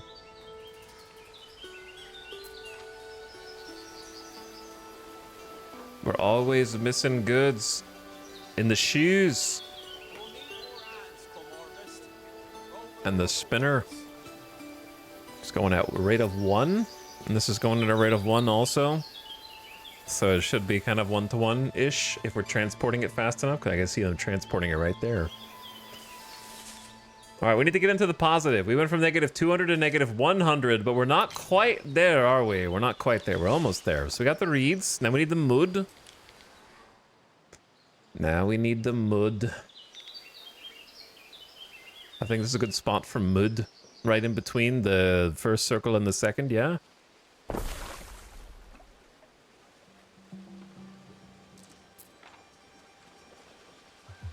And that's gonna need more workers. And they're producing every 1 minute and 31 seconds. Is that because there's only 3 people instead of 4?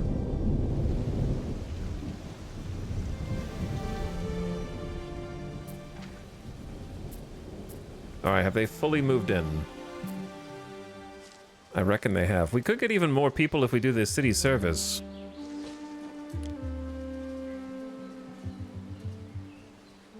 Now we got new tabs.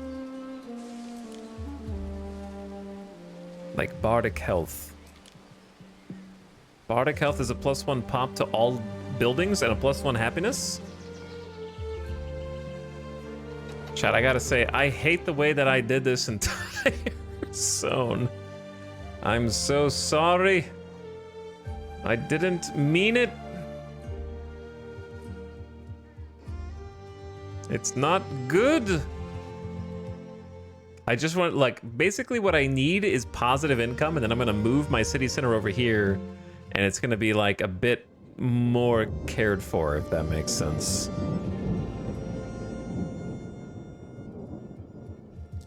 I think for now I'm just gonna move these buildings.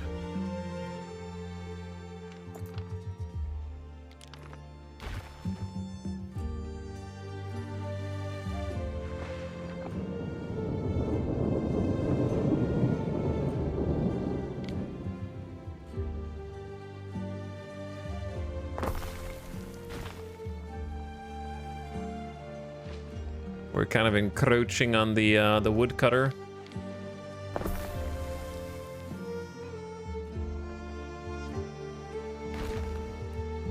I do really like that you can move any of these buildings. I think that's good. I will absolutely appreciate that, though I'm playing on a... Normally it's free to move, but I am playing on a difficulty mode where it is not free to move. It is a fee. You must pay to move. If only it were so simple. All right, 5 timber later.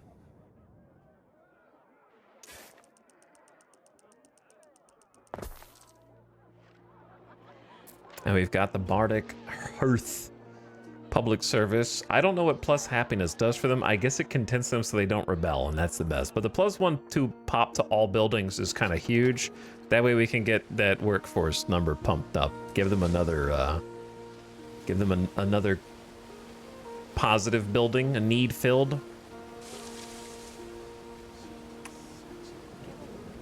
Produce O3 Wattle and Daub. Okay, Well, we've got the mud. Now we need the thing that combines them. Because we already have the reeds, we have the mud. And now we need a labor yard.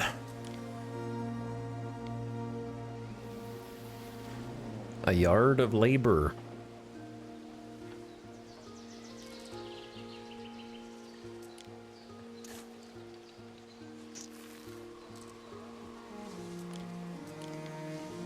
But where? But where shall it go?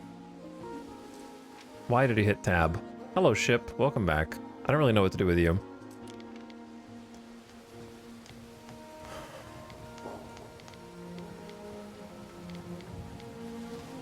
Kind of want a road to go on that edge. Maybe just up here.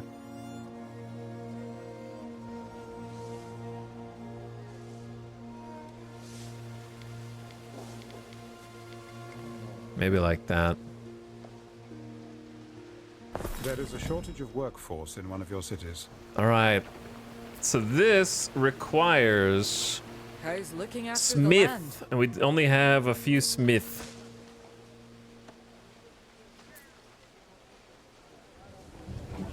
Some bard song you remember? So we'll need to Some upgrade you wanna a forget. few more of these residences. And it costs 1 timber to upgrade, so there's 2 more. So that'll help with the workforce.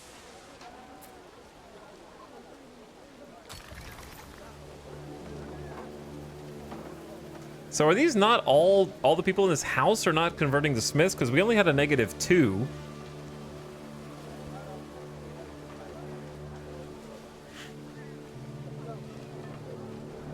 Or is that -1 houses? I don't really know. Because now I'm +1, even though 4 people just converted to smith, and how'd I go from -1 to +1 if 4 people became smiths?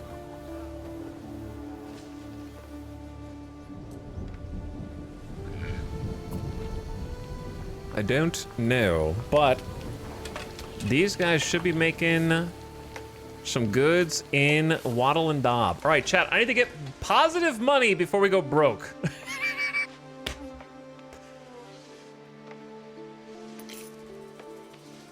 Or else I'm gonna go bankrupt and lose.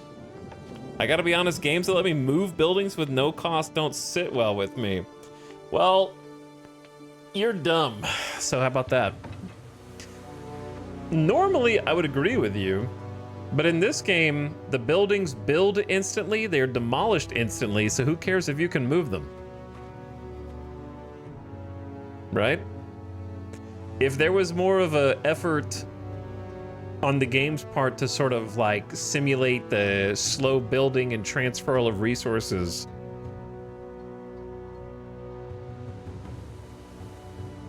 this is not that kind of game. It's more of like chat describes it as a puzzle game. It's a city builder, but it's like a resource puzzle. But yeah, buildings get built and demolished instantly if you have the resources for them. So I figure, why not let me move them? You can do some NPC quests for quick money. Fancy taking some Moreland low bellies off my hands? I don't think they're biters. Deliver eels, collect 1 crate. Is this supposed to be hard? Is that why it's orange? I'll just read. Contracts. You can do these for denarii or an item as a reward. You must be at peace. They differ in objectives and difficulty. Select the contract you are confident you can fill in the time limit. There are no consequences if you fail, apart from not getting the reward. Fulfilling a certain quota of contracts may improve their reasons concerning potential deals for you. Your reputation in the eyes of the Emperor is impacted by contracts you do. So how many eels do we have? We can't have that many eels, right? 5 tons of eels.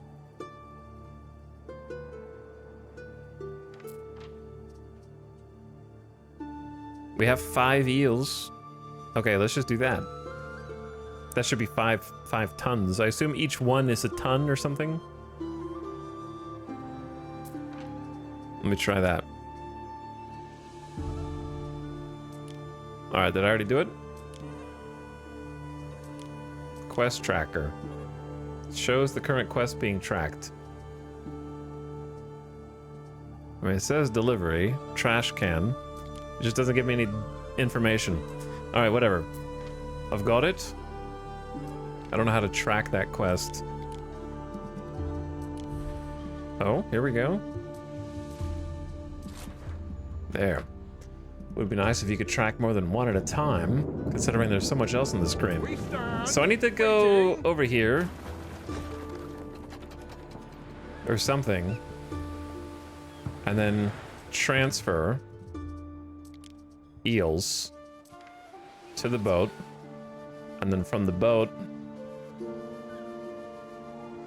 Festina Lente. to the quest target.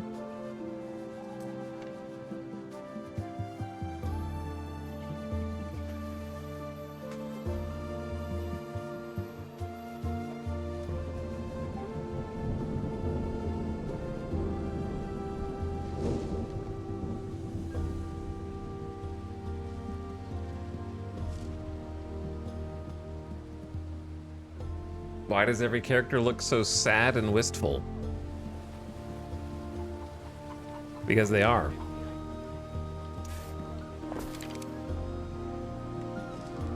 They don't have your childlike joy from playing Fortnite every day.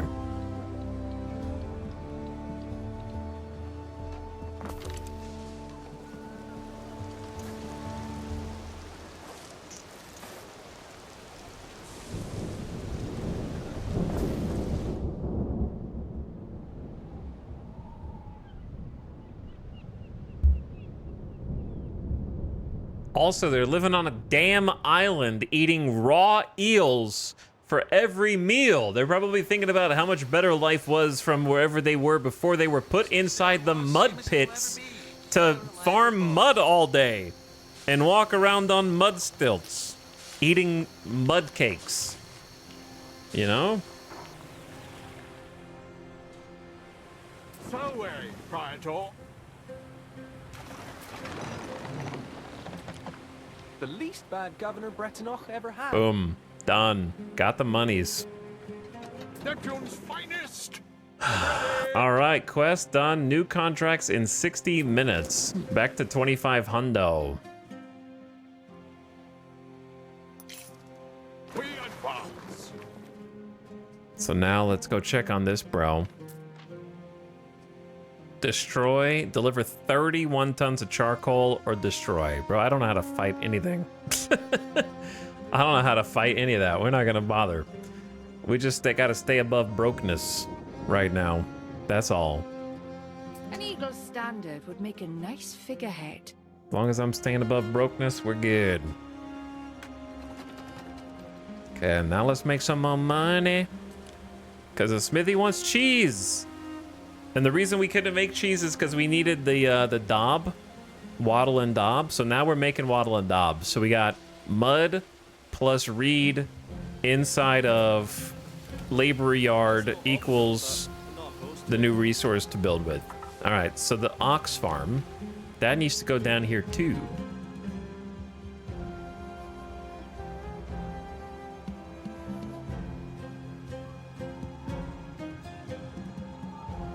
We could also just put that like straight up in a different area.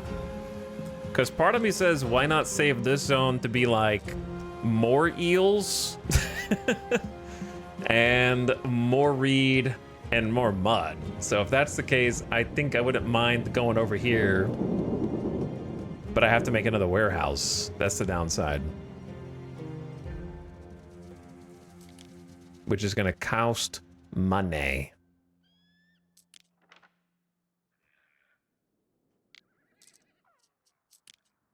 So if I was a road... Dude, I need to get positive income so I can move my whole town. Because I want the town to go, like, this way.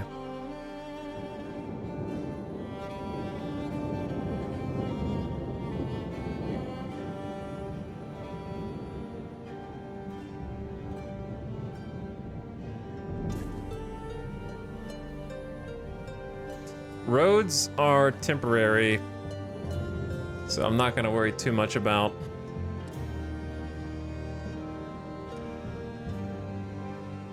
the road situation.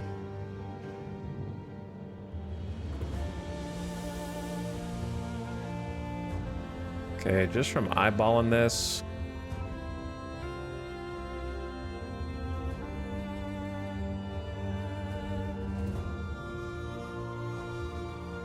I don't want it to be like here. Minus 185. I'm broke.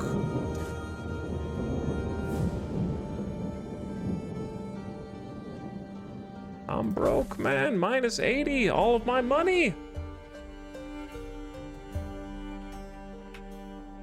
Welcome to the eel zone. Hello, Night Nibbles. Thank you for 11 months of sub. I appreciate you. I hit tab on accident. Thank you for subbing again.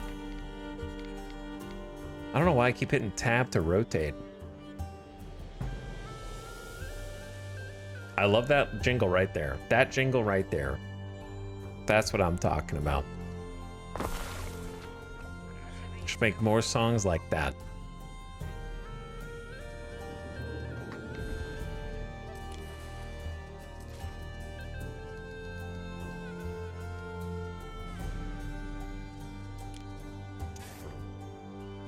Okay, it's gonna cost 4 timber out of our 11.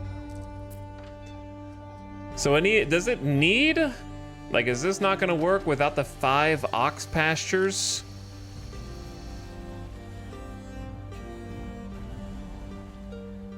Does it have to have the ox pastures to do anything? Zero production. So why are they separatable? So you can have roads or something?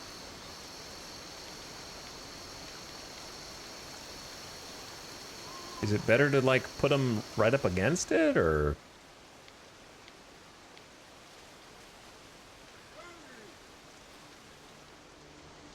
I guess you could have it like across from it.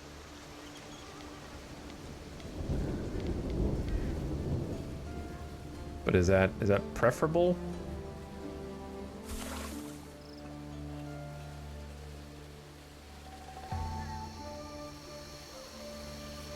Feels weird that they're like below. How do they even get down there? I guess they walk under the bridge. It feels weird that they're like identical.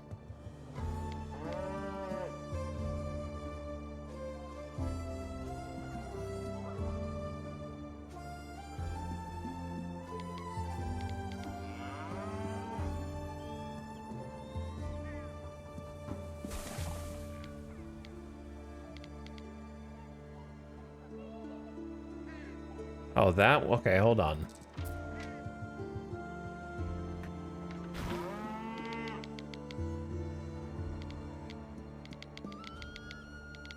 I keep clicking one too many times. There? No, don't pick that up. Oh, it picks up the whole thing. Not what I want.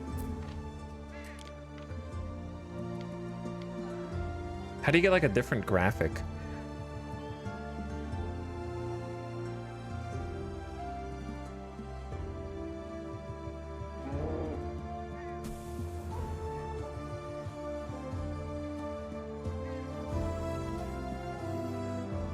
You kind of don't. They're all the same. Whatever. So why do they have -2 from no warehouse in range? Okay. I don't know if you're supposed to give them all 5. Like, are you not supposed to give them all 5? Storage 0 of 3. In island storage, 0 of 75. Okay. So we know they want a warehouse, which is going to cost me money. Lots and lots of money.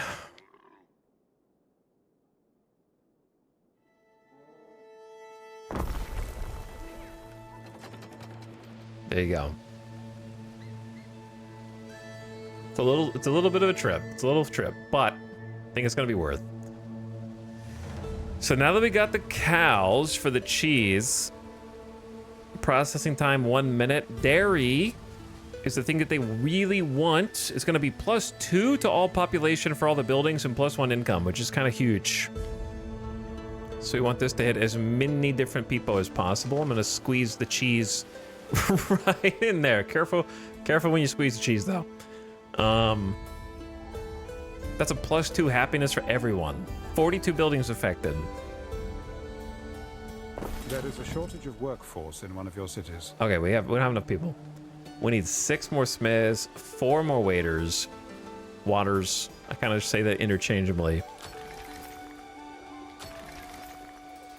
But if that increases the population, everything around it, won't they be more people moving in soon? I think. Hello, Tuna Man. 68 months a sub. How's it going, Tuna Man? We're trying to get out of debt. I'm in debt, up to my eyeballs. Contract not available for, is that 56 real life minutes? Oh, that's real life minutes. We need to become profitable before that happens. Insufficient workforce. See, that's not good. Maybe we get some more houses in here.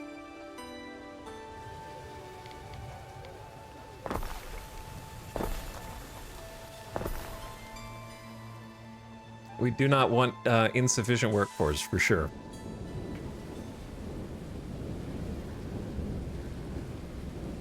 I'm working on it. Game looks visually really nice. It does. It does. But thanks again, Oofta. Thank you for 10 months of sub. Hello. And Corin for sharing the Prime for over 3 years. I saw you a bit ago, but thanks again.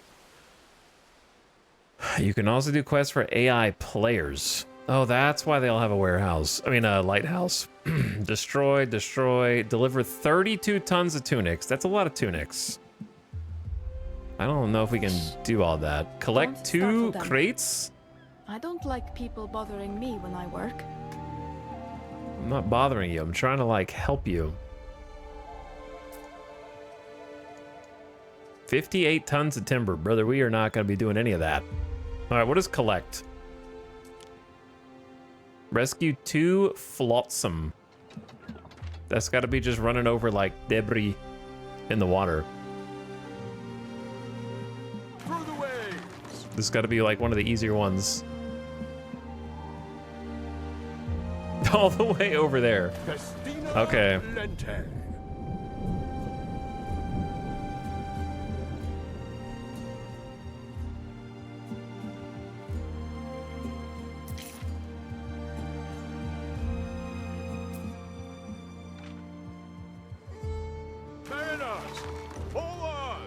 All right, I need to check back on them.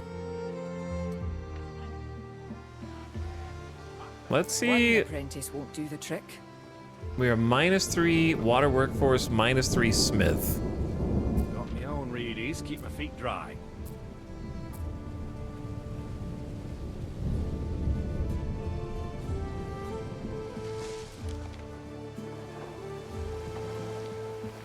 Just gonna put some little temporary houses down. That is not really where I want them to go. But I need to get some more smiths.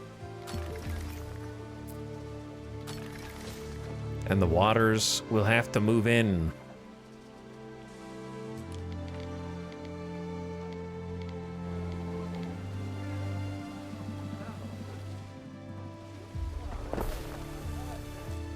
God, I gotta stop hitting tab. Another governor settled an island.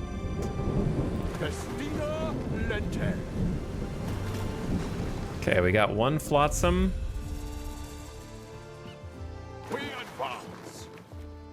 Minor city, Medici. Who is that telling that for? Me or them? Because we hit 150 people? Maybe because we hit 150? Starting to grow? Alright, I forgot what I was doing before then. Because he's going to have to be sailing across the entire known world to get where he's going.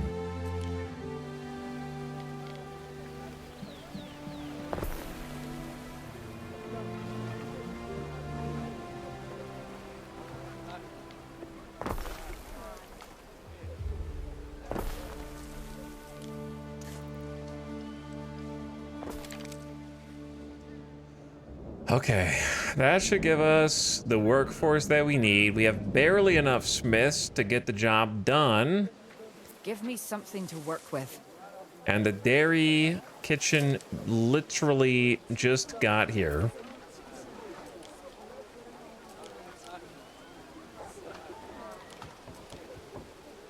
So we don't really see the cheese need being fulfilled yet. Because I think that they're dependent... Oh, wow. I didn't pay attention to that. The reach of the blue road that goes all the way to this warehouse barely reaches the warehouse that we need. Wait, all warehouses have shared inventory, so it doesn't need to be close to that warehouse. It just needs to be close to a warehouse. I forgot. So yeah, they're pulling the cheese from the other warehouse. That's gonna take some getting used to figure out how those logistics work.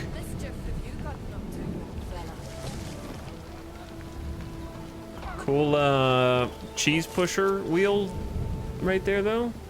Looks pretty sick. They're having a little party outside, a little get together. All right, where's my boat? Still sailing?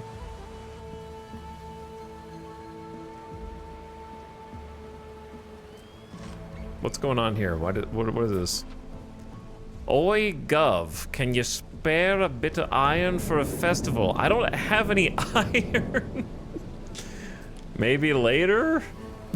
we don't have iron. The Law of Majesty. A manacled woman is escorted into your presence. She is guilty of violating the Law of Majesty, claiming to be a goddess and gathering followers. The Empire is very touchy about these claims, but the woman insists that she and her people pose no threat. Decide her fate. Pardon her, pay her to renounce divinity, kill her, exile her. If I pardon her, all buildings on island get +1 happiness for 4 hours. The Emperor dislikes this. Pay her to renounce divinity. The Emperor favors this decision. You lose 10 grand. That would literally end my game if I click this option. We would go bankrupt and I would get game over and we'd go back to the main menu. Kill her, which is -2 happiness for all buildings, but the Emperor's very pleased, or exile her. Listen, happiness is not a problem. Just kill her. It's only 4 hours of -2 happiness. What harm could that do? Make the Emperor happy. Legacies are built with such Just kill her.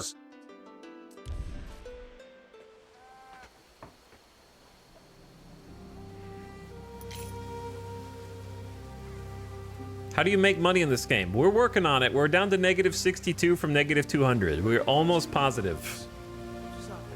We just need a little more.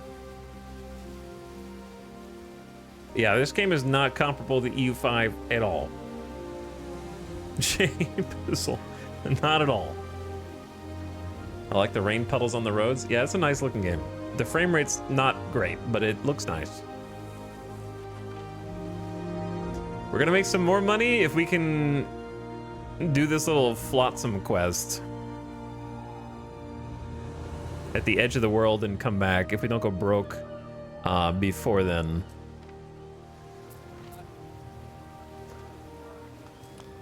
Okay, so they've got a cheese need filled.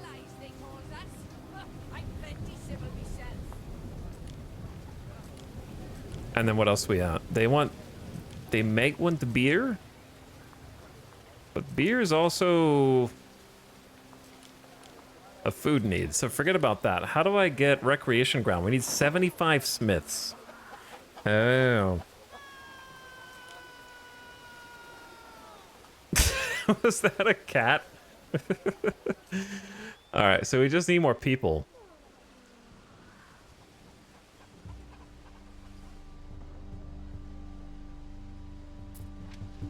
I think.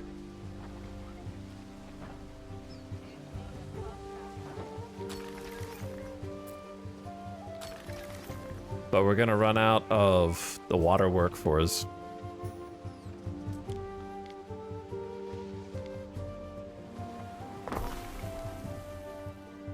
The rain, man, it's ruining my bit rate.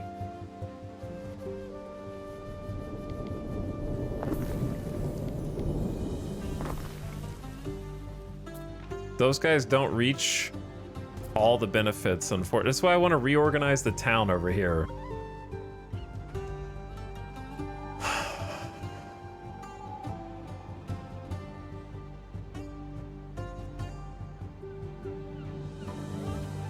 I'd very much like to reorganize the town.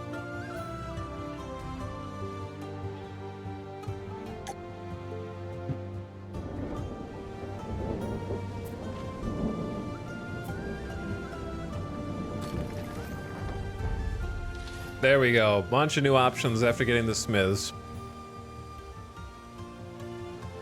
Where to even begin?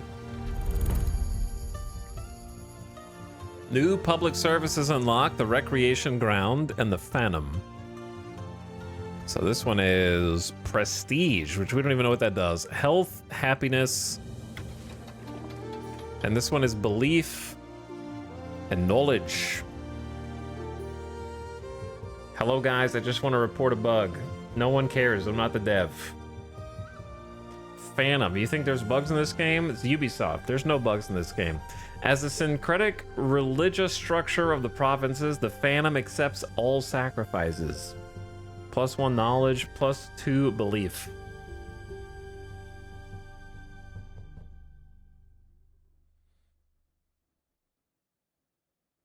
Boost the effect of your chosen religion. I don't even know what my chosen religion is. Enhance your villa and improve your standing with other governors. Okay. What else do we have? Military buildings. A barracks. To recruit military units, wooden palisades.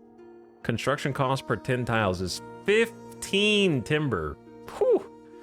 Gates. Archer towers. Man, I'm gonna have to defend these guys. They can't even defend themselves. And the Governor Villa, a center of prestige and defense for the island. The welcome specialists and profit from their skills. Accommodate specialist with officiums.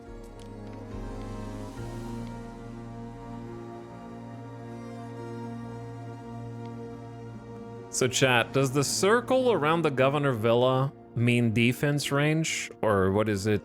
What's the circle for Governor Villa? You can only have one on the whole island. We pray to the cheese god.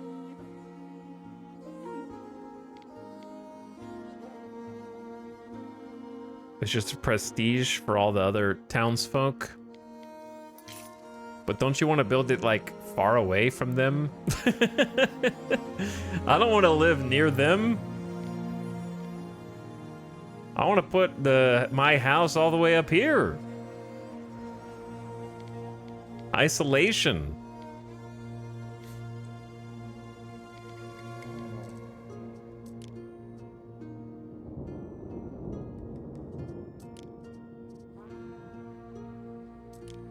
Recruit military units.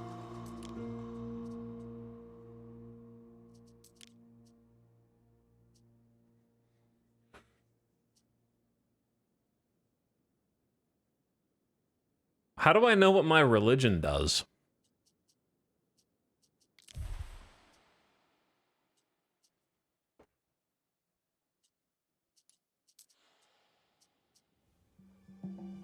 Festival of Household Gods, 213 hours.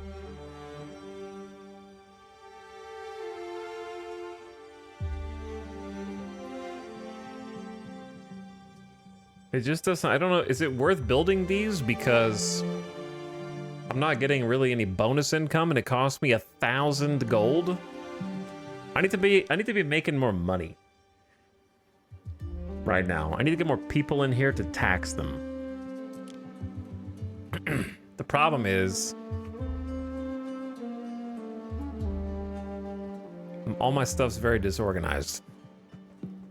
When you make more belief, you unlock that part. Oh, I see. But yeah, I'm too broke to be able to do that stuff, so I need to get more people in here so I can get money. But I don't really want to keep building up this area because it's all messed up. But I have no choice.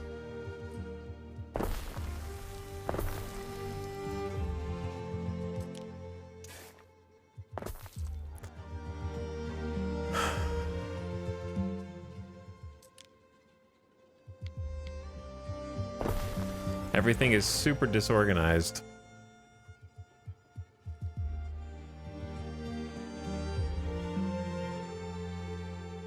If I could do it differently, I probably would, but I also kind of need to know how many buildings I need to consider.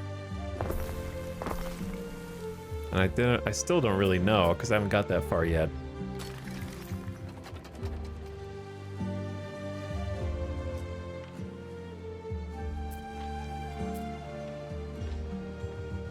Alright, we're bringing some more pop in. Money is ever so slowly getting toward break even, which is going to be the main issue that we face. Is not going broke. The ship is almost there. We're passing by some beluga whales.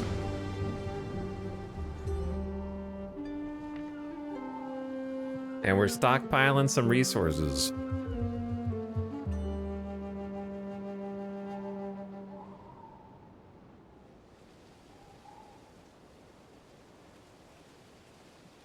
Negative 24.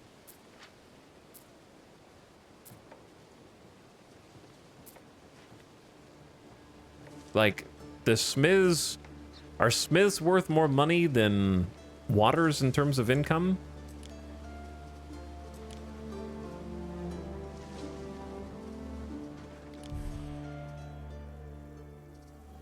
This whole screen is so strange to me.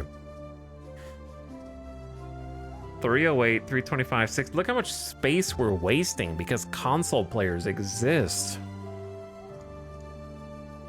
So waters are making me 195 from 34. Smiths are making me 98 from 14. Mostly fashion.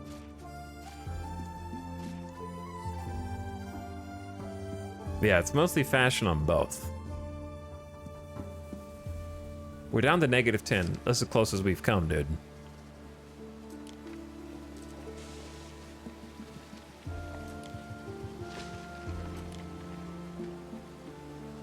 But I need 125 smiths to do this. So how many tunics do we have? We only have one tunic and one shoe. I don't really understand how this works. Are they distributed to the people from the warehouse? And if so, at what rate? But yeah, we are almost positive. I'm just gonna get some more Celtic residents, since we need those guys anyway. Oh, the flotsam. The flotsam. We're there. The universal shoe. Wait, that's not the right one. Time flies. That's the right one. Alright, we're on our way to get some money. Mom said it's my turn to wear the shoe today.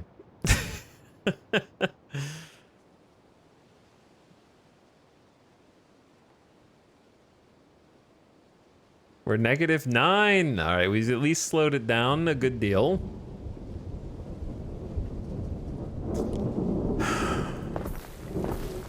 Just gonna get a few more people in, even though they're not really in range of everything.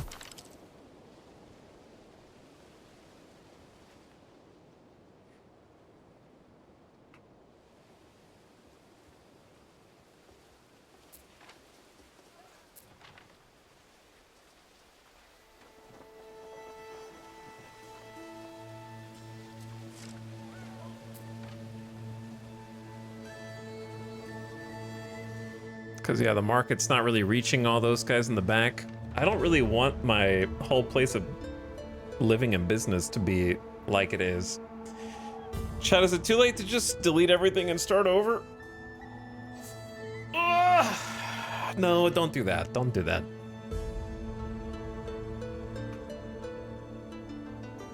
Don't do that. Back to the island chooser.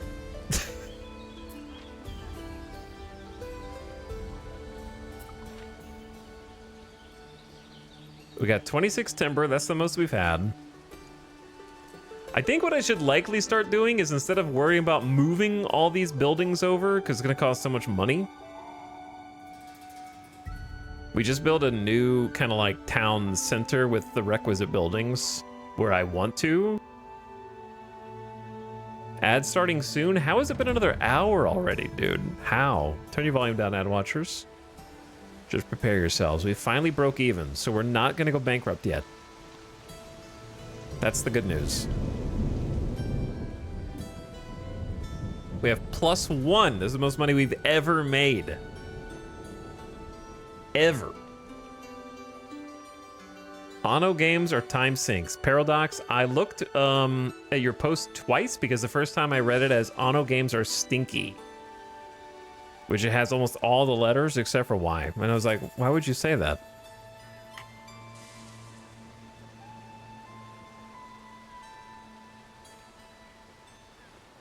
So I had to do a double take.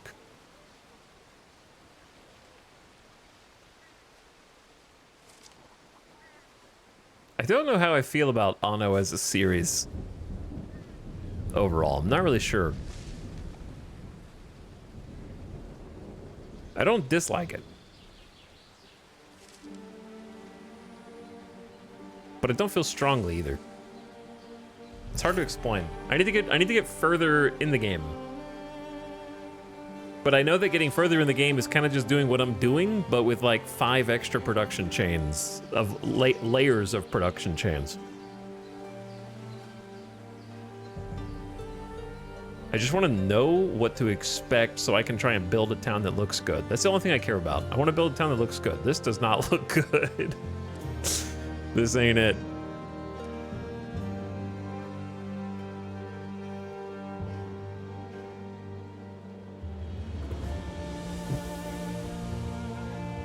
I've already failed.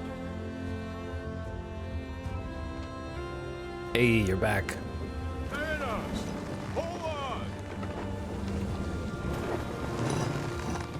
Oh wait, crates. What could you possibly require? How do I just did this. How do I do this? Oh, the ad's in progress. Shit. It's okay, I didn't do anything. Bro, they've already got like paved the road and what is this? The AI is cracked? And I suck? Look how much more they have.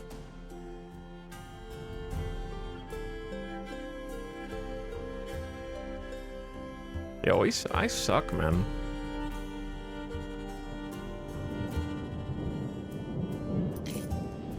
All right, we paused. Those of you who have played this game or are looking at it, what are your thoughts on what you've seen? Because I know the Steam reviews are mixed, but I don't know how much of that is because everybody hates the Ubisoft player versus the game. You know what I'm saying?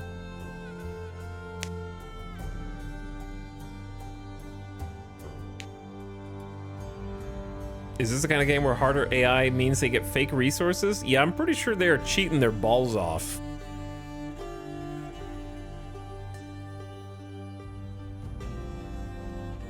Kind of like with New Civilizations, Anno 1800 feels better.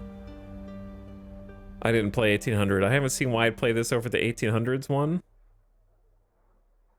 I think it looks good, but the optimization's bad. It's more streamlined than Anno 1800. Of course, less content, but good enough. The other streamer I watched play this gave up because he wanted to play with friends, but it would desync after about a half hour. Yes, Anno AIs cheat their balls off. Yeah, because they're like 3 times further than me with... I haven't been able to get that many resources. Like, you're pretty much locked by timber, right?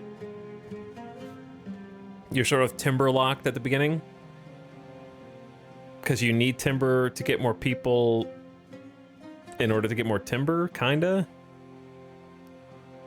And so they kind of just skip past the timber needs and waiting for their people to gather it.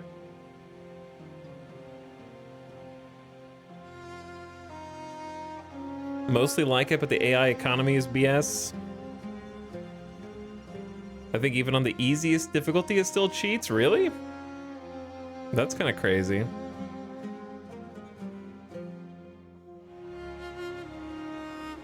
Honestly, I hated Anno 1800 DLC. They were all separate little areas instead of adding to the main game. I just don't even know anything about it. I can see how Industrial Revolution would be a popular setting, though. I like the island, like, kind of... The Roman theme seems pretty good. And, yeah, we already said visually it looks nice. How do I turn this quest in? I did the other one so easily. Oh, there we go. Got it. You honor our agreement. All right, we got paid. We got some more money.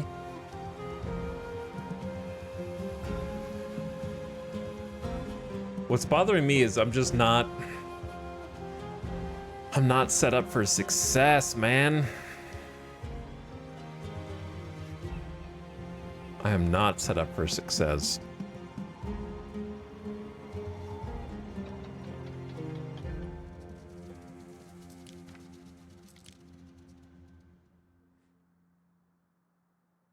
You saw how fast they built 10 seconds after claiming the island. They had a small town. Yeah.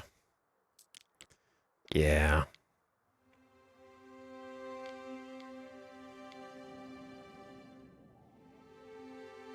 How do I know what the issue with health is? Is it good or bad? It says we have 15.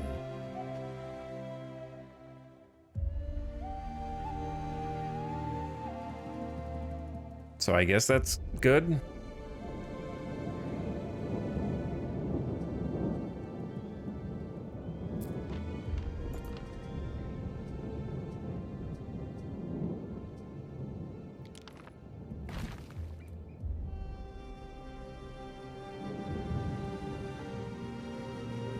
So here's what I'm thinking, right?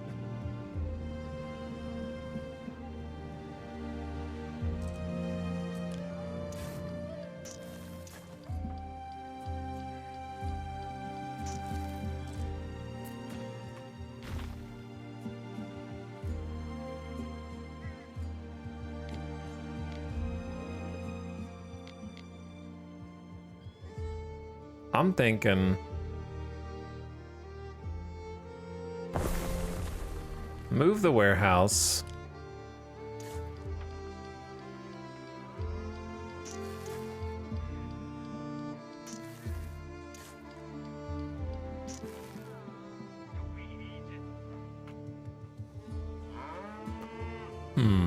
Like this is just less, this is just more timber inefficient, but it looks kind of cool. But I can't move this over one without it being one further away.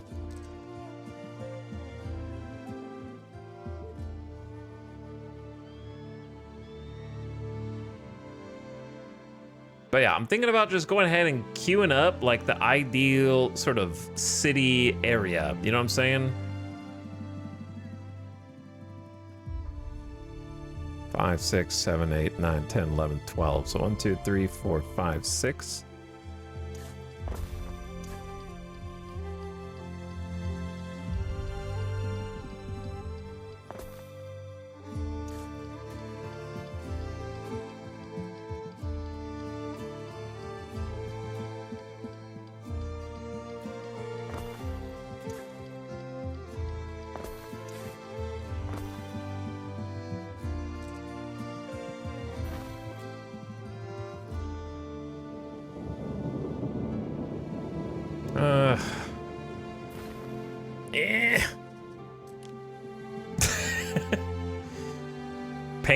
Pained expressions. Pained expressions and pained noises. I'm thonking.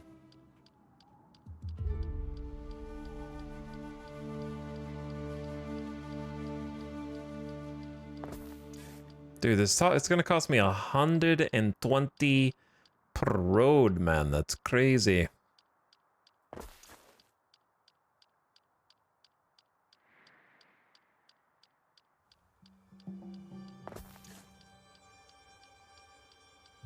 I'm kind of just trying to envision like roads that cut the middle as like at least a 2 wide, if not a 3 wide. Why 3 wide? I don't know, would look cool. That's really the only excuse that I need. But dude, what is the other city building game? City Skylines and some other games where I spend all of my money on roads. And so by the time I actually need to build the buildings, I'm broke. That's a very classic issue that I face. But if I can just get some foundational roads in, then the rest of it kind of like takes care of itself to some degree. Should I just have Omega Diagonal that goes all the way down here?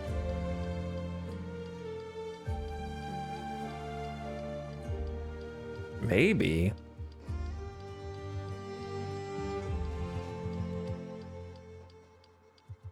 Gotta build the landfill on the other side of the map. I know, right?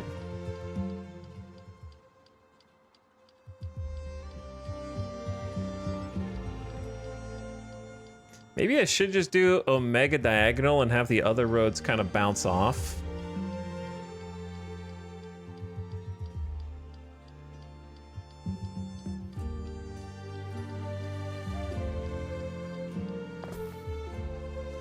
My money! Because it's either Omega Diagonal or we box it off like this and kind of do... I kind of like the idea of the big diagonal that goes all the way to the other coast.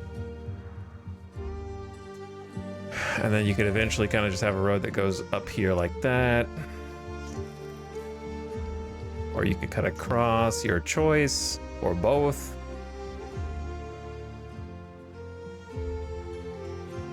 I don't know if I have room for a 3 wide though.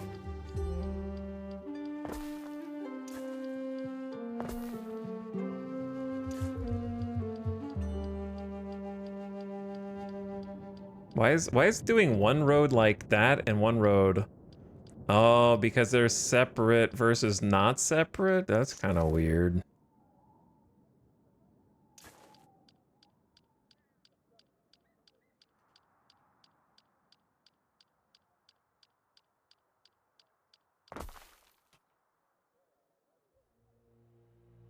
Chat, I'm gonna lose all my money.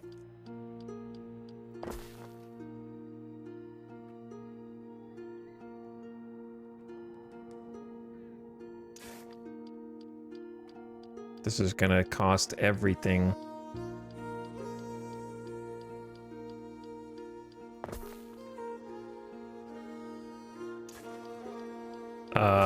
Okay. What's up? Why does it look like that? Is that bad? The diagonals? I really want it to be a 3 wide, but I'm not gonna have any more money.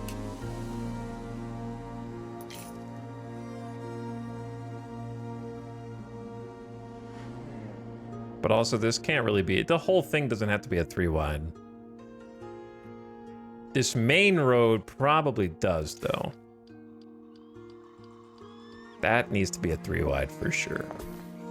For a hundo? Holy. Oh my god, what have I done?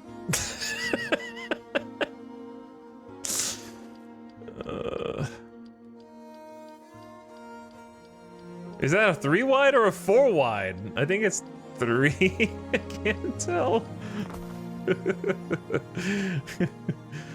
Oh no, dude.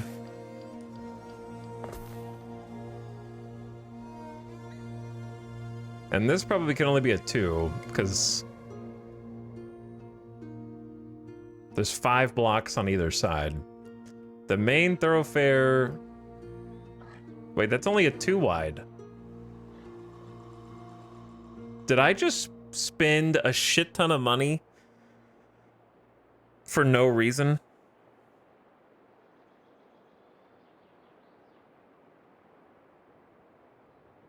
I think I see what happened. The game is funky. This is a 2 wide, not a 3 wide. So what happens is if you do this, it only does a half block out. Okay? So I built a whole half block. But then I built another, then I built a full block on top of it. So I think I got charged twice to build the same road.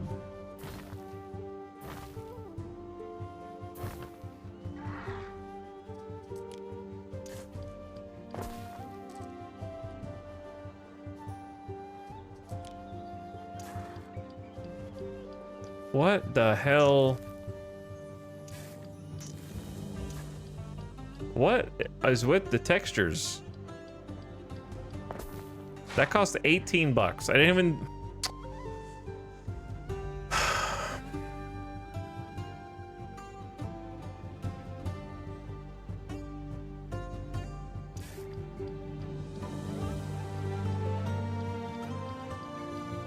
And this is gonna cost $386. All right, I'm actually broke.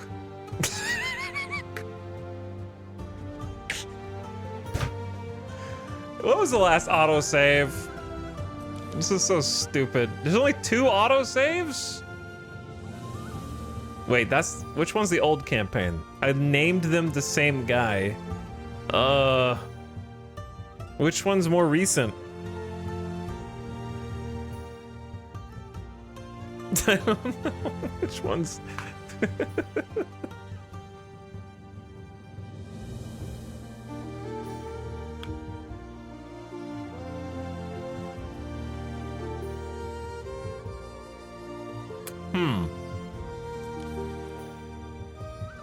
What time is it?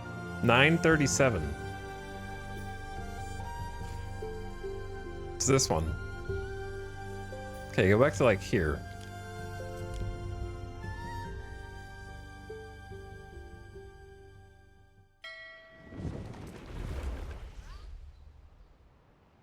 Okay, all right, perfect. I have my money. I have my money back. Same kind of deal.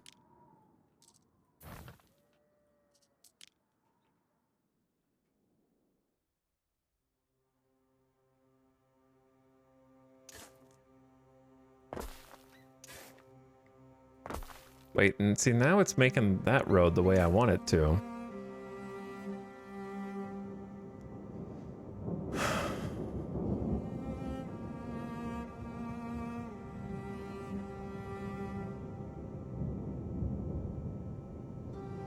Somewhere around there.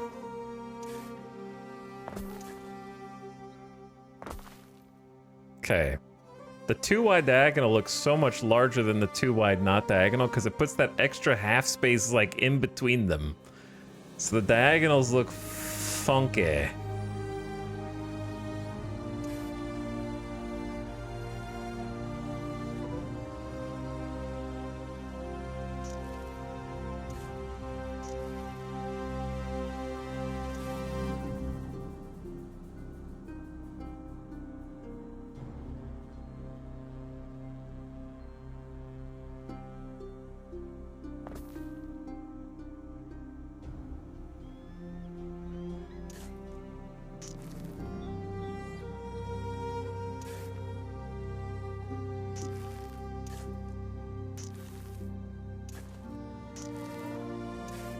Wait, what?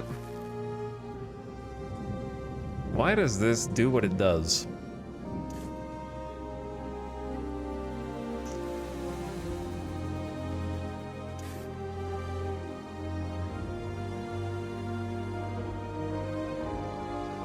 It either sandwiches them too close. Hang on, that might work.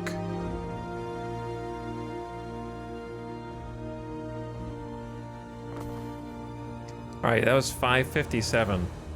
It says here he spent all the money on roads. It means the Colossus of roads, right?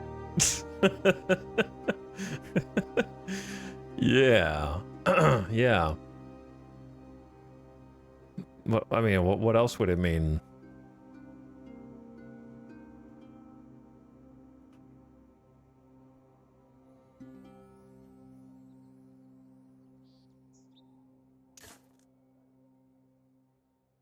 I just really need this to be a 3-wide road because I said so.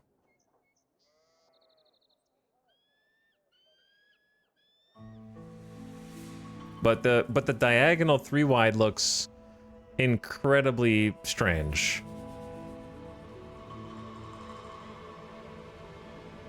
Like salad fingers level of strange, you know?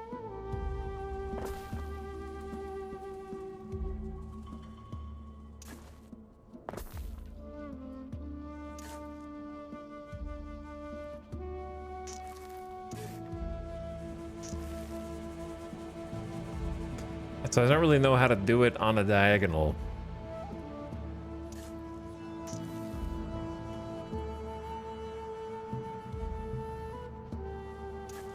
Like, it should probably just be 2.5 like that. But then it looks stupid.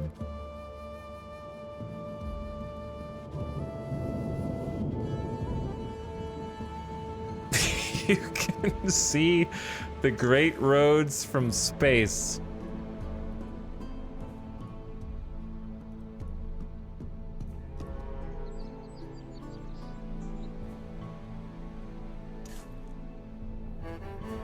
How much is this gonna cost? 400? I'm not made out of that money. I'm not made out of the money.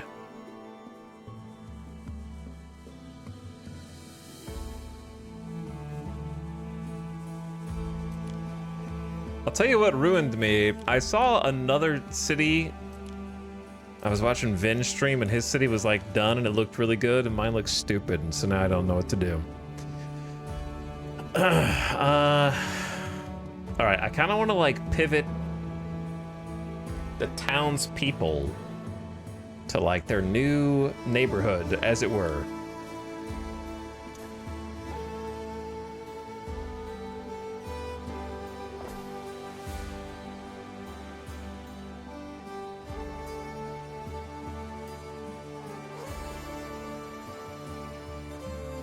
That's 12.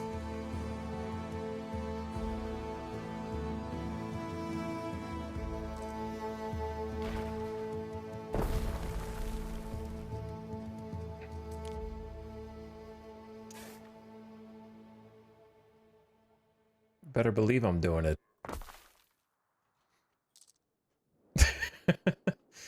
Okay, so look, it looks dumb now, but it'll look good later. That's what's important. Right now it looks dumb, later it'll look good. So I'm gonna start building. Well, obviously we need a basic road connection to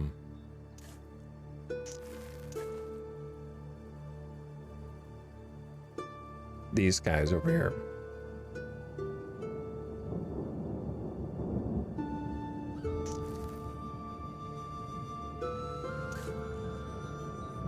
Damn.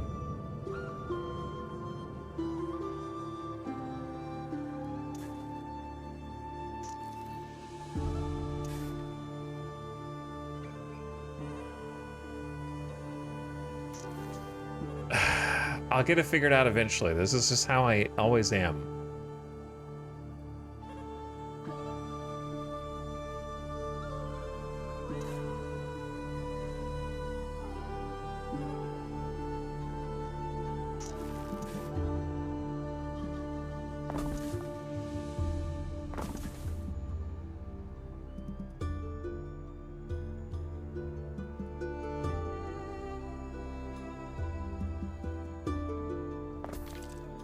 Something like that, just to make sure there's a connection. All right, I only have 500 bucks. It's time to go broke. All right.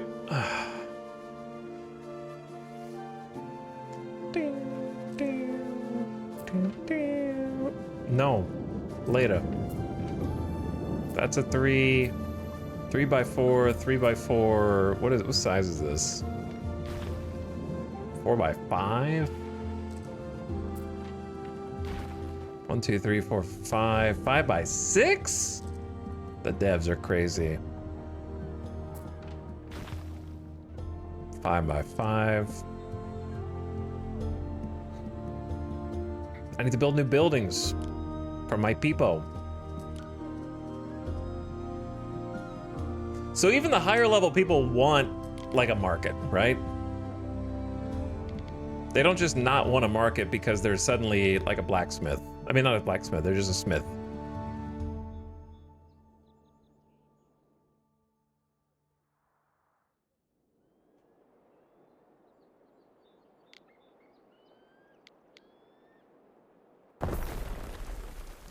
Chat, I only have 333. I need to make profit. You know what I'm saying? We can't just build roads until we go broke. I mean, I can, but who's gonna stop me?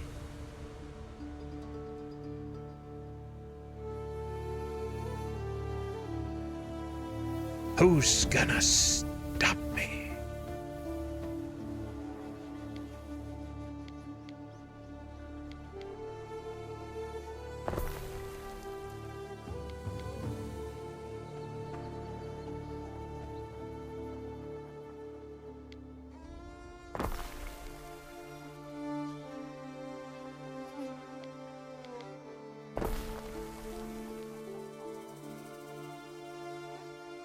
I faced that one the wrong way, didn't I?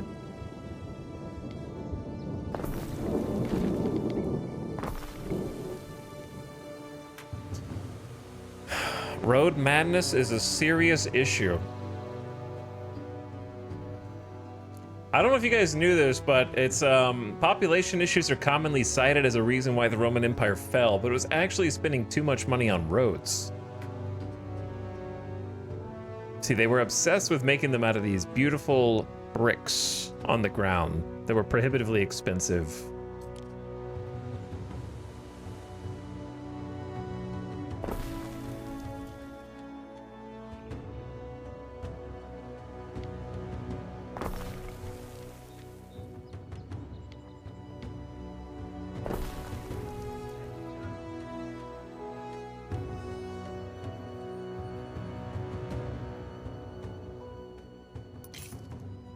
Don't save my game. I'll tell you when you can save my game.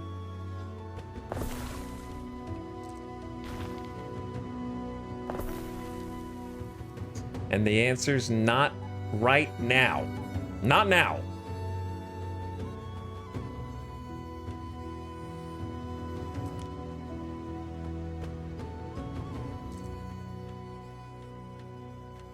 I think I'm gonna delete this.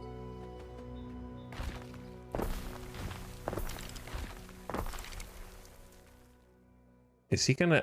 Yes, I am. Double roading. It's gonna cost twice as much money, but it's gonna look beautiful later. Okay? So just you wait. But yeah, I'm gonna be broke. I am unironically about to be broke.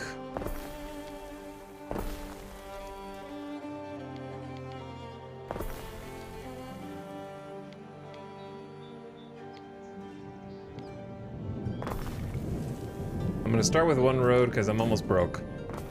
6 hours, Ere. I feel it is my duty to remind you that Rome was not built in a Talk day. to me, man. Don't talk to me. What do you guys need? No connection to the trading post. Oh, shit.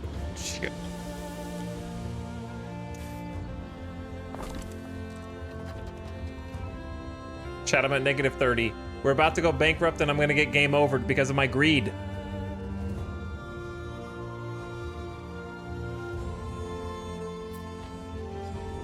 My greed! -23. Wait, their needs are getting filled and people are moving in. -22.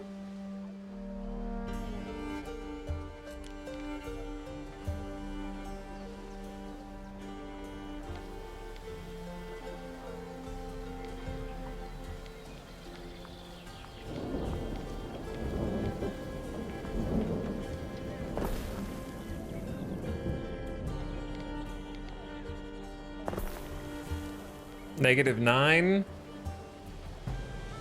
We can do this.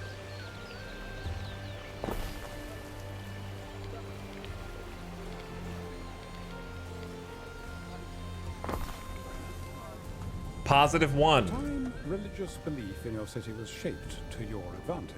Choose a patron god. Where's the god of money? Local and global. What am I looking at here? Series. August, Mother of Fields, extends her divine grace to farmers, mothers, and marriage. Devotees of Ceres fervently till soil, bolstered by blessings from her divine helpers. I need the road god. Increased production of bread, flour, wheat, porridge, oats, wine, grapes, honeycomb. I don't know what half of these things are, man. All residents provide additional population.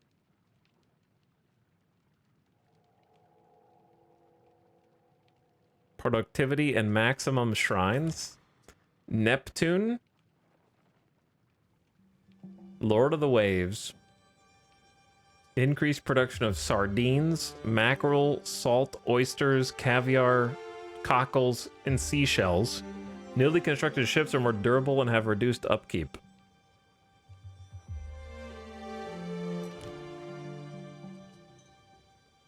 Mars. Weapons. Sandals, armor, charcoal.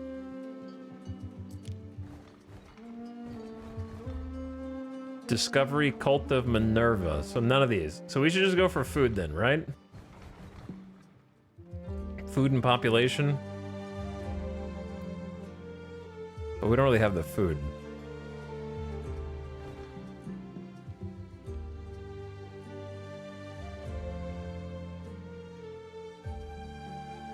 I mean, let's just do fish.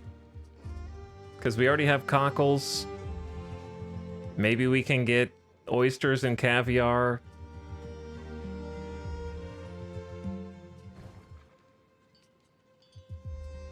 I don't know. I'm not really building ships though, am I? How hard is it to change your god in the future?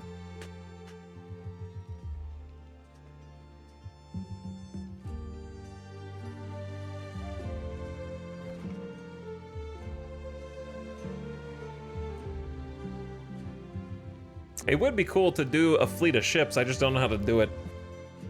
I'm going Neptune. That's my man. And then globally, there's like provide devotion to a patron to unlock an exaltation effect.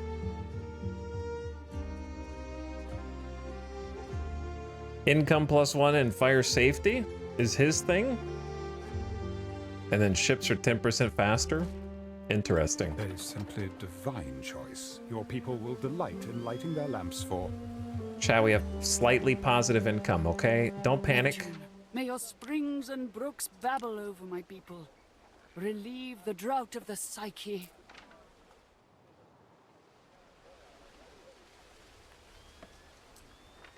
Don't panic, but we actually have positive money.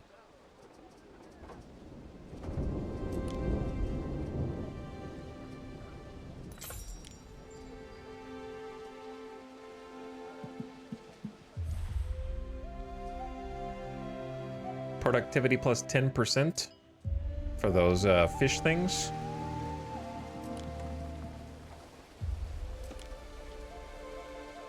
Think about how many roads we're going to be able to afford to build like this, you know?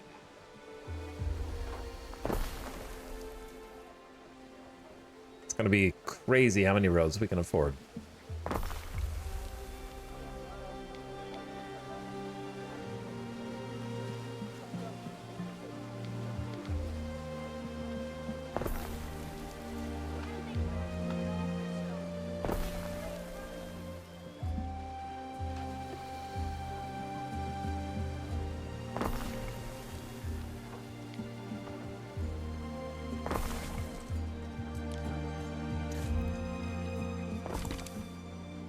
All right, we're almost broke.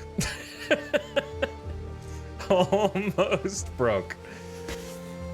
Are you gonna have chariot death races on those roads? Maybe. That's not a bad idea.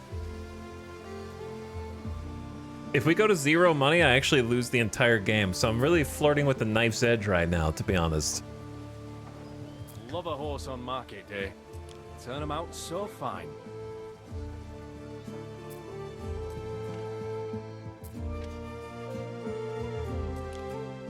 So we have like 0 eels.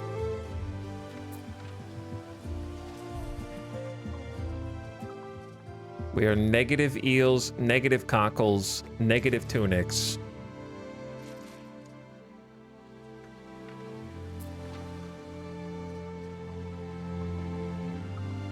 The problem is they cost 8 gold upkeep a month, and I'm barely breaking even at 6. Wait, why was I making like plus 20, and then when I got more people here, we started making less money?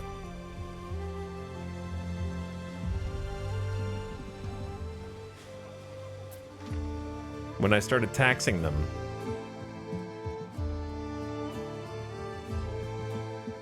I'm starting to think this governor owns a road company. Mayhaps I do. Oh, I'm -2. -2. Panic. Mission. I need a lighthouse. No contract. What am I dropping from? 5 tons of timber. We definitely have timber, right? Yeah, we have 30. All right, take that. Deliver timber. Waiting for your decree. Okay, transfer. Not 30.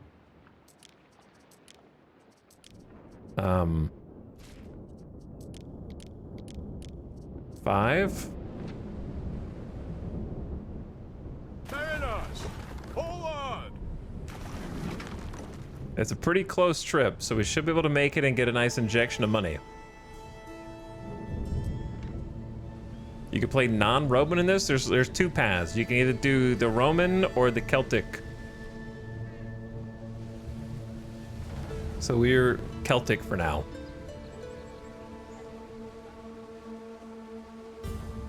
Oh, money's trending back up. What happened here? It's just a texture bug.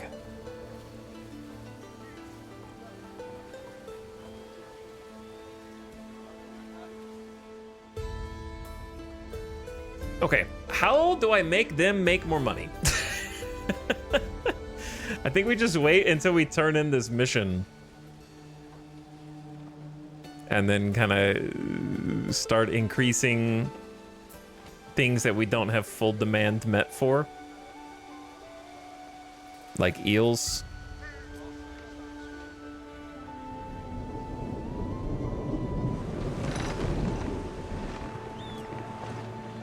We stand, waiting. This game's got to be insanely difficult to play in multiplayer because it's gonna be you and 3 friends, and you're like, hey guys, do you have 12 hours? Because that'll be good for our first session.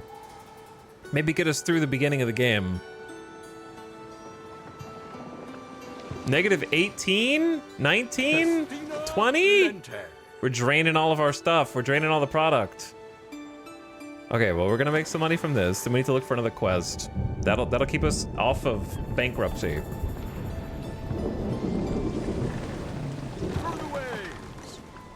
Where's the little pop-up that tells you to turn in the quest?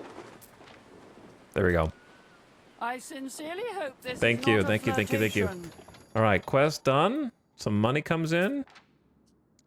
Deliver tiles. We don't have tiles. Where is the lighthouse?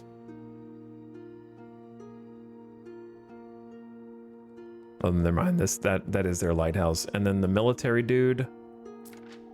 Deliver 10 tons of tunics or collect a crate. Let's go collect a crate. Find the lost cargo.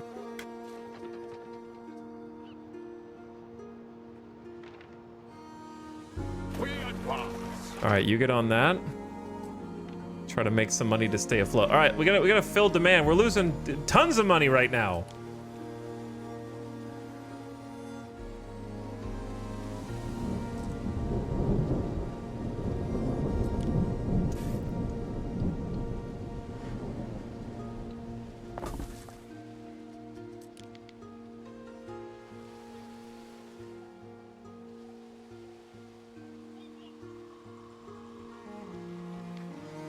Road needs to go a little further out to have 100%. If they overlap, then you don't get the 100% efficiency. But 99 and 100 is probably sufficient, but we'll just go there. They need plenty of space for eels. Wait, it says they have 213 out of 140. What the hell? And these guys only have 141 out of 140.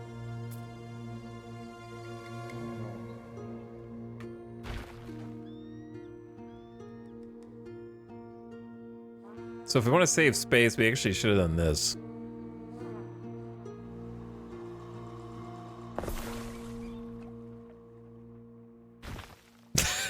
Okay. I hope I didn't just murder all these people who are floating. That cost me 1 resource just to pick it up and put it back where I found it. I didn't even move it.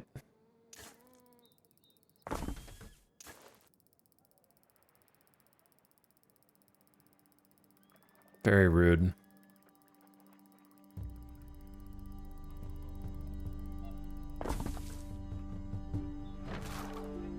Something like that. Okay, so that should fix the eel shortage. We also have a shortage of cockles and tunics, so let's just go around and fix everything. We need more cockles.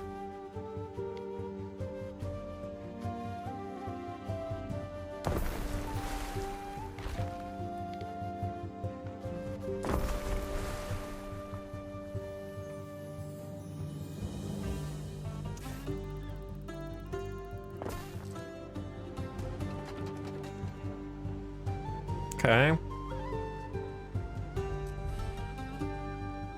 Then the tunics.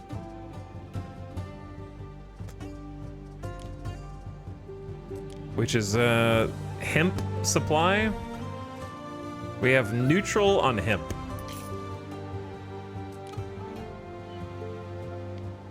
That's you, big dog.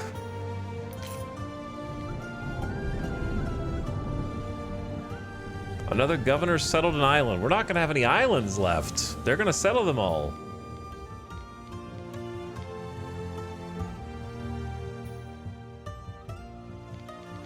Which I guess is fine.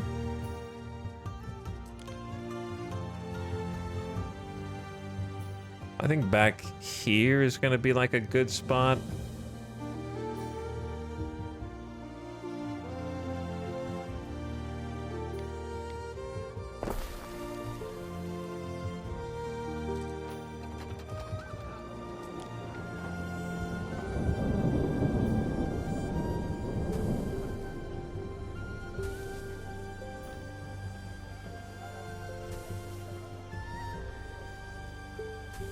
There you go.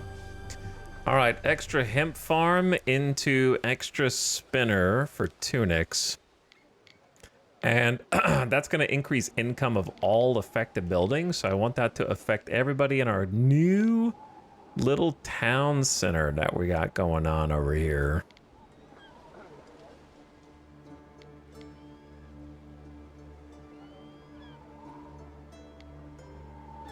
Turns out a 3-wide road does make this a bit difficult, but I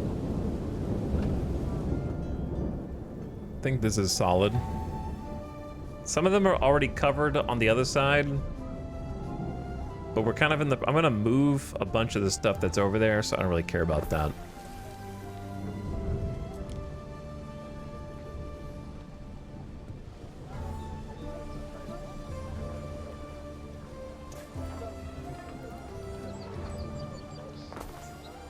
Okay. And then the reed shoes are gonna do like the same thing for them. I'm gonna put that inverted on the other side.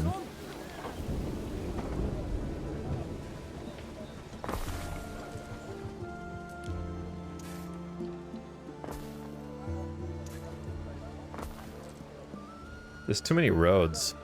We need to use our space better.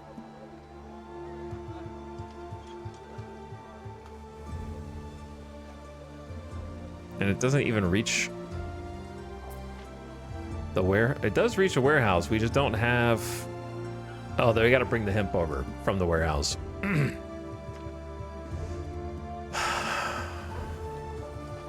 Hmm.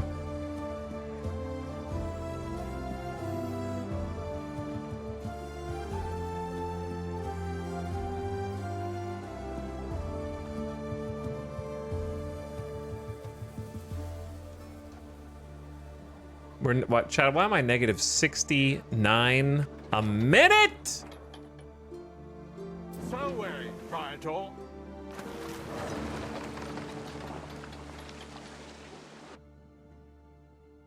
Festina Lente. I'm going bankrupt. It's over. It's over, bros. Production buildings are costing me negative 168.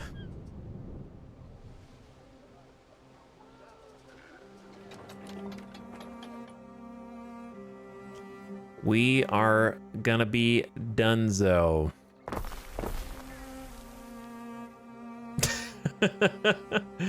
I clearly don't have a grasp on the economics.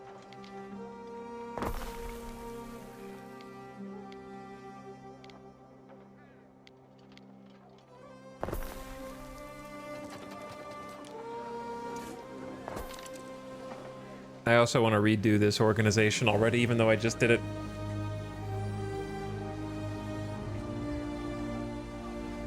Negative 77.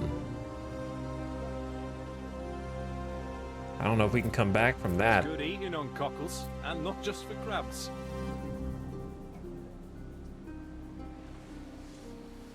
What happened to this?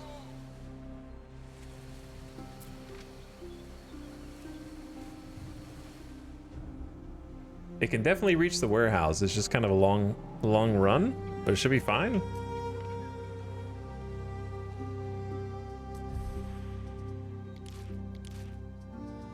We're not negative on anything. Now we're back down to negative 23, negative 22, negative 20, negative 19. We need to make profit.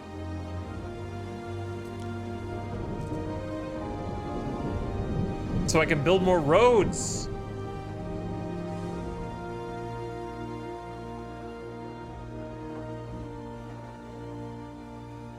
I need to make more cash money.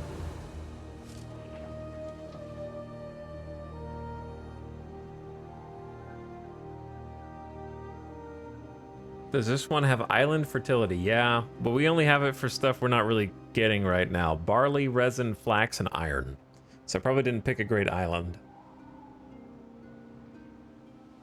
I'm also playing on like the veteran difficulty from the beginning, so it's more fun to learn that way for me. But don't like it when production games play themselves and you can't lose. But this island sucks. It has it out for us. We're only staying alive by doing quests right now.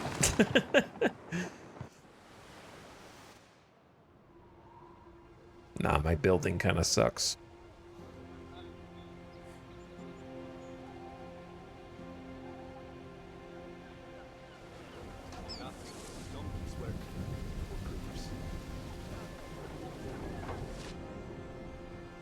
Every time I look at the screen, I want to start over.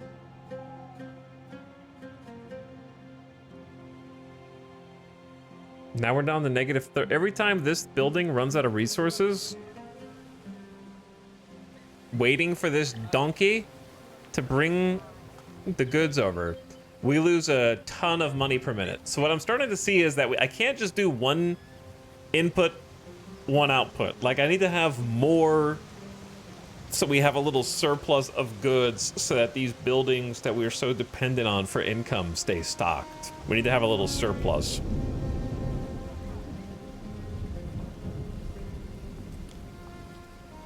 But each one of the hemp farm buildings does take monthly maintenance. But you see, the second that it gets supplied, we go back to positive. But yeah, I need to be able to have like a little bit. That's where fertility would actually be very good. Because we're sort of just waiting on this hemp farm right here. That hemp farm's going direct to the spinner, and our other hemp farm is going to the warehouse, which is shared across the map. All warehouses share inventory. All right, we're at positive 10. And boat. You've got the grit to see I did a things mission through. for you, so we have 1,600 bucks. Okay. We are back. We have money again. And I don't have any more contracts that I can do right now, I think. We've done one, I believe, for everyone. Unless you can do one for the raiders. We have endured worse things than war. In the cresting waves, the long faces of Yeah, we've done fallen them all. friends. Mariners, hold on! Oh my god. I'm ready to restart. No, all right, focus. I need to build more roads. That part's true. That part is true.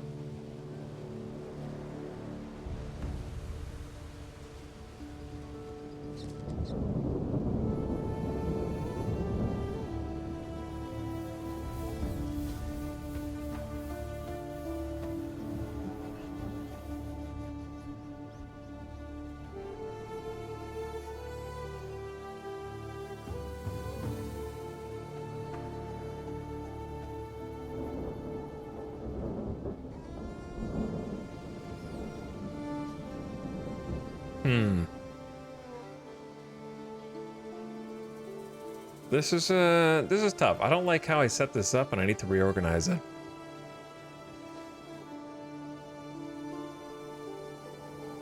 Classic.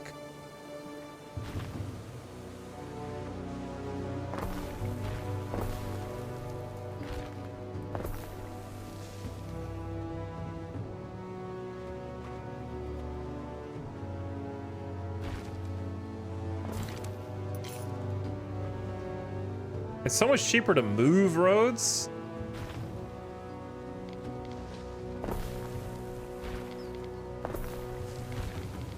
Than it is to build new ones.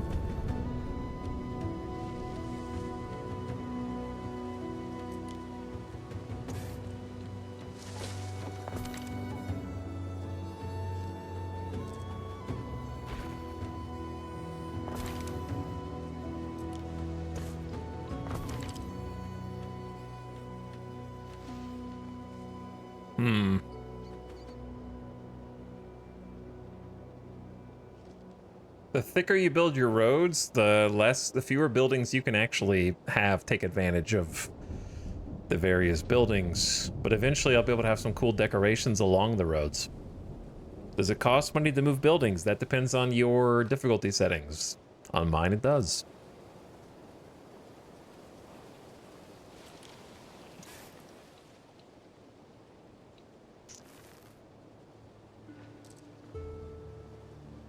But it all depends.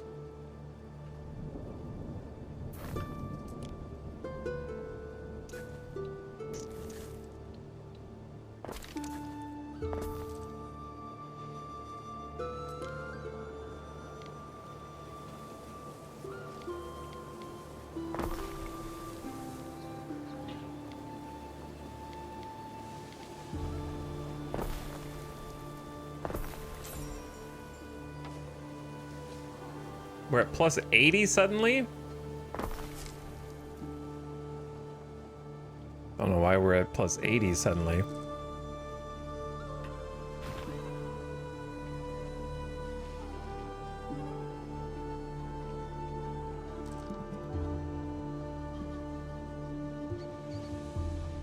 How do I do this?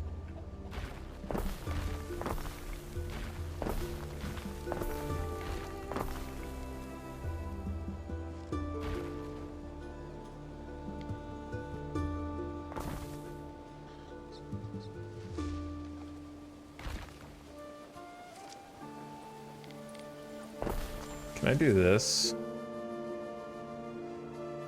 Well.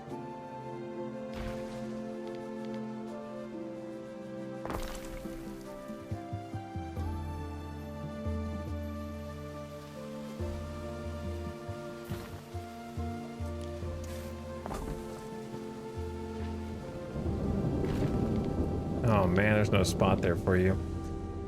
All right, we'll come back for you eventually.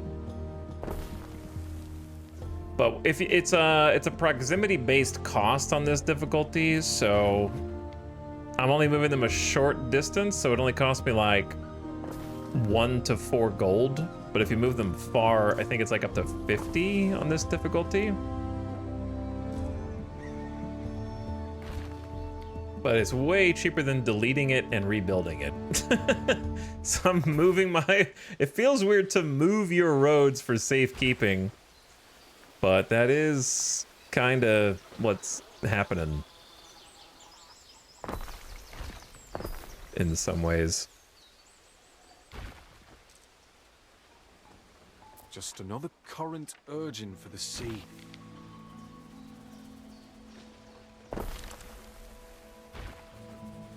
Damn, that really like almost fits but doesn't. If I delete that road, it'll fit. We don't need a road going around behind it like that, I suppose. It's just kind of convenient. Each deity confers unique blessings. Change your patron god as you please.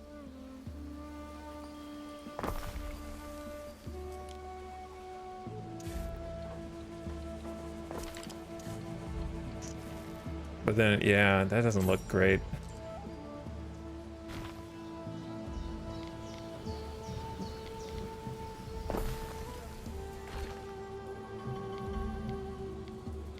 But now I can't get this road to go diagonal again, wasn't it? Oh wait, it was this one.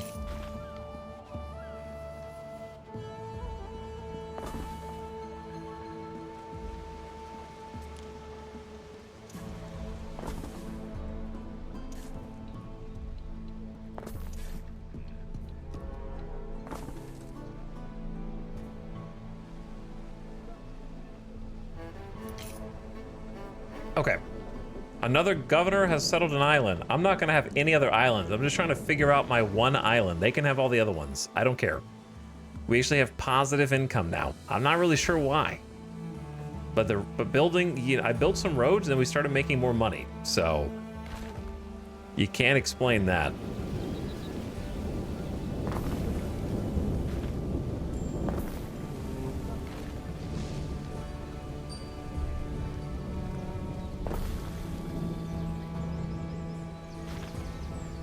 I think we should move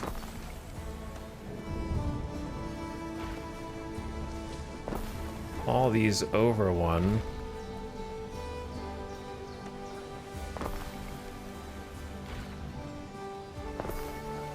It'll feel a little more balanced, and we can put some decorations on the side of the road too.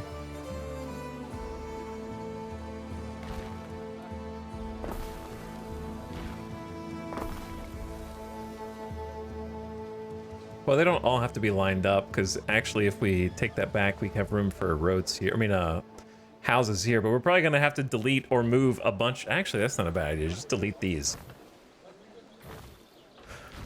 Pick them up and shift them around, you know?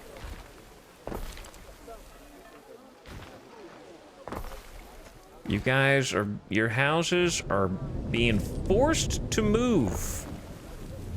I promise it is for the greater good.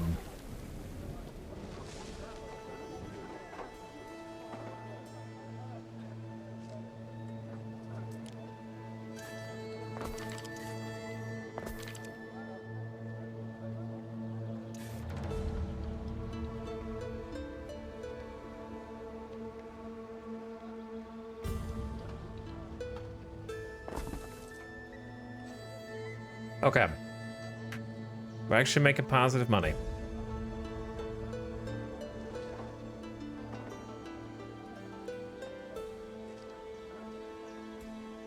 And we got 39 extra water workforce.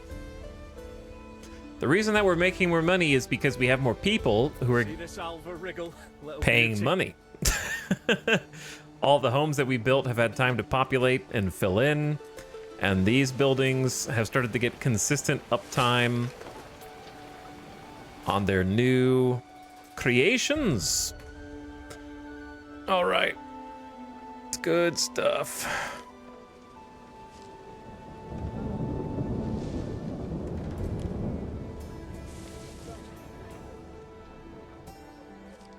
I would love the hearth. Oh, it follows the road. Oh, that's tough. Okay, I see the issues. So we probably want a road connection like that. And like that. Because if I put a hearth here, it's not even going to reach the houses in the bottom because there's no road connection close enough to them. Which is so dumb.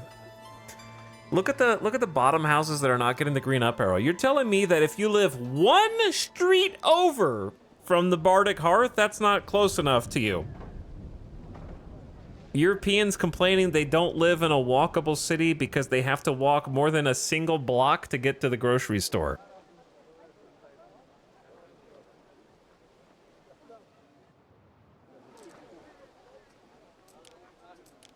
Your people are ailing. A disease has started. What?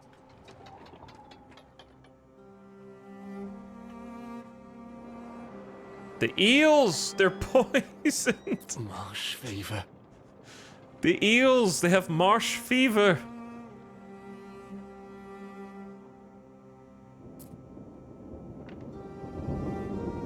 The eels are poisoned. This is what I get for not making any town services.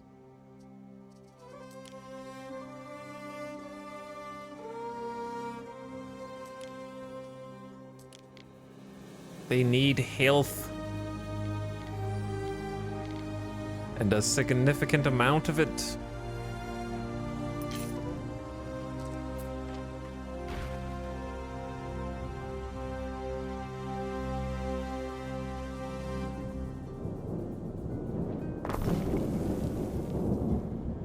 This building costs $22.50. You guys are just gonna have to die. Sorry, I can't afford that. Not happening. Governor Villa's 1K. We have negative, I just realized we have negative 41 health. Well, that's not helping. But in our new area, are they making shoes? Yep, they're making shoes. But we keep losing hemp. So I want to make some more hemp.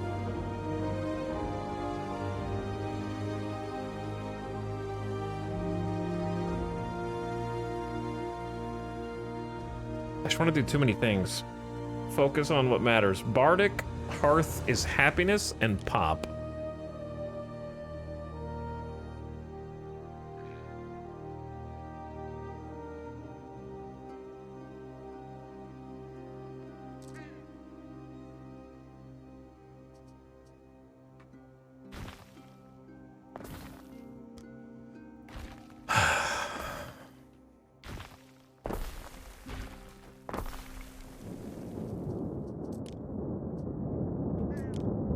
Which isn't quite what I want. Why did they, whose idea was this to make this building a 5x5 when all the other buildings are like even numbers? Every city builder torments me like this.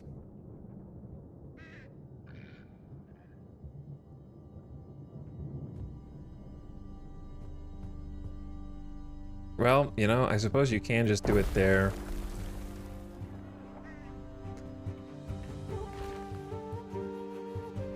And then leave these buildings where you found them. Or I mean these roads where you found them.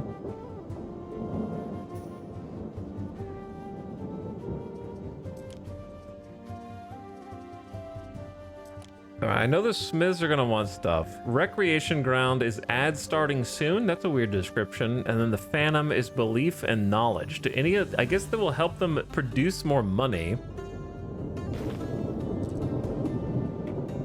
But yeah, turn your volume down. I'm gonna take a quick gamer death break. Let me check on their needs over here. So the smiths, the more needs that you fill,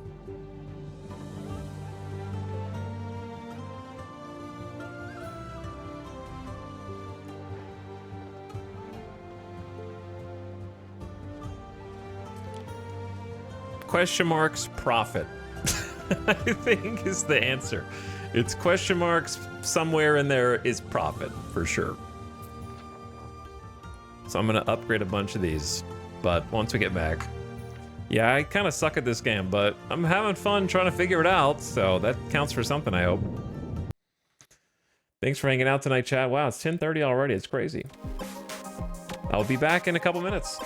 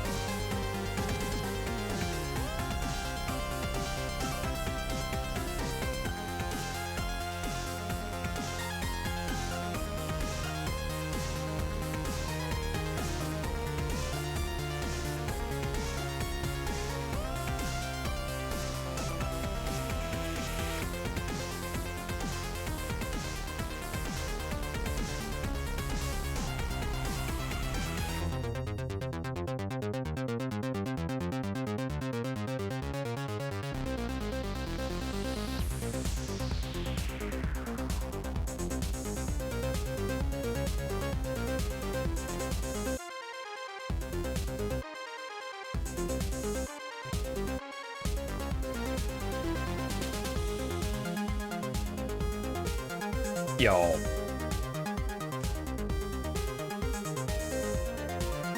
What up?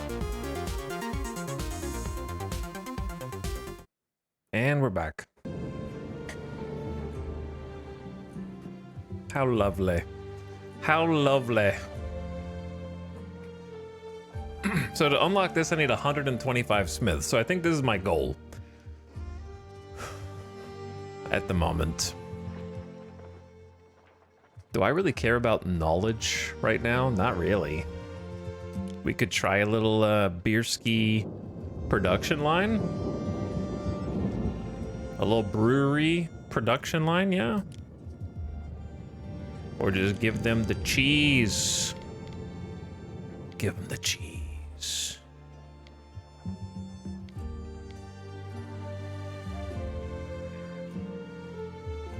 The cheese.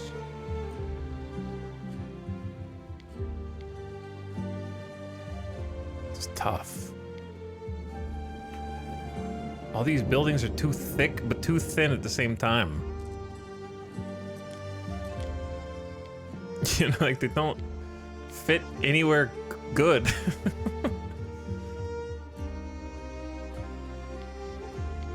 There's always like one space everywhere.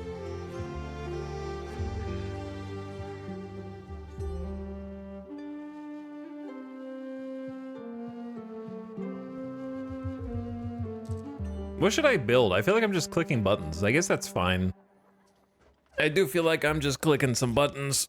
As long as positive things are happening, I suppose.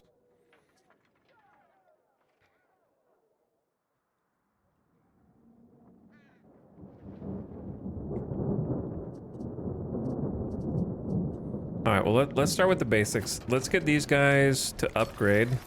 Prefer a reed shoe to a sandal. Local, see? So we're losing the water workforce, gaining smith workforce.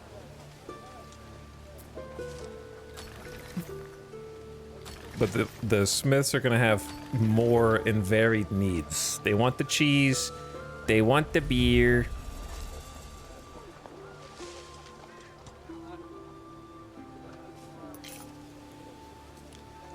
They also want recreation and the phantom.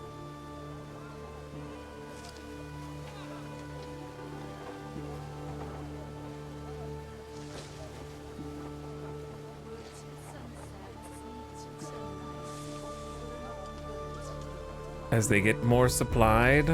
Oh, there we go. New options available. A shipyard. Very cool. Build ships. Sails. Make some sails.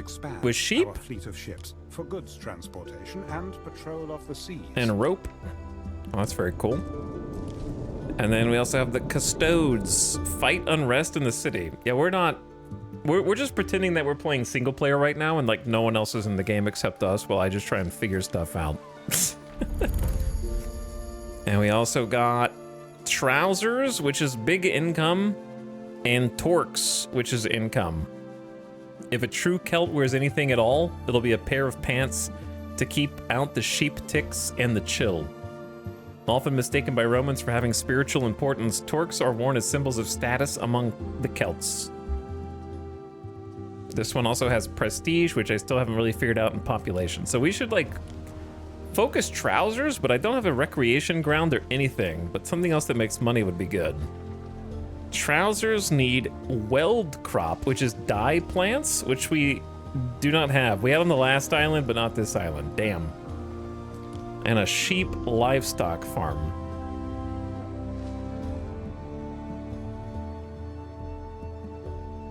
So I'm thinking like, if this is the primary influence of the town, then we do the other stuff.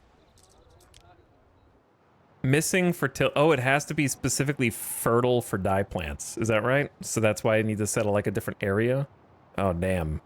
So no pants for my peeps. And this needs copper? Oh, no. I'm screwed. All right, this is where I find that I messed up.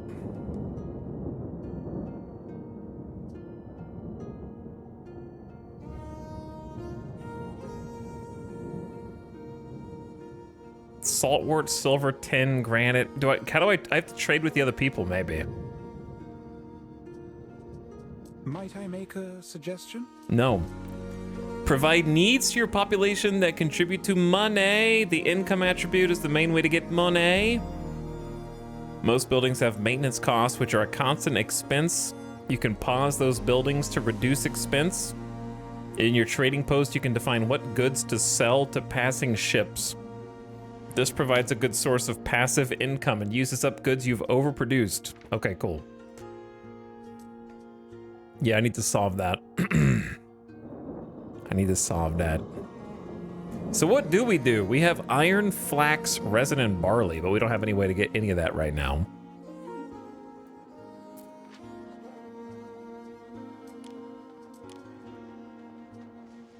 What the heck is this? What is this screen? I don't know what I'm looking at here. Ramps.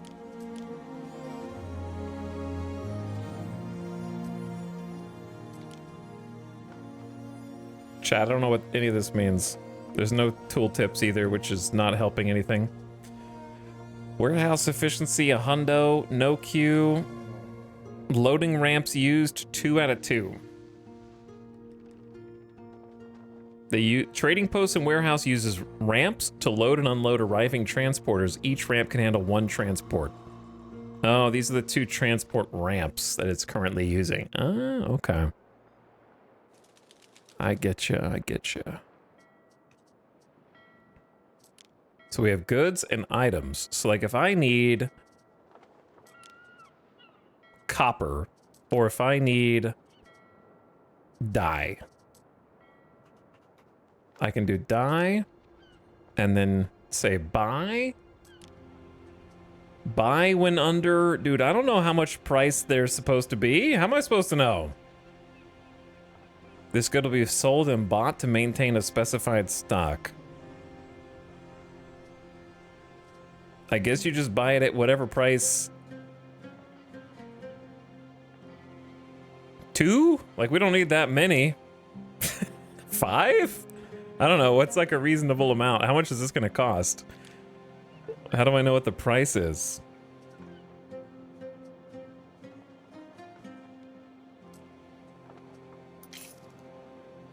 I'm going to start with 2 and then go from there. And then try and get the sheep going and see what happens. We're just going to try and get some imports. How would I know what price it is?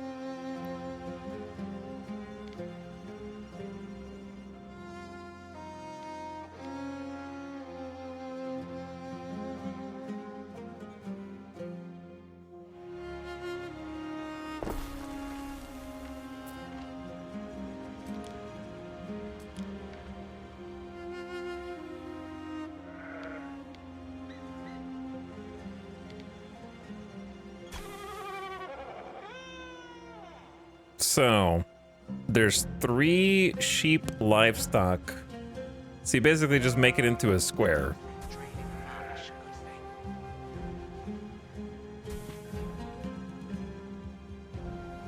Okay.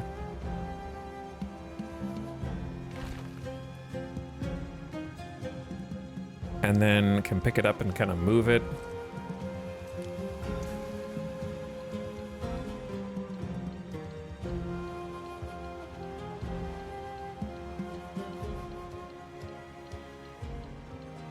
That's not really a road that I'm concerned with.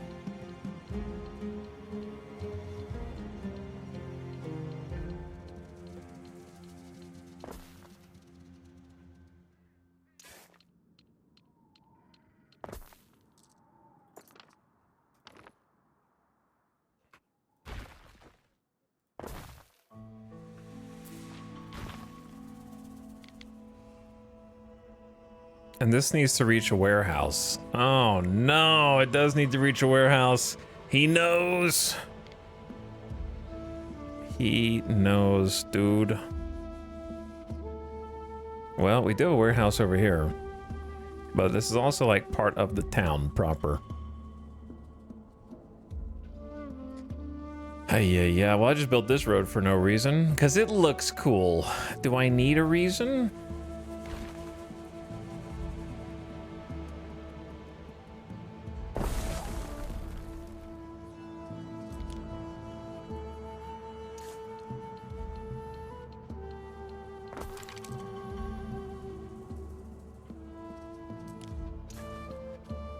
What?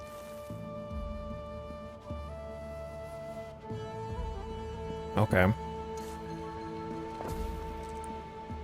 Sure, yeah. Whatever makes the texture happy. Whatever makes the texture happy is fine. All right, move the sheep. Why are they perma-diagonal? It's permanently diagonal.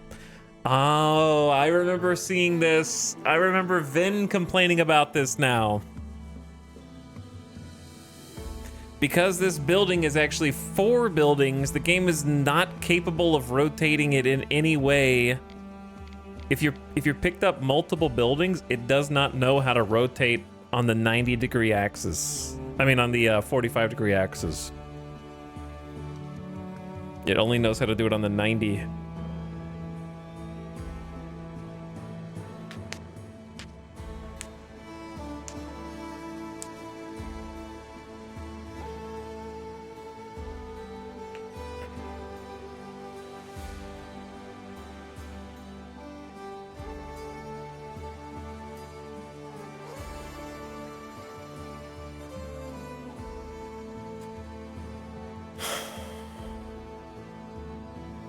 Don't ask questions you don't know the answer to.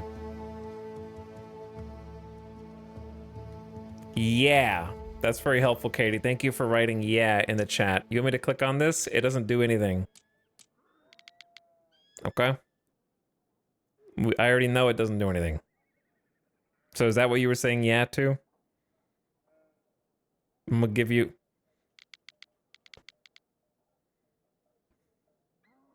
Ordinarily, I would time you out, but I will have mercy since this is your first chat message, even though you've been following since August of this year. But the reason you can't do it is because it's 4 buildings. The game thinks this is 4 buildings. So if you pick up 1 building, you can rotate that 1 building on all axes. But if you try and pick up more than 1 building, it's like, holy shit, I don't know what you want me to do. So I only do 90 degrees now. And it gets confused. I saw Vin complaining about the same thing.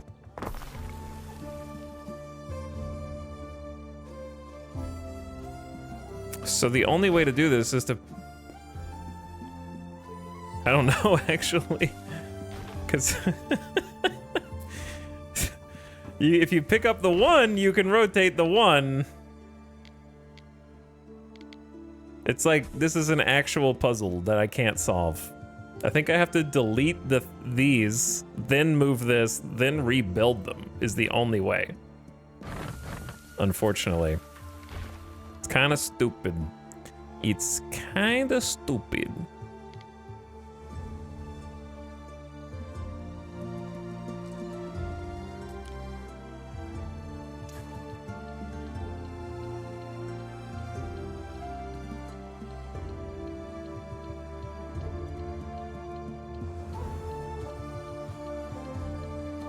Do I want to just go straight on like that? Maybe.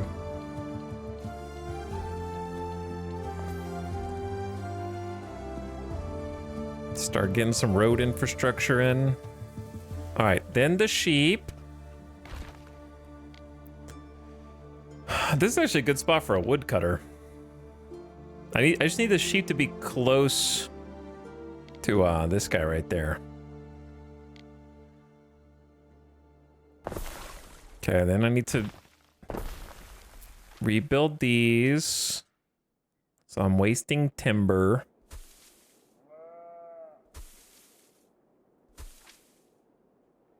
Okay, whatever.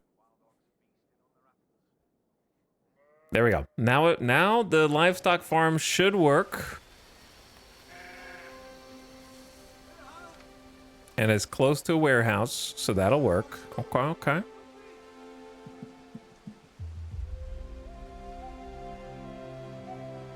Yeah, it is very strange, but you'll just have to work around it, I guess.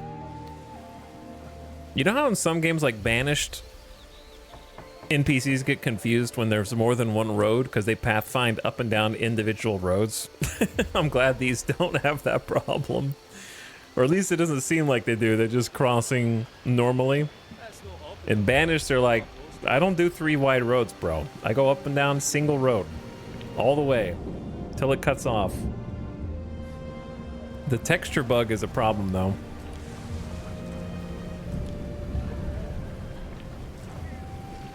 That is a problem.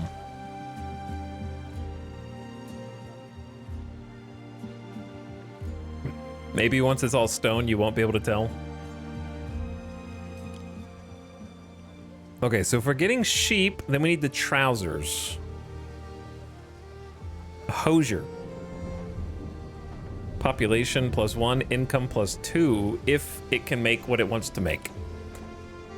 Another building that doesn't fit neatly.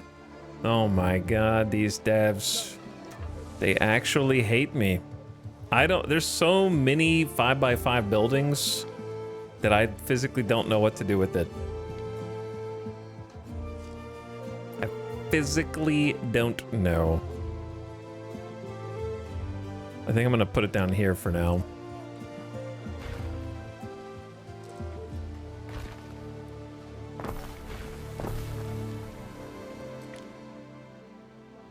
Kind of doesn't reach everyone.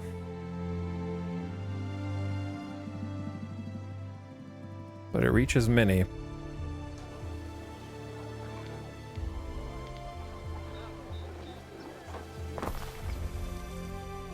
Okay, let me see if we're making any transactions.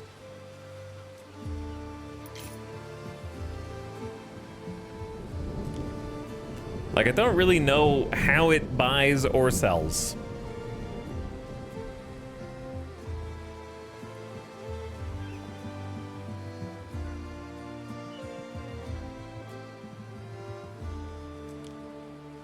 For every single good you can automatically buy, sell, or maintain, your trade partner... I have to have a trade partner. Visits your trading post regularly to buy or sell what they can. I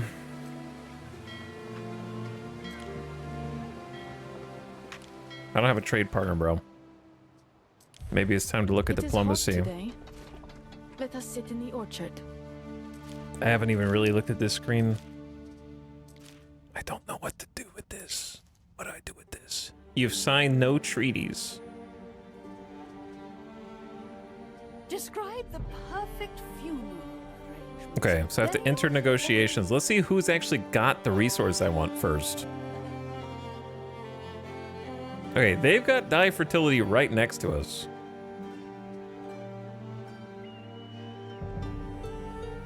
What group is this? Oh, it's the people who don't like me. Loitering perverts? Who the hell are you talking about? What is she talking about? All right, enter into negotiations. Take a loan. Request a trade treaty is -210, brother. She thinks I'm insignificant, and I'm Celtic, and I'm defenseless, and I'm not devoted to Mars. Okay, so we're not trading. Does anyone in the game like me enough to trade? No, -250, that's even worse. -115. She's the closest, but she thinks I'm insignificant because they've all cheated their balls off and have double wall palisade interiors, and I don't even understand how a defense works in this game, bro.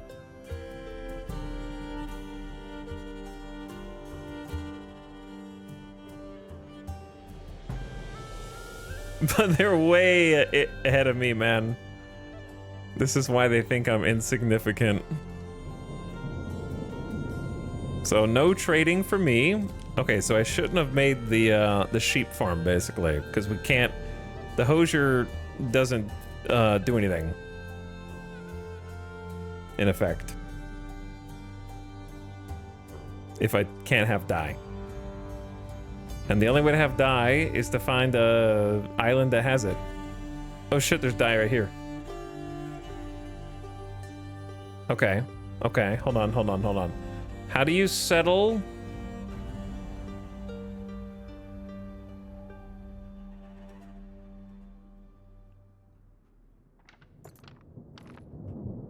Ship, come with me. Through the waves.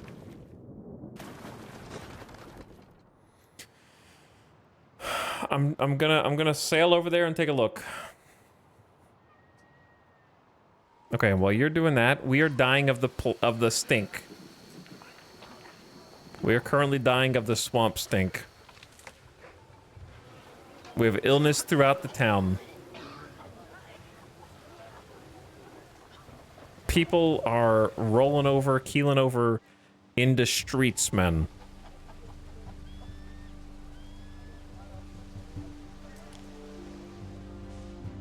How much maintenance is this? 22 a month, holy. +1 happiness, +1 health, +1 prestige. Also, this place is freaking huge. And also an odd number because the devs hate, they can't choose. They're like, they want to have their cake and eat it too, man. They got odd numbers and even numbers. And I don't know where the hell to build.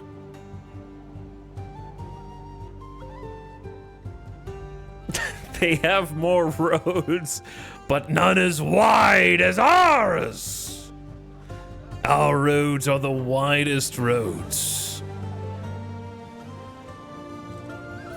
Okay, I gotta pause for a second. Genuine question. In every single city builder, how are you supposed to get all of the houses around all of these buildings?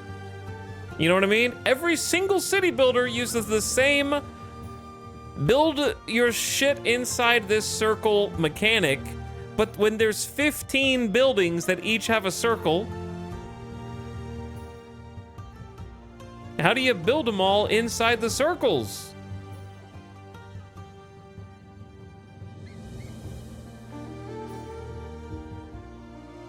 You're not supposed to, you have to suffer. Min-max diagrams, oh god.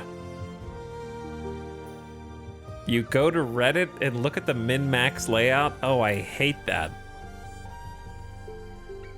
City builders, I understand this is like Anno's thing, so I'm not talking as harshly about it as the other ones, but it's time that we crack the code. It's time that we figured out a new way. You know, it's been decades. There's gotta be a better way for a city builder than just a radius around a building, the end. That's the whole gameplay. It's just Factorio. It's not Factorio. The problem is it'd be better if it were Factorio. The issue, I think that the solution to making it more engaging is actually making it more like something that is a logistics-based game. There's really no logistics here because, and what I mean is, like, obviously there's resources and production go up and production go down, and that's logistics. But what I mean is, like, your proximity doesn't really matter. Like, if you put, like, for example, if I have a warehouse right here, and I have a reed gatherer right there, okay? The distance between here to here is not better than the distance between here to here. Why? Because as long as this building is not stacking up its total output storage, then we're not losing anything. We're at a one-to-one transfer from here to here, no matter how far away this is, as long as it can reach. So, like, distance doesn't matter.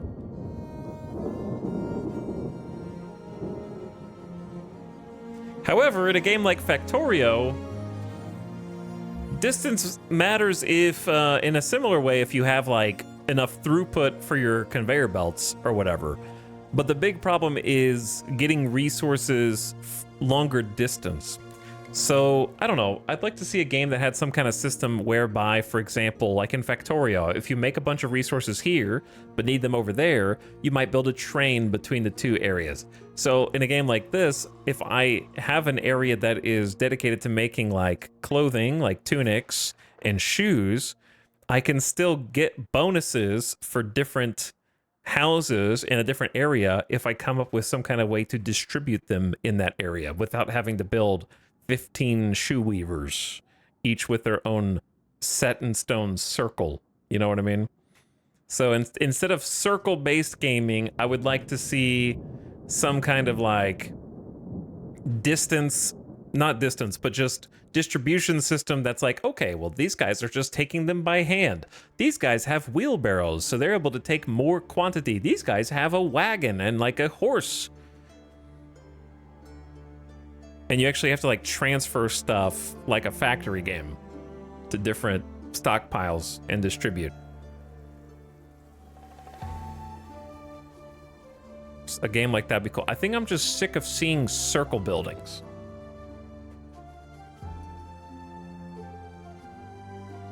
I'm sick of seeing circle buildings in every single city builder. Like I said, I get it's Anno's thing. That's fine.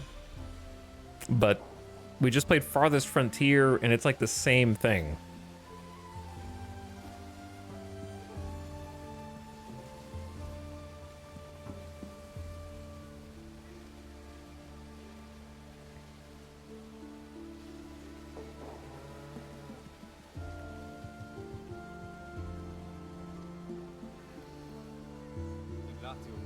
Would workers and resources fill this? Would workers and resources fill the Roman period island building genre game? I don't know. Does workers and resources have a secret old-timey banished or Roman style city builder?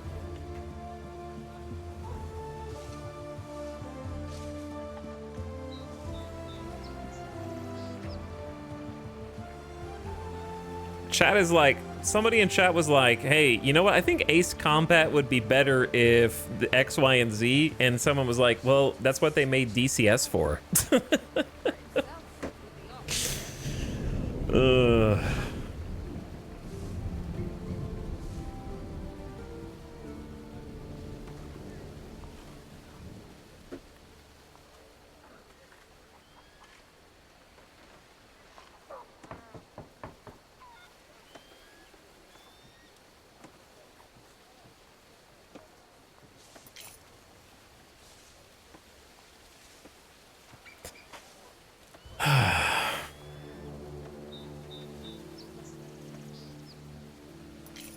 I wish city builders would do this. Yes, workers and resources does that.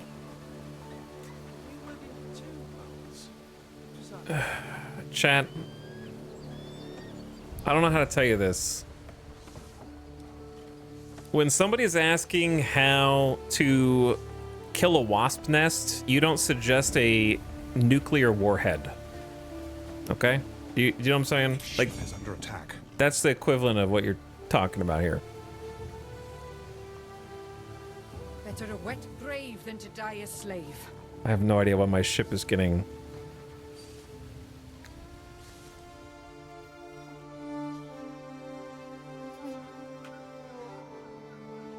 I have no idea why my ship is getting attacked.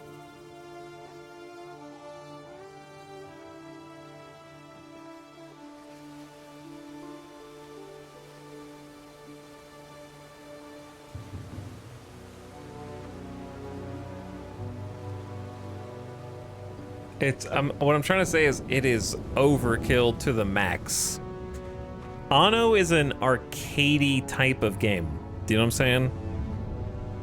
This is not a simulation game. So me asking for something besides circles here and then suggesting like a game that you need to read a guide to be able to understand how to play, like you need to read a book to understand, is not the solution. It's you're going in overkill. I'm not saying that there's not a single game that's ever been made that doesn't use circles. I'm saying why can't the games that are accessible come up with new interesting mechanics instead of repeating the same shit over and over again? And not everybody wants to play in the Soviet Union for their city builder.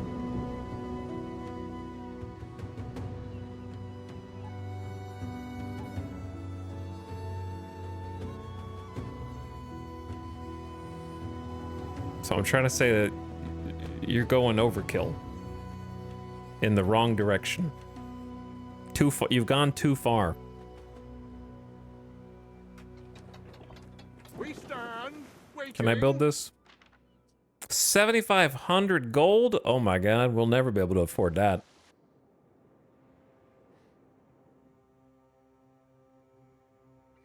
That'd be like me going like, man, I wish Stellaris had some more interesting and deep mechanics, and you're like, have you played Aurora?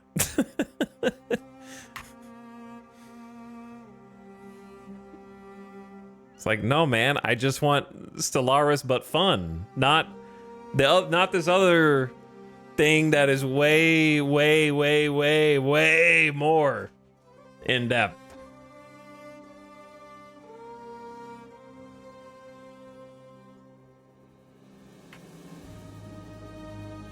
What do I do with these buildings that are all dying?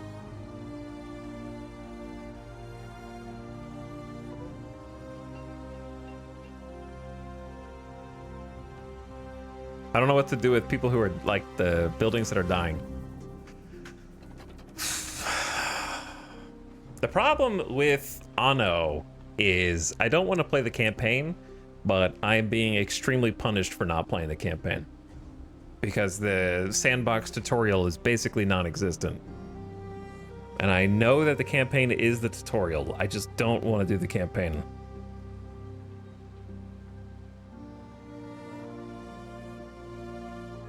So I'm a little stuck because I have no idea what anything is doing or why.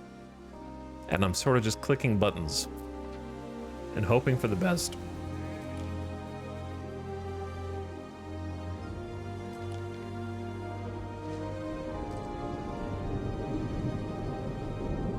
The campaign doesn't explain a lot more than this? It doesn't? That sounds kind of crazy. I feel like this is a game I need to play off stream and just dick around in it and then learn how to play it and then come back knowing how to play it.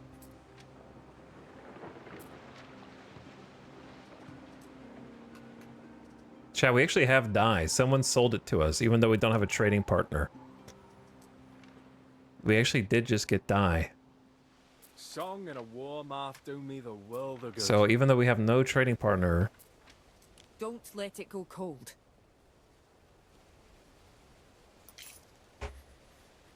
It's easier, it delays a lot of NPC expansion. I see. So like, this building should work.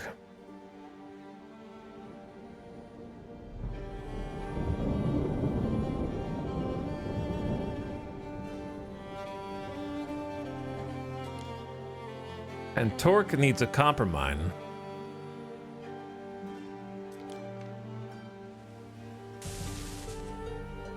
Sound like a lightning just struck. What are the little green and red diamonds?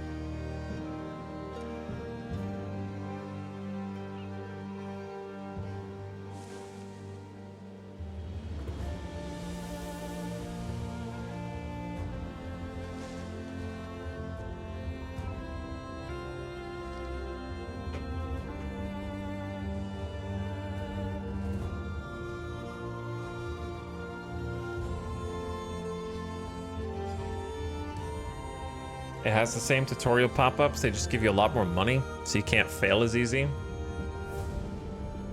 It just means it has a positive and negative area effect. So it's bad fire safety.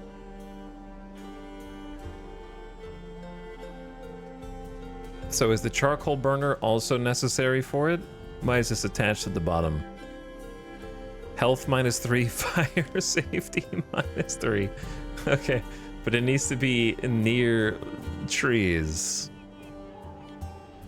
I assume it also needs to be near a warehouse. There's not really a good forest here. Trees are very sparse on this map.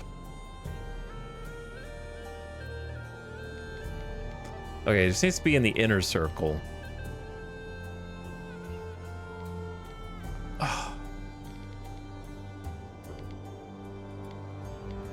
Maybe like up here.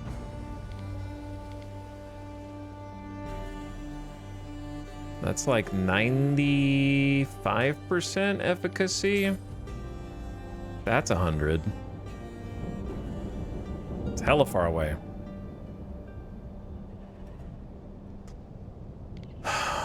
Oh, there's a 100 right there.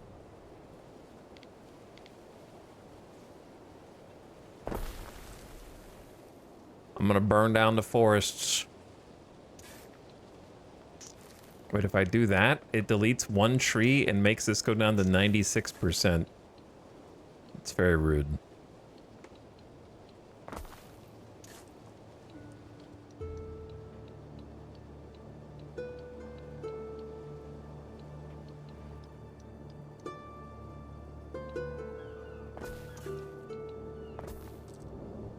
There you go. No warehouse.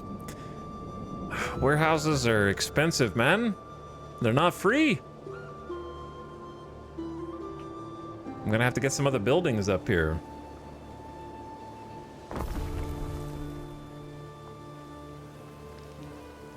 Looks cool when they're taking it over, though. Okay, so we got the charcoal. And then the wire twister. Reduce fire safety, but give everybody plus income and prestige.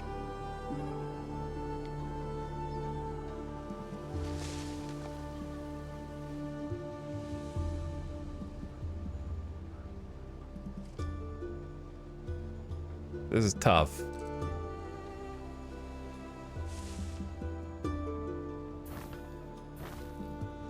I think I'm gonna have to do this.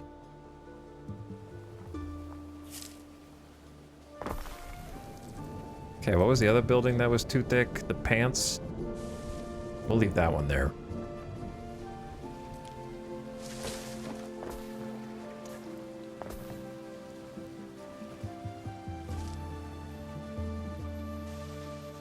City health got a lot better. Yeah, it is better.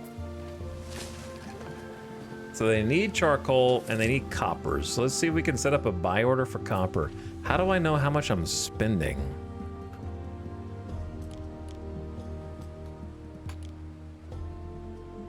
On a particular good.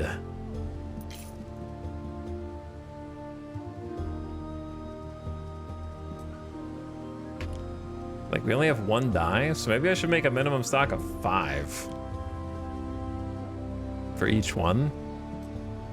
Wait, someone's showing up right now.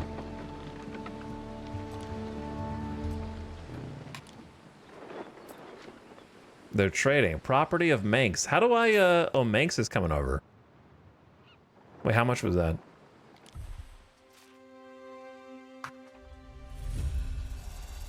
City status, major cojones.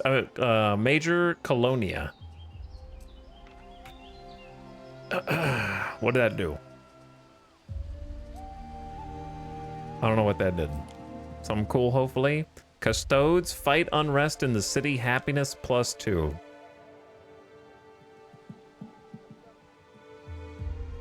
Well, we do want everyone to be happy, I guess.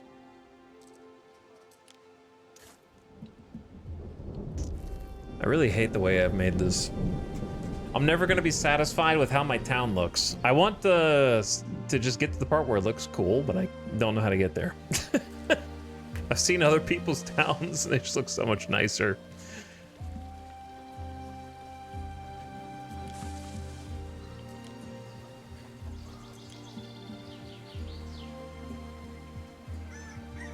All right, so they're missing copper, but we got everything else.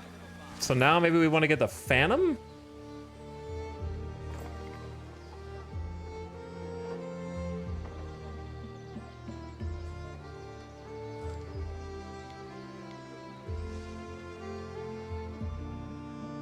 But where the hell does it go?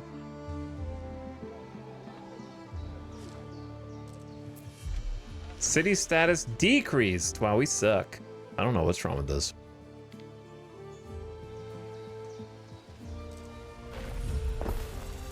City status increased. What is going on, man?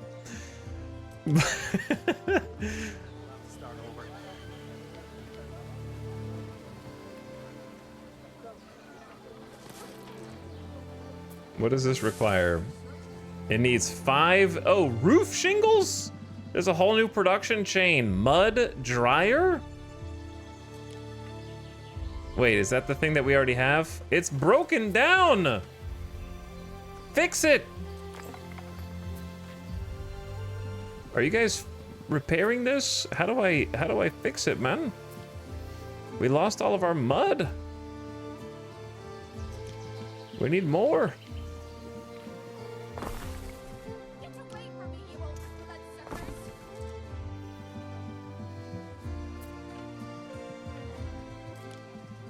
Okay, we just started making charcoal.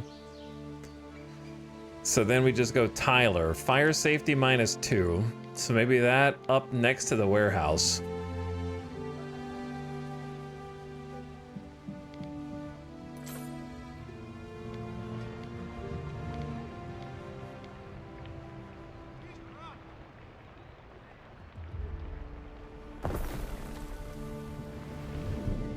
Because you don't want that next to the town's buildings. I don't really know what to do with fire safety, man. We didn't have very good fire safety practices. They should be able to get the mud and the charcoal from this warehouse. Here's a question, chat. Out of those of you who play city builders, forget about the mechanics of this game or any other game. Would you prefer a city builder that has shared warehouses where if an item's in one warehouse, it's in every warehouse across your city, or individual logistics per location that have to be moved betwixt?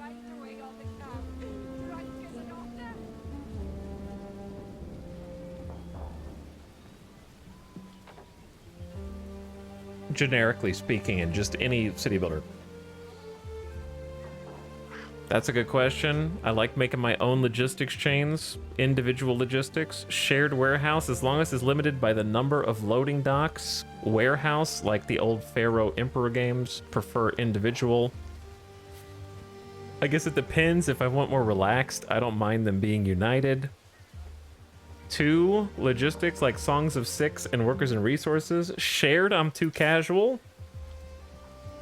Individual, I love supply lines. If they're implemented well, I would prefer that. Depends, I like both.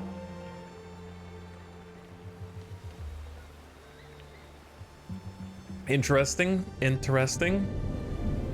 Oh, this stuff burned down, man.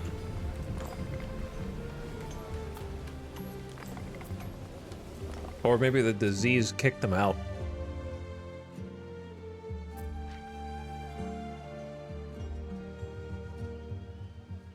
Okay, we'll see if we get any copper or not. They made to build a shipyard.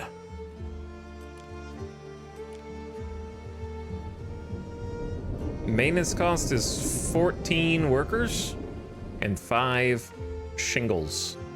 No, there's not really anywhere to put this.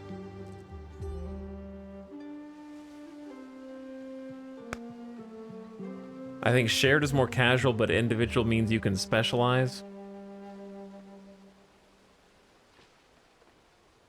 Futuristic type games, I like shared. Otherwise, I prefer individual logistics.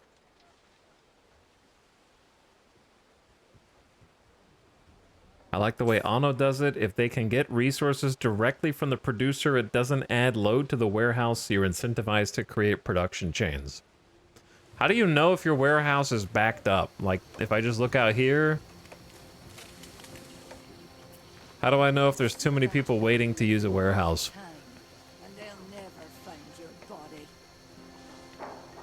I mean, it kind of looks like there are, but I can't really tell. I guess you look at this and see that there's a, okay, and it shows you there's a queue. Or not.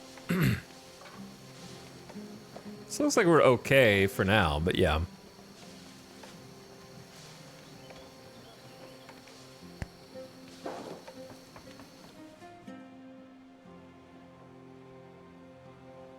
But yeah, our beach is real small, huh? Not a lot of space there.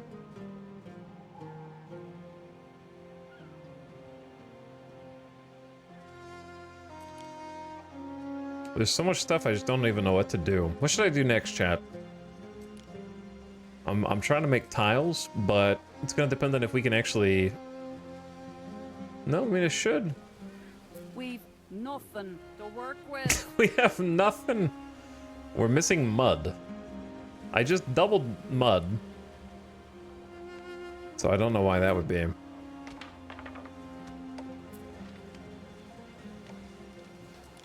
We've nothing.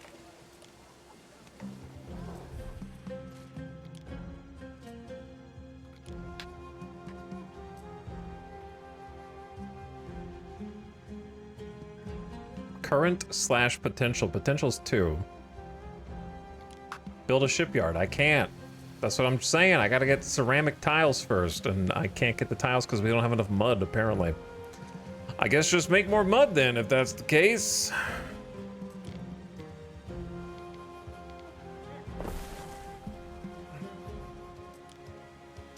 I don't know how to overcome my city building pet peeve, which is every city builder requiring a dozen identical buildings in a line. I think this game does a better job of hiding it than most, in that it blends the farms and stuff into the terrain nicely, so it doesn't look quite as crazy. Plus you got the nice diagonals. But like when I look over at the AI and I see where, I don't even know where the hell their production, they're going crazy with the Palisades. They are going crazy with the Palisades. There was one of these AI had like, there they are, yeah. It's like mud, like spam.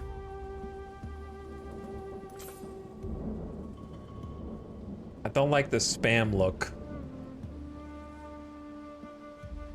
I like the adding modules to a building like SimCity 2013. Are you just trying to get me to say how much I like SimCity 2013 again? Because it's working.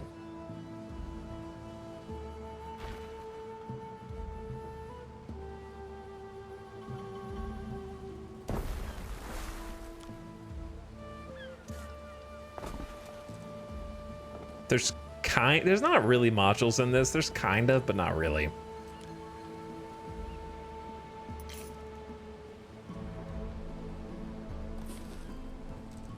This is where my shipyard would go. If I can figure out how to make, or why I'm not getting mud.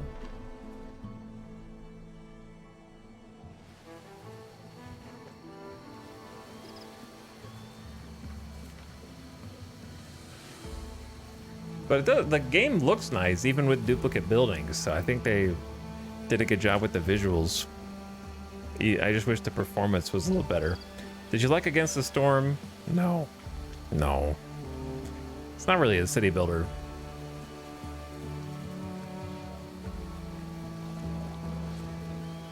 Have you tried adding dirt to water? I'm working on that right now, actually.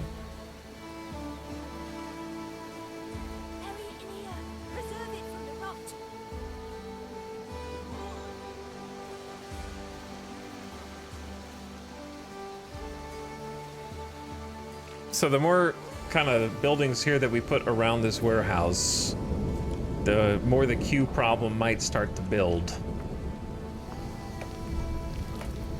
But it seems like they're doing okay.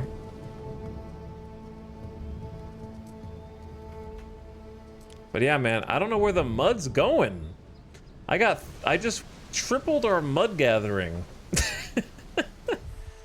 I don't get it.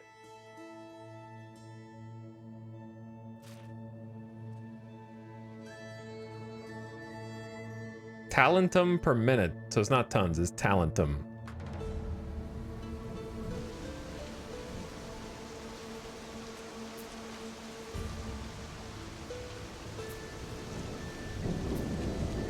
At least we're making positive money now.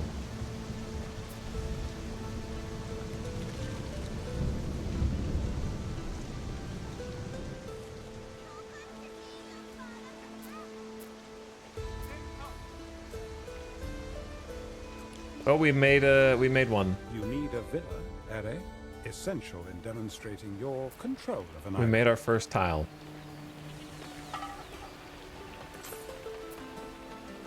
Dude, this thing is gonna catch fire for sure. I don't think I have any fire buildings yet. Okay, so we started to get the tiles. Slowly, slowly.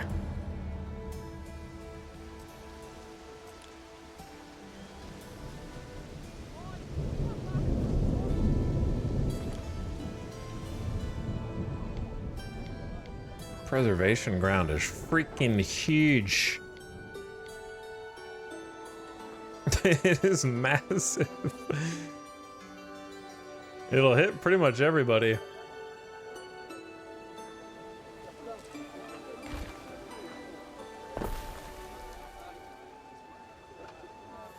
Recreation ground, whatever. Happiness, health, and prestige. To your happiness, to your health, and minus 1,000 bucks.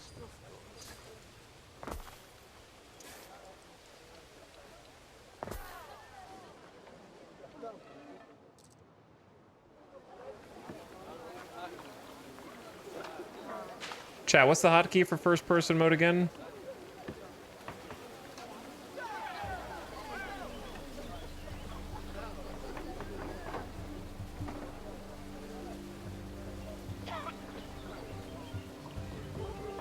Someone knows.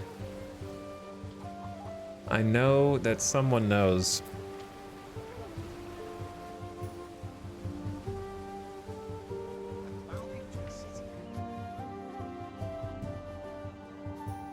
People are playing this game currently, they know.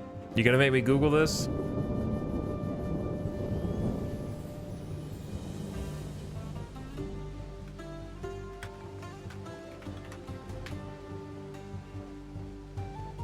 Control Shift R.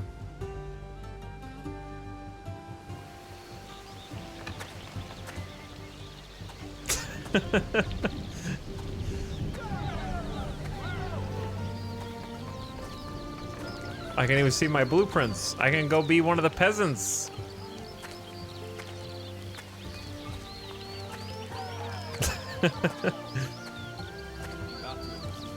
That's not what my character looks like. Got a rooster in there strutting around.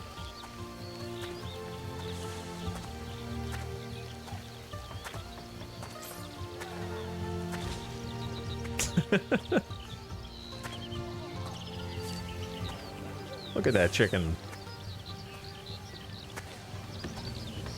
You got dogs and cats in here. Have you noticed everybody walks like this?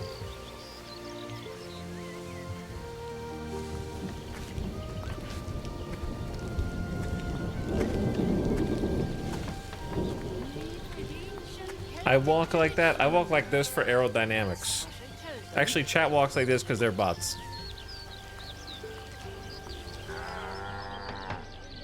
You can even click on the animals? Why is it making that noise? I can hear it now.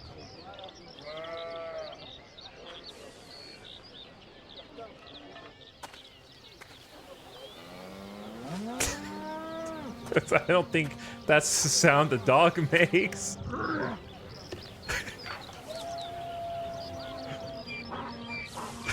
What the hell's going on with the animals in this town?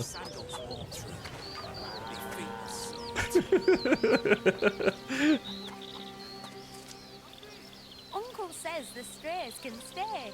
They'll eat the rats. They'll eat the rats. Okay, and it's gone.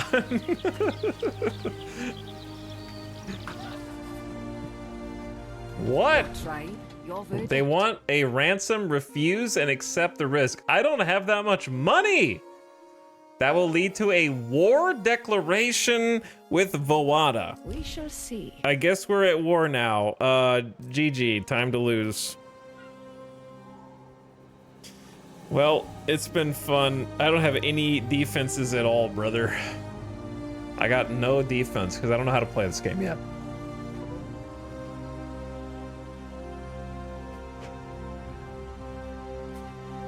Is it possible to describe a game as simultaneously too complicated and too simple at the same time? That's kind of how Anno feels. I think most of it is because Chad was joking that it's a puzzle game, but I think that that's accurate. And if you know how the puzzle pieces fit together, then it's very straightforward. You know exactly what to do. You're pretty much going to do the same build order every time with minor differences based on the fertilities of the islands that you get. So if you don't know how the puzzle pieces fit together, then it seems very complicated and very complex, which is where I'm at. Like, I don't really know what the build order is or how to get fast money, but like once you know, it's going to be pretty much that way every time you play, right? So the fun part is that initial period of trying to figure out how the puzzle pieces fit together.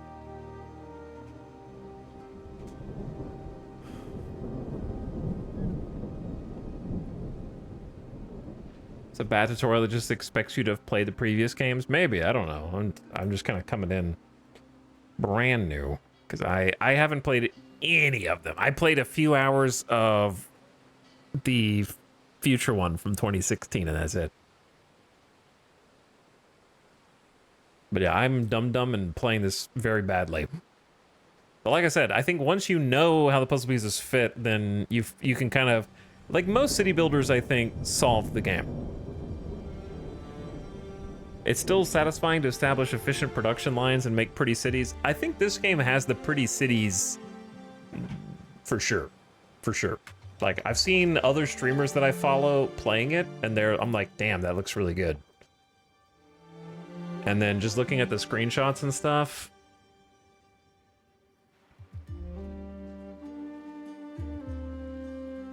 For example, you know, you can make some cool looking cities that are just pleasant for you to have built and look at.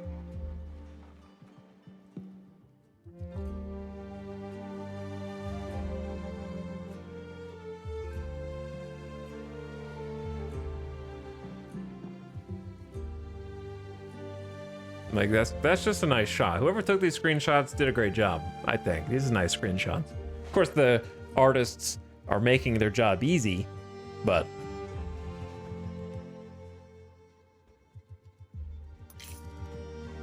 there's either no tutorials or Game Freak level tutorials. All right, so are we at war now?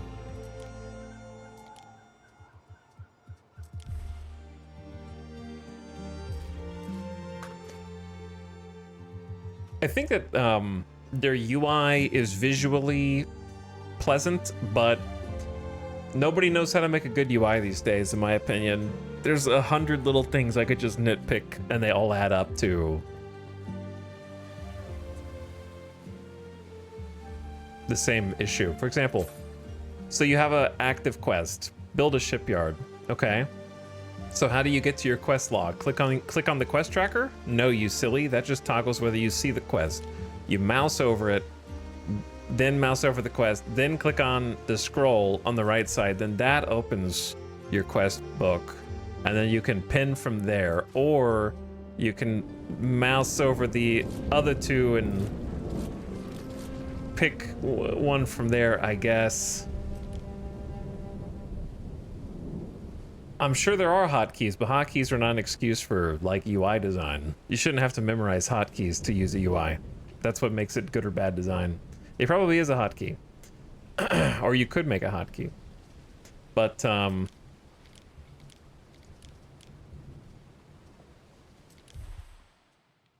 guess that's religion.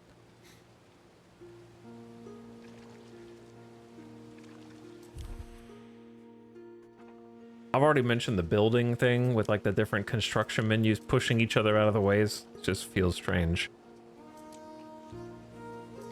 And then having hotkey to buildings. A structure is under attack. Oh, am I being killed?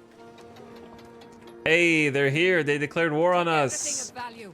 Kill those that resist. Let's go. They're shooting us with fire arrows.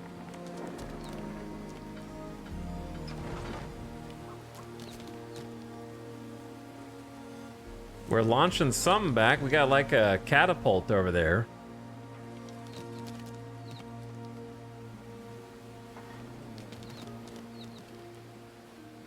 Takes a while to shoot it. There it goes. Who's winning? Well, I think the trading post is winning right now. So like hypothetically, if I had built up some defenses, where would those defenses have gone?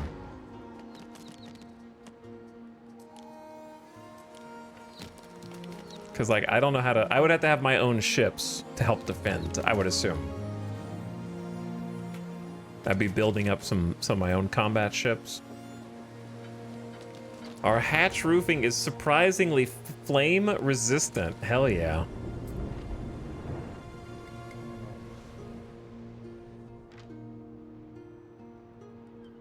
We advance. They're getting closer. Did we whiff? Wait. Oh shit. Yeah. Here they come. They're marching in. My people. Run, everyone. Sound the alarm.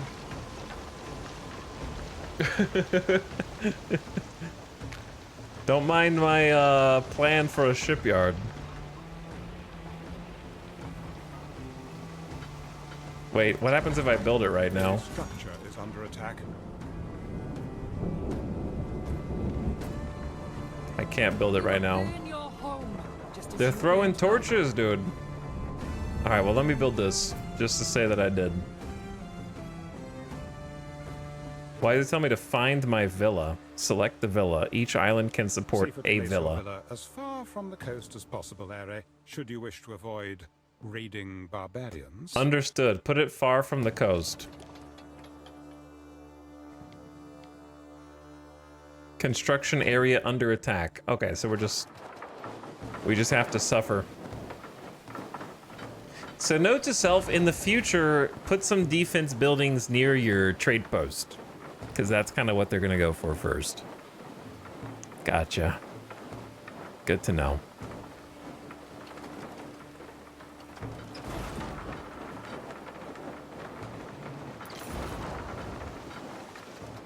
Where's my ship, man? It's like slowly on the way back. Time flies, as do we.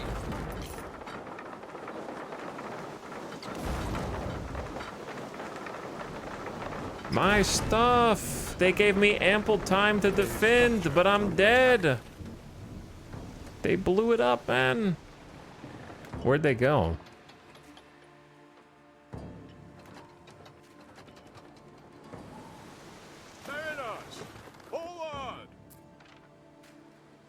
Okay, so it's slowly rebuilding. So what are we still at war?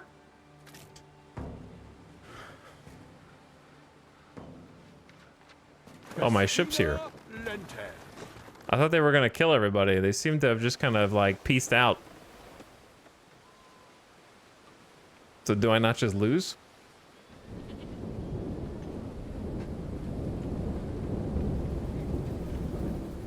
War objective, be annoying. How long does it take this to rebuild? We're still on maximum speed. And the bar hasn't filled at all? I don't know what's going on, dude. Very strange. Very strange. Take like 12 real life hours? Warehouse is full as a finch's nest. Come home to my benno reeking of fish. Did they empty the warehouse or something? I don't know what they did, man. There's still stuff in here. Maybe they took some. I have no clue. I feel like I need to watch a Let's Play of this game. I got no idea what's going on half the time.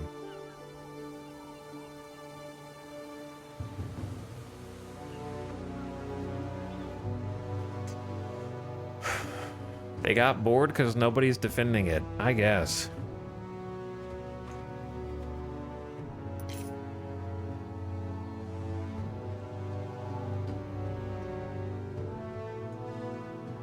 That's what I'm doing. I don't recommend it. What, in this game or IRL?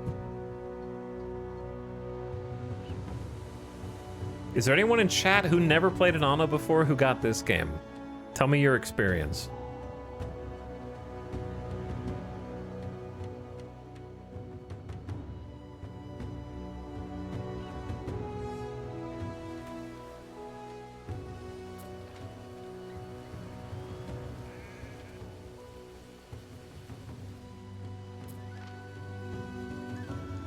We are full of sheep. I need to be trading, but I haven't been trading at all. I think when they deleted my,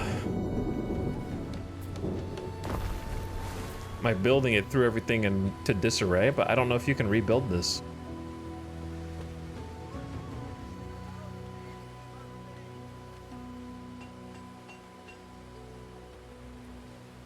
Does anyone know if you can rebuild your trade post if it gets deleted?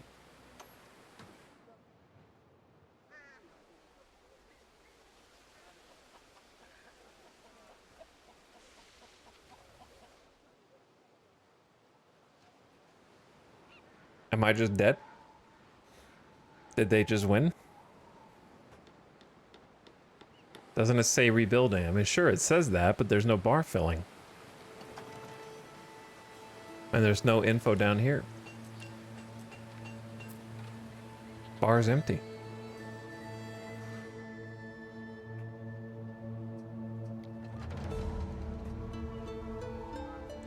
All right, gamers. I think that's Jeej. I will probably check this out again, but I need to learn more about it to know what the hell I'm doing. Oh, I need to like play some just for shits and giggles. I think this is definitely the kind of game I would benefit from just playing and knowing what I'm doing before starting. It's not really a good discovery period game, if that makes sense, because the game does not help you discover. You kind of have to just Google things. I don't dislike it, so I might check it out again. I think tomorrow is going to be, what do you call it? Tomorrow's probably going to be Mountain Blade Sadness. Isn't that tomorrow? Yeah, it's November 26th. So tomorrow's going to be War Sales. So we're gonna go into some Bannerlord. So brace yourselves.